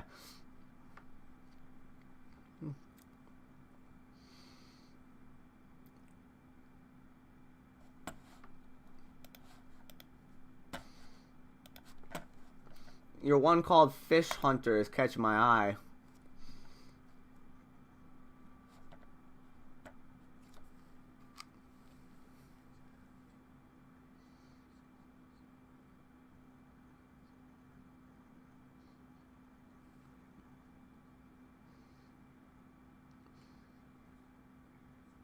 That 77 EMA is just one small part of the equation. Right on.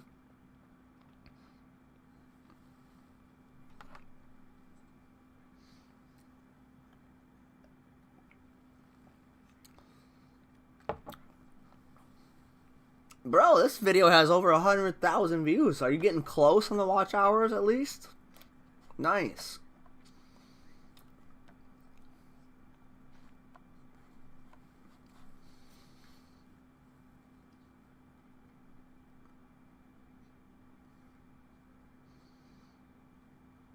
Nice, nice. I'm liking it, man.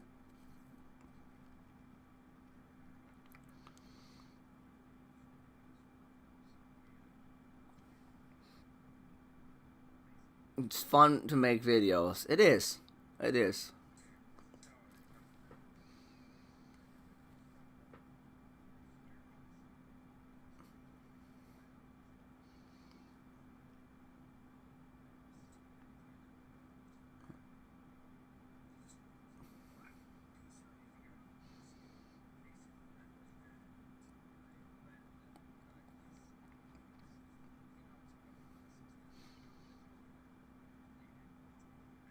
Yeah, I'm definitely already a big supporter of your channel. I'm looking forward to watching more of your content.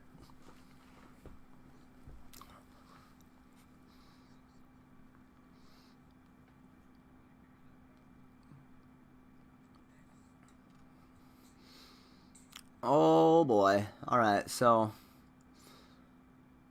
back to 095. Trending down. Not looking too purty.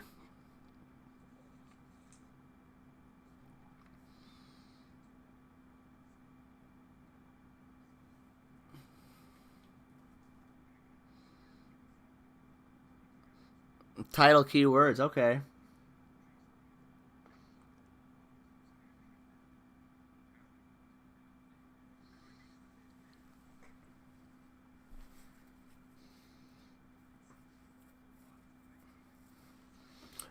Oh yeah, this video is from 2013. Dang.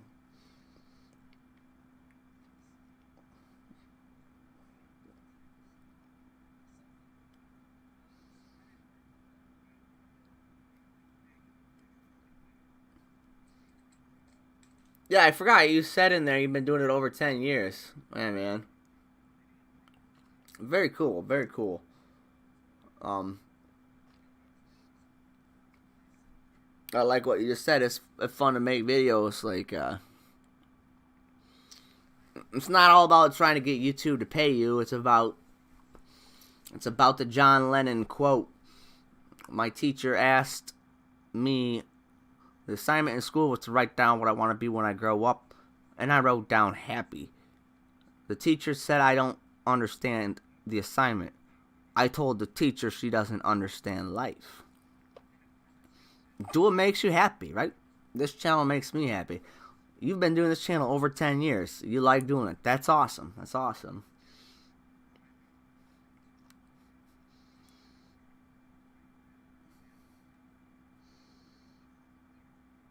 Cool, cool, cool, man.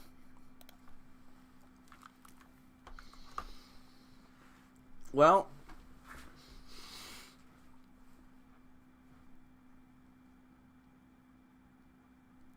now I'm kind of thinking, in terms of this chart here, as it's pulling back.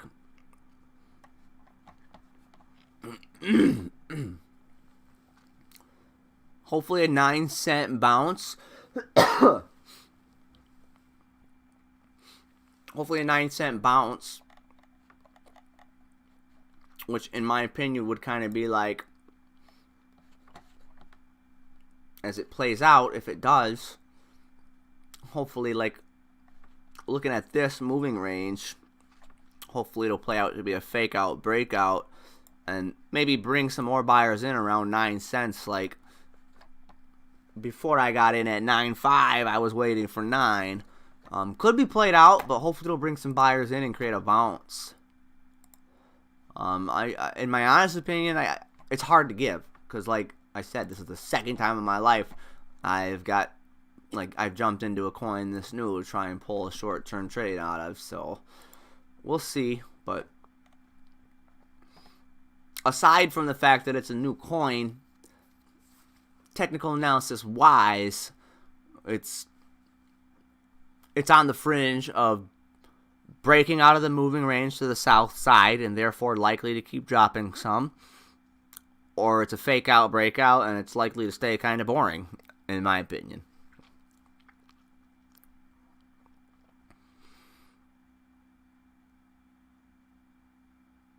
Yeah, if it makes you happy and you can make money, what's better than that? Amen to that. Yeah, yeah. So that point right there is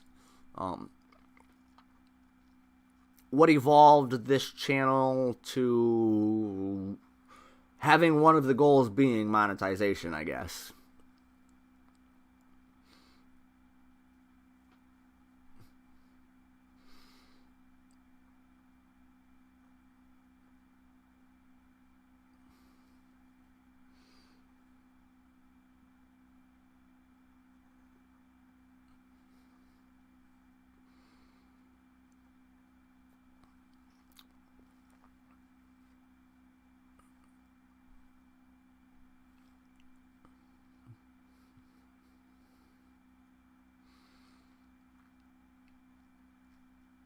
All right, all right, all right.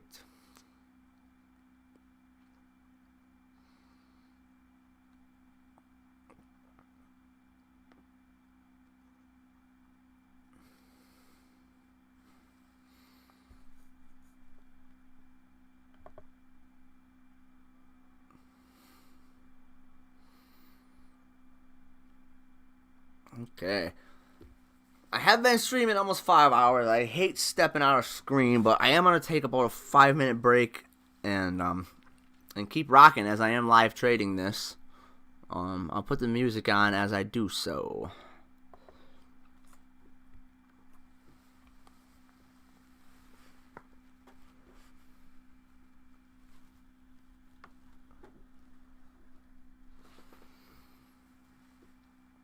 Pin bars. Pin bars. I do not even know what that is, my man.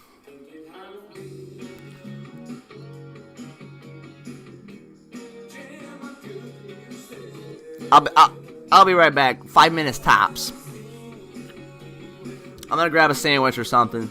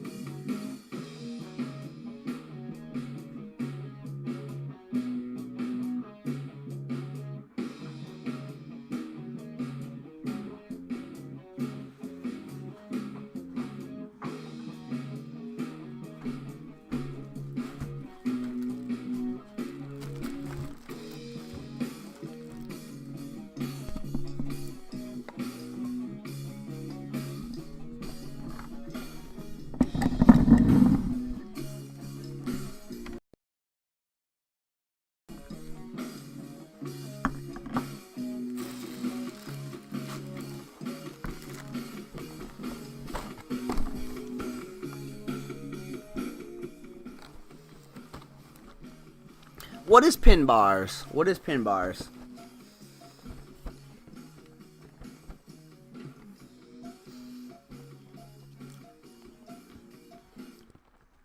Here's a bit more about me.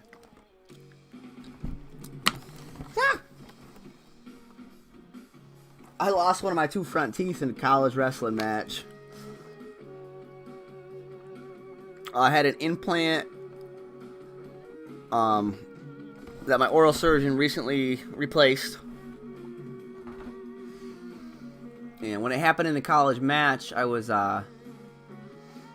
since it happened in a college match, I had to pay the $500 deductible, and then the school insurance covered the rest of it.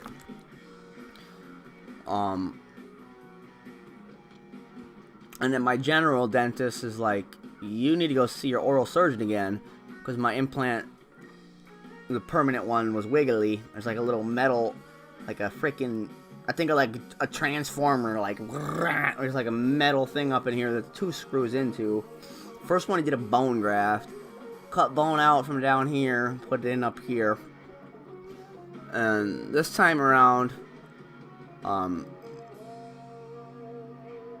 know, I went in and I was like, I can't afford this, you know. And he was getting ready to retire. He gave me a new one pretty much for free. And also, like, he used the term guinea pig. Like, I'm kind of using you as a guinea pig here. Something new to his oral surgery, or new in oral surgery. It's like a tissue transplant. So now it's a tissue transplant that's holding the implant in. And I'm saving up to have the general dentist put the new permanent crown in. But when I lost it in the match, dude, holy crap. We were at my mom went to almost all my meets. I wrestled at a school, Upper Iowa University, the only Division II school in the state of Iowa. And it actually was a Jeopardy question. It's the only town west of the Mississippi with a college but not a high school in it. And it's kind of like a trick question or whatever, because there once was a high school in it, but around here in Northeast Iowa, school districts often combine. So what once was Fayette High School is now a middle school building for North Fayette High School, or North Fayette Schools. So for that reason, it's the only town west of the Mississippi, or at the time, was the only town west of the Mississippi with a college but not a high school in it. But I don't know if you know wrestling at all or not, but I wrestled 125 that season, and I was wrestling like a 6-foot 125-pounder. Probably not quite 6 foot, but maybe. Like, the dude was probably 5'10", 5'11", real tall and lanky. And I was shooting in, and he, like, I got in deep, so he hipped in, right? And the front of my face smacked on his hip bone. The root snapped at the top, and my tooth was stuck at like a 45-degree angle, with the upper root digging into my lip. I used up all my injury time, you know. The second it happened, I knew, I mean, it hurt so bad. And I, like, stepped 5 steps back from my opponent and, like, waved for injury time. And, when me and my opponent met eyes, and I saw the look on his face, I was like, oh no, this is bad. And, it was stuck there. They couldn't fit a mouth guard over it. They couldn't yank it out. And, I was at 125, so it was the first match of the duel. And I was in a situation where I needed to get a takedown and ride him out to get a major decision, to make it 4-0 Peacocks instead of 3-0 Peacocks to start the meet. And, so I wrestled the rest of my match with my root digging into my lip. I took him down and I rode him out. And then I had to miss the meet and go to a dentist. You know, they had to call him in for an emergency thing. It was on a Sunday. And I was notoriously good at being awful at cutting weight. Like, dropping 20 pounds in 2 days instead of maintaining my weight well. So, oh man, I was looking forward to eating after that meet, and the team went to KFC. But by the time I got out of the dentist, I went and met the team at KFC, and all I could do was slurp down mashed potatoes, and I wanted to eat chicken so bad. I was in so much pain.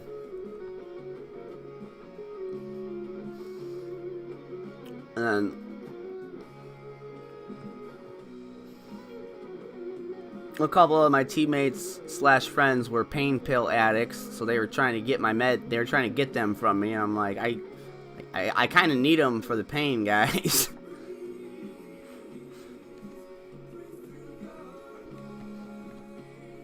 All right. Let me catch up here on the chat. I'm not a scalper, but if I was, I would be trading it.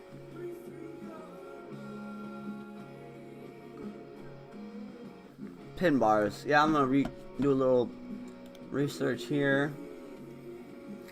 I'm gonna go on mute for a couple minutes because I'm gonna be munching on some carrots, some dry cereal, and some jerky. Hitting all three food group, or hitting three essential food groups, and I don't want it to heavy. I don't want munching the mic, so I'll kind of go on and off mute as I snack here.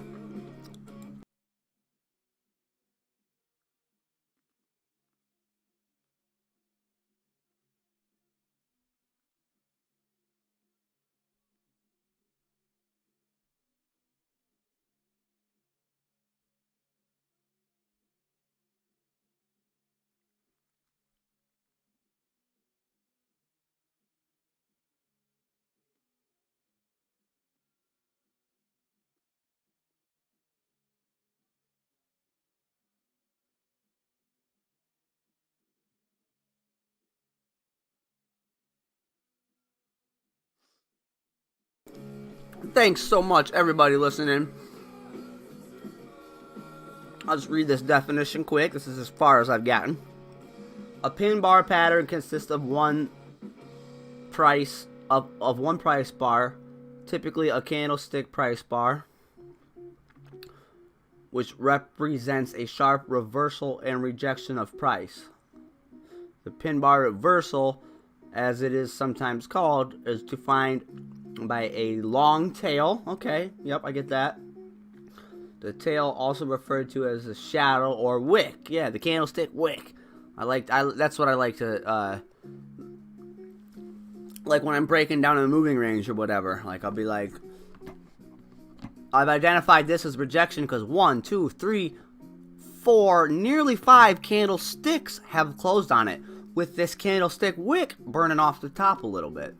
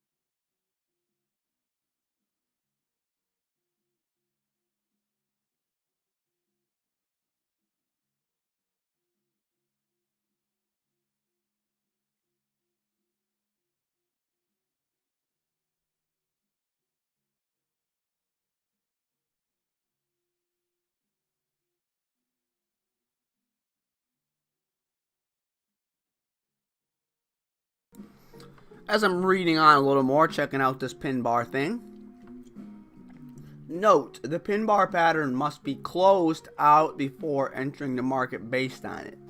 Until the bar is closed as a pin bar pattern, it's not really a pin bar yet. Makes sense.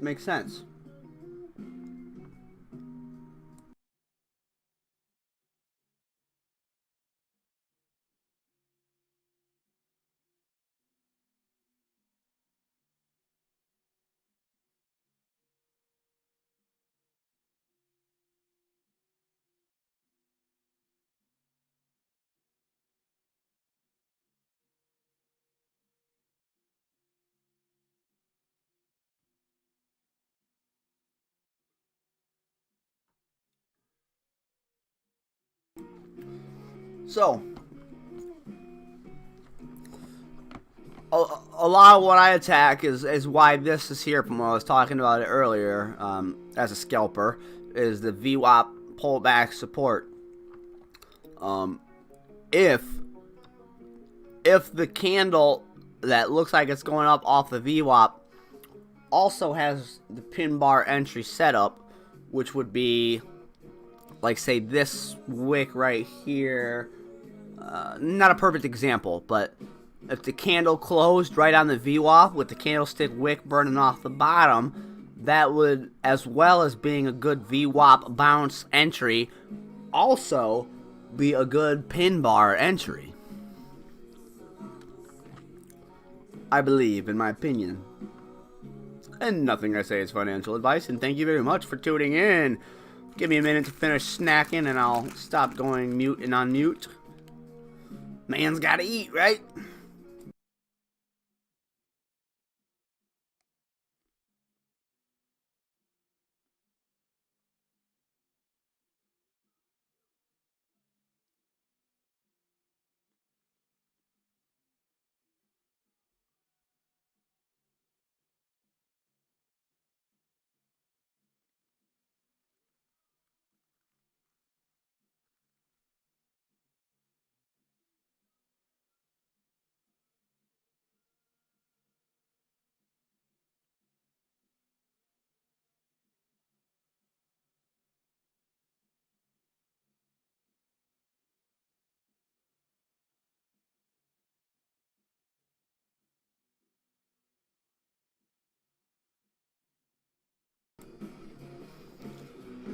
Trading with the trend is arguably the best way to trade any market. A pin bar entry signal in a trending market can offer a very high probability entry and a good risk to reward scenario.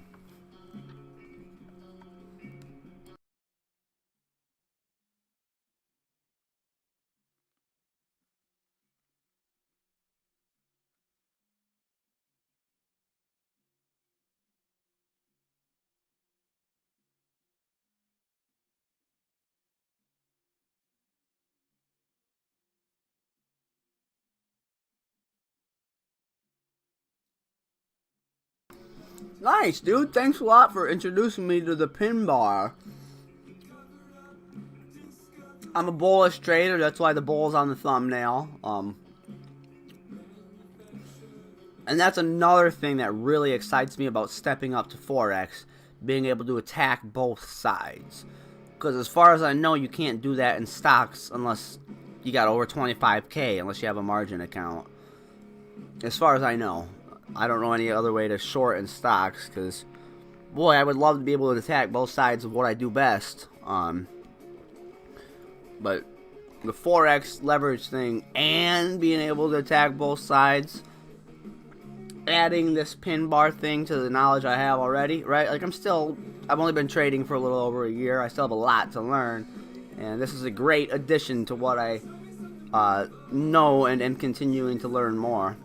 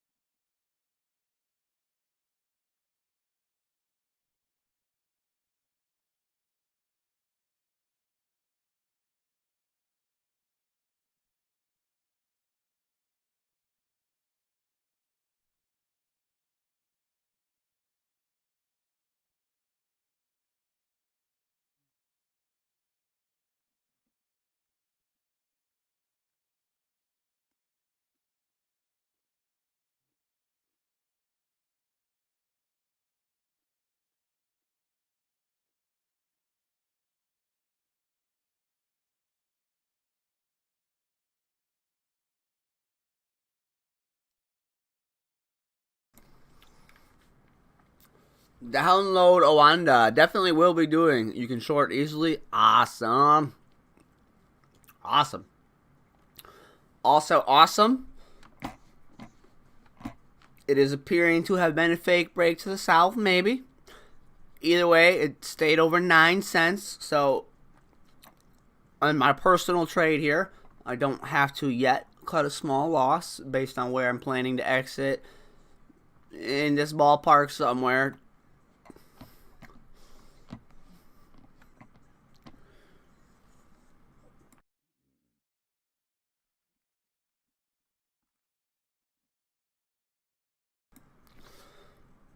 I currently have my license is MIA, so I have to get a new one as far as downloading Owanda. I'm sure there's a verification identity process that I'll need ID for. But even so, I can still get the account started now, and I feel I'm ready to step up from paper trading to forex trading now that I've found a way to do it that I'm not potentially setting myself up to be scammed by a scammer. Are there... I mean, I'll do my own research on these questions I have, certainly, but, like, are there minimum... Like, what's, like, the minimum amount of money I need to start with, you know? Could I try and start with $100 and trade safely and build that? Or because of, like, the rules of leverage and margin, is that too small of a amount of money to try and start something small and make it grow?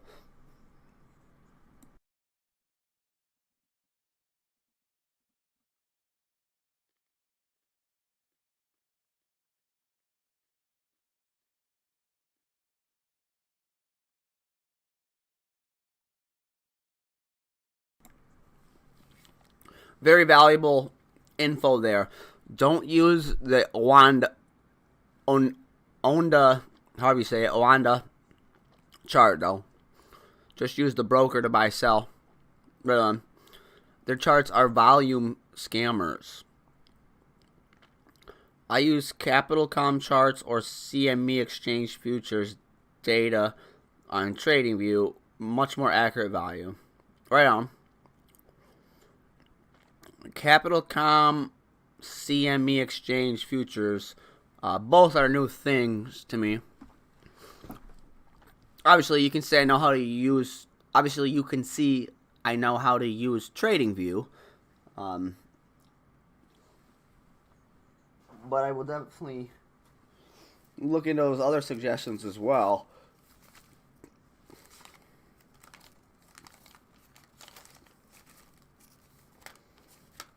Couldn't talk about it. Shouldn't talk about it.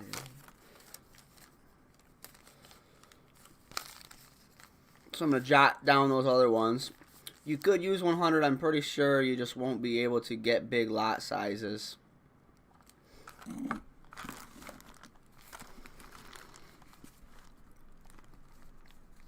Right on.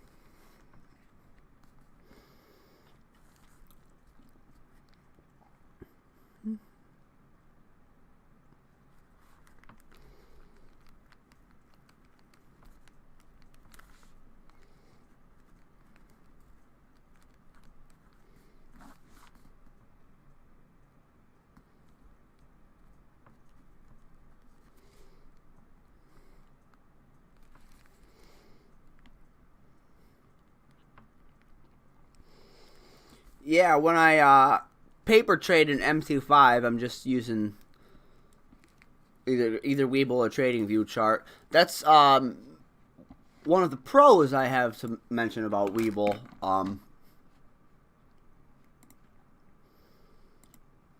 Like, I can go, though I can't trade Forex here, I can go do my technical analysis, my chart evaluation on something I know how to use. And yeah, that's why there's a bunch of lines on here, right? Because this is the one I paper trade, right? Look at Ethereum, 2830s. Go, go, go, go. Let me dive out a little further to see the last time it's been this high.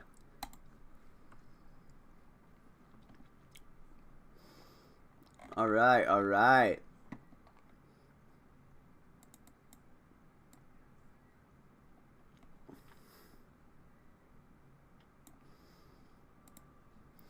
So, right on that $3,000 level, that kind of bounced there. I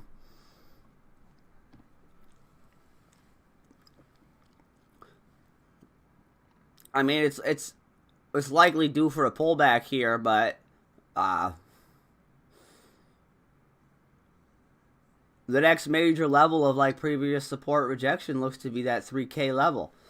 And the pin bar thing you just showed me of, learned me about, not a great example of it. Like on the pin bar, you want the candle to be like tiny, but the wick bigger. However, I just quickly noticed this is somewhat of an illustration of that.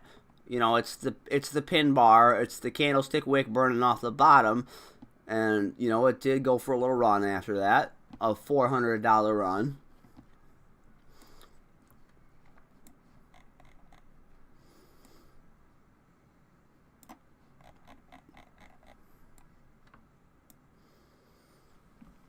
You know what I'm gonna do here while I'm at it?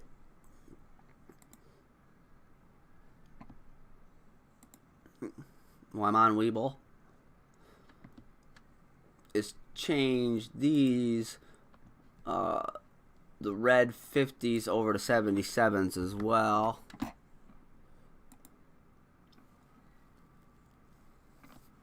Beautiful. Let's dive in a little closer on ETH now.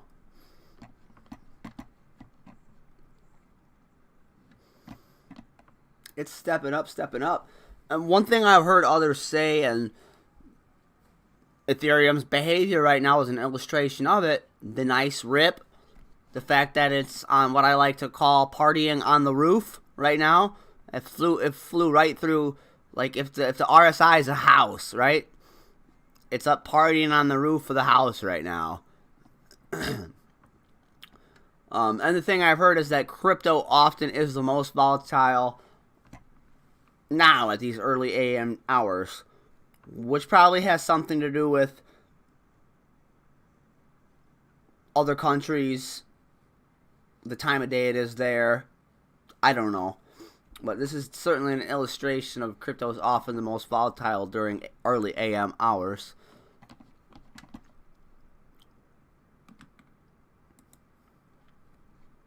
Ooh. 094s now. Don't love it.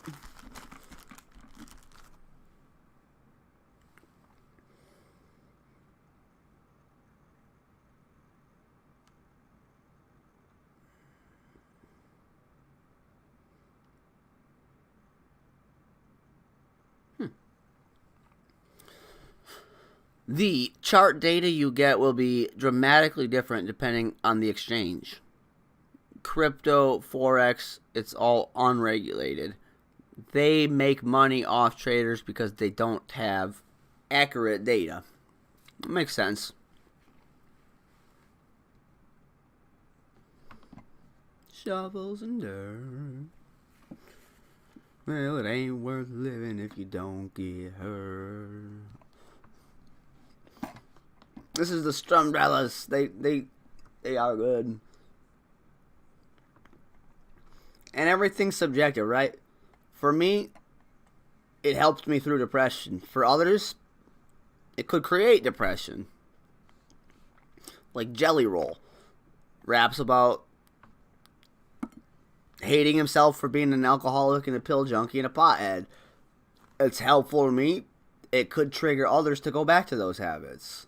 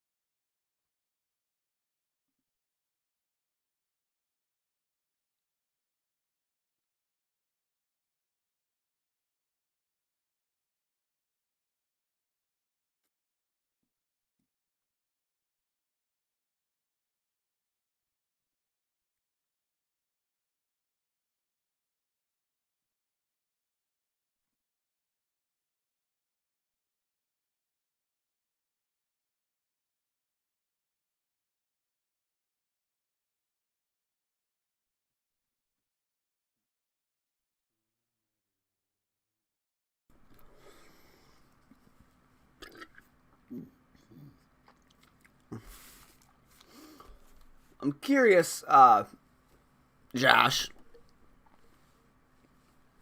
with what you do for work, in a state where weed is legal, what are some of your like thoughts or opinions on that?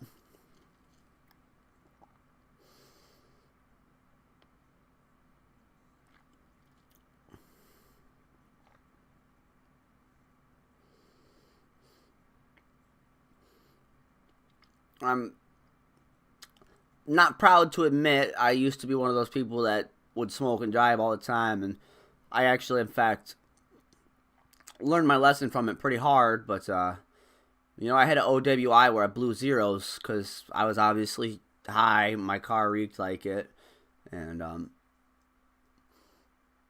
I realize and understand how dumb of me that was. Now, it's over 10 years ago. What? Just curious of your personal views there, I guess. If you don't want to answer, you don't have to, of course.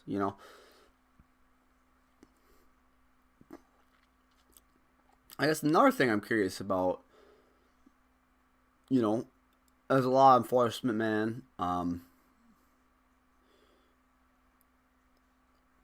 like in a state where it's recreational, illegal, as a policeman, can you or state trooper or whatever branch you're in or whatever, can you smoke, or is it like I'm assuming it's like Air Force, right? I'm assuming Air Force is still zero tolerance and probably will remain that way for a while after legalization.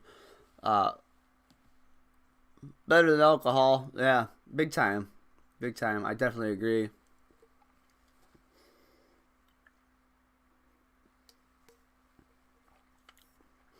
Weed is nothing. I like that. I like that. Especially coming from a man in your position. And like anything, it can be overused. It can be abused. People, I disagree. I agree and disagree. I think it is scientific fact.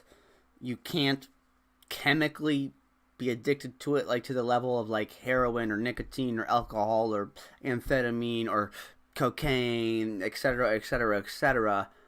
However, you certainly can get yourself addicted to it. Like I personally have, went from smoking a buttload to completely stopping at times in life, and I certainly experienced physical withdrawal. I certainly experienced withdrawal symptoms, not to the degree of like the benzo withdrawal I battled with getting over that, not to the degree of alcohol withdrawal as I battled over that, but I definitely experienced physical withdrawal symptoms from it at times.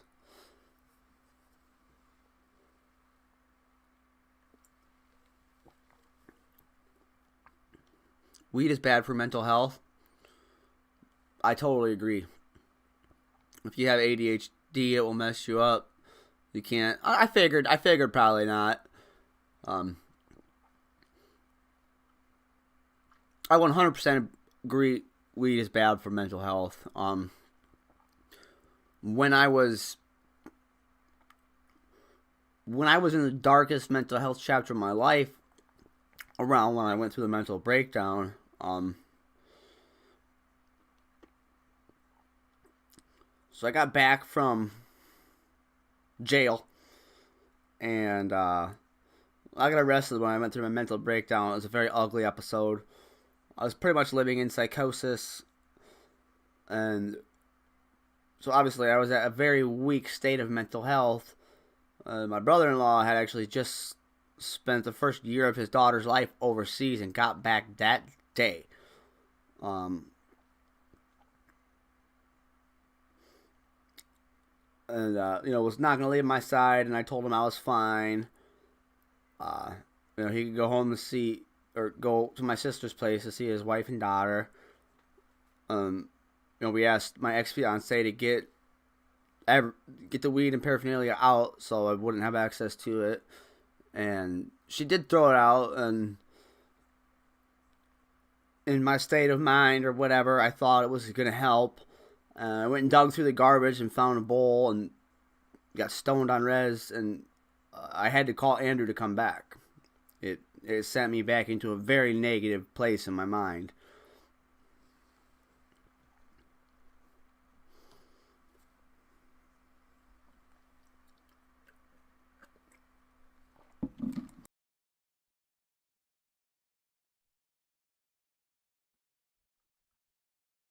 So I have a very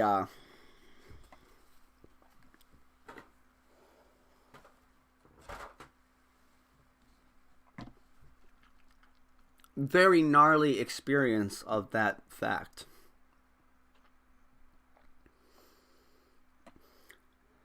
And in fact, I guess to add to it,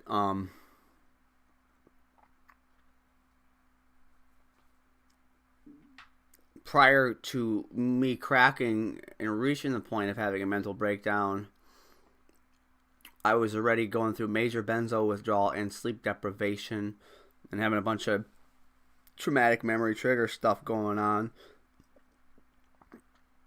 And in fact, getting high is probably what caused me to have the mental breakdown and get into psychosis.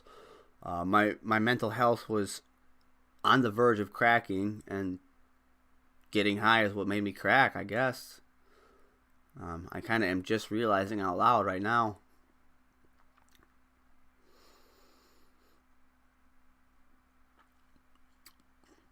This conversation, on my other channel, I talk about the mental breakdown a bit and stuff. I mean, not really in detail, but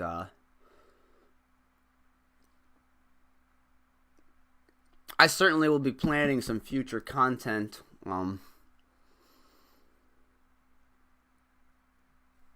Stating some of the stuff I just had the self-realization of, man.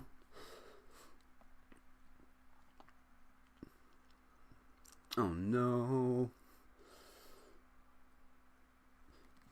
Alright, so this kind of is looking not very good.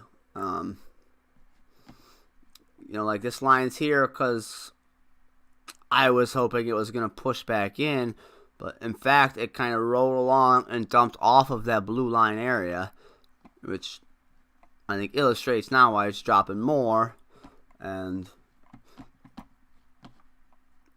this bounce point of about 9 cents is approaching quickly. And hopefully that will hold.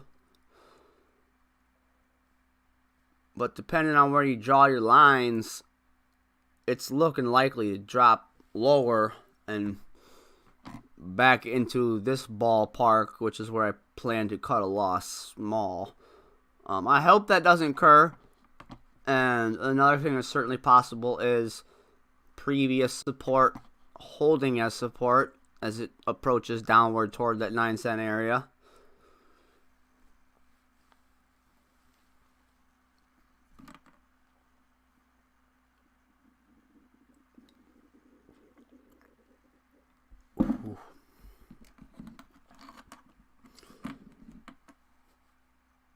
Did my mic just pick up that stomach grumble? Whew.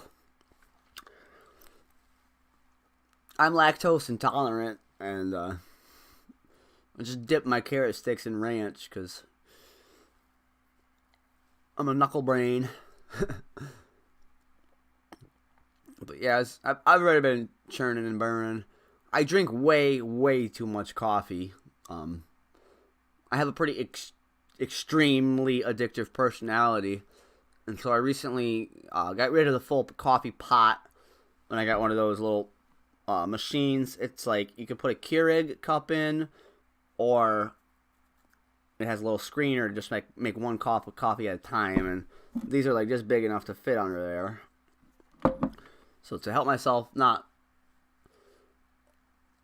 overconsume coffee as much as I used to, I switched to using that rig. But recently, I got a brother that's in high school still, actually. My mom had him at 40. And his girlfriend's parents were getting rid of a bunch of Keurig cups, and whew, like, I'm like, wait a minute, yeah, these cappuccinos probably got quite a bit of dairy in them. They're like a bunch of like French vanilla and like caramel latte flavored ones, and they are delicious, but they've been tearing me up. I'm too cheap or stubborn or dumb to get some more Lactaid. Lactaid actually really does help for the lactose intolerant thing, but I don't have any Lactaid right now, and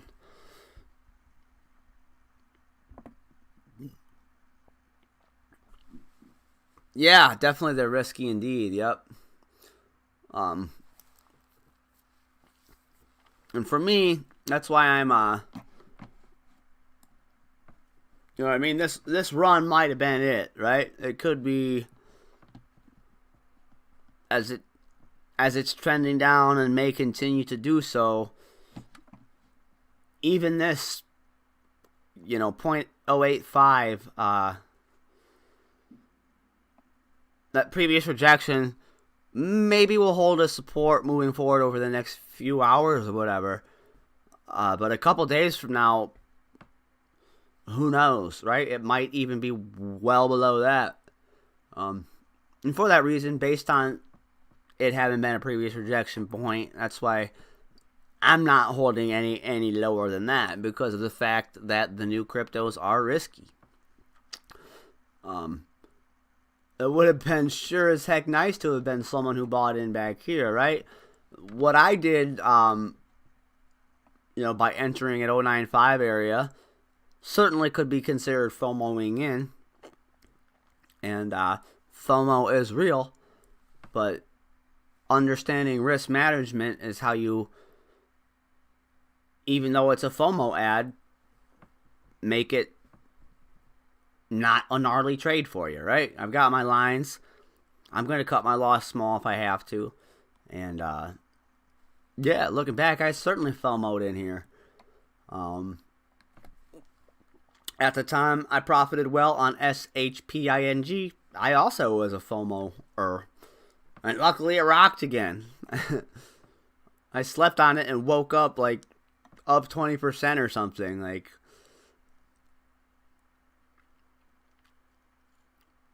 with not a whole lot of money in it because of that risk, right? But yeah, this hopefully will hold 9 cents, but we'll see what happens. The big money knows where all the stops are, for sure.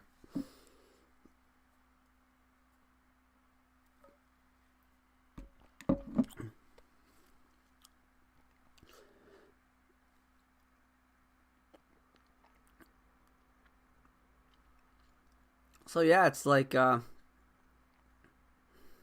time will tell. Time will tell. It could try and bounce 9 cents, but it's seeming to be like this might be a losing trade for me because of what we're talking about. New cryptos are risky. I FOMO'd, but I'm kind of talking in circles. I'm getting a little tired. Sorry. But yeah, I mean, understanding risk management protects yourself from having a FOMO buy result in losing you a bunch of money.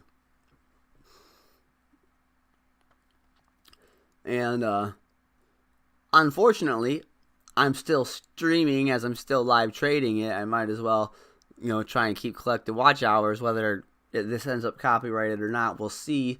But the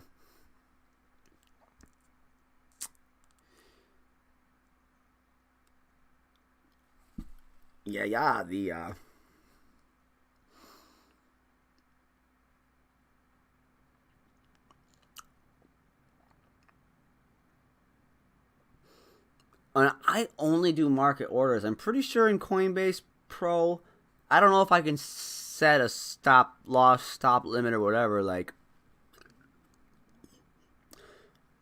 if I didn't FOMO on this and now I'm watching it, approach my cut a loss small area, I'm ready to go to bed But now I got money I flow mode in on, so I gotta keep taking care of my money here.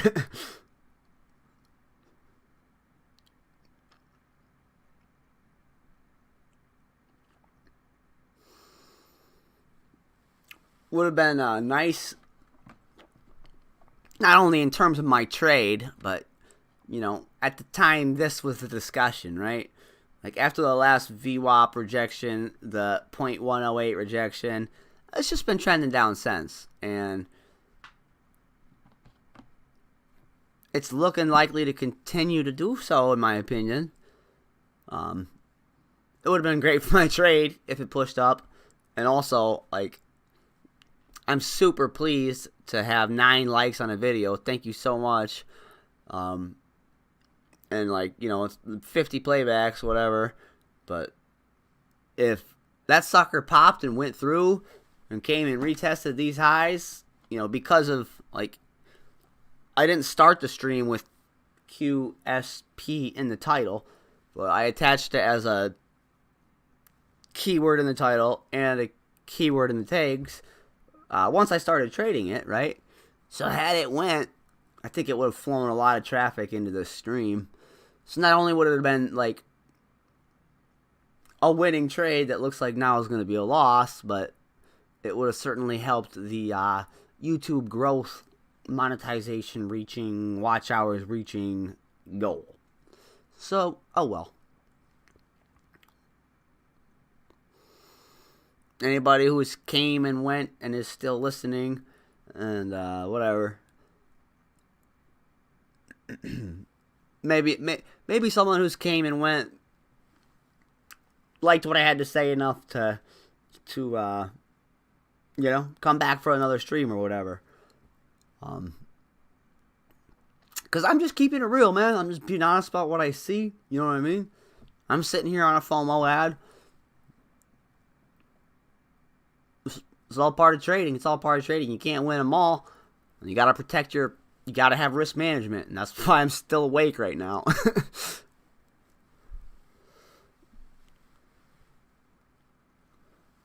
Put your buy where you would put your stop.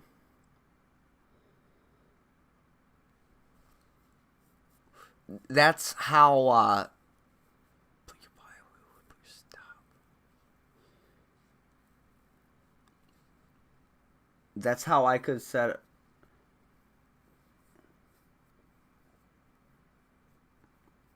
Like, if I could, like, set Coinbase Pro to sell it for me at 0.085 and then go sleep on it and have it get out at my line in the stand for me, I don't know if that's something I can do in Coinbase or not. I've never messed with it. I guess it looks like I can.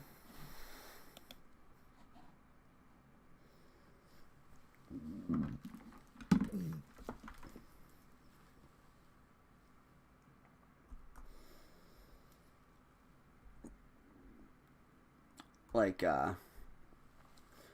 yeah.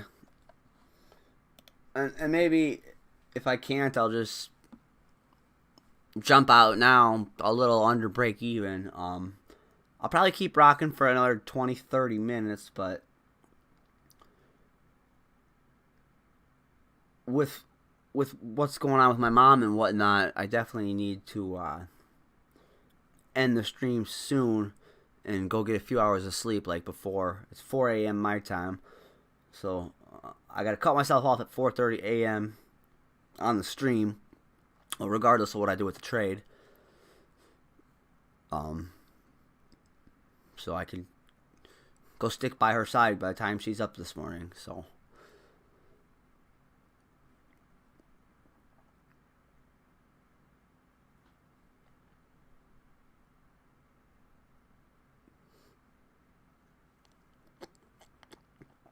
given what she's got going on, it's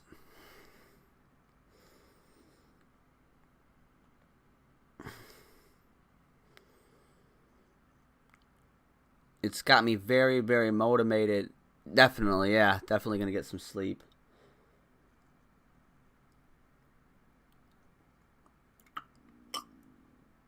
I think to that point, I'm not going to push myself another 25 minutes when I'm ready for bed now. So I am going to get going. Definitely, I think so. So thanks so much, Josh. It's been great to meet you, man. You're always welcome back to the channel. I hope to see you again. No expectations or anything, of course. But thank you so much for making this stream worth it to me, man. I might be making a losing trade, whatever. We had a lot of good back and forth, man, and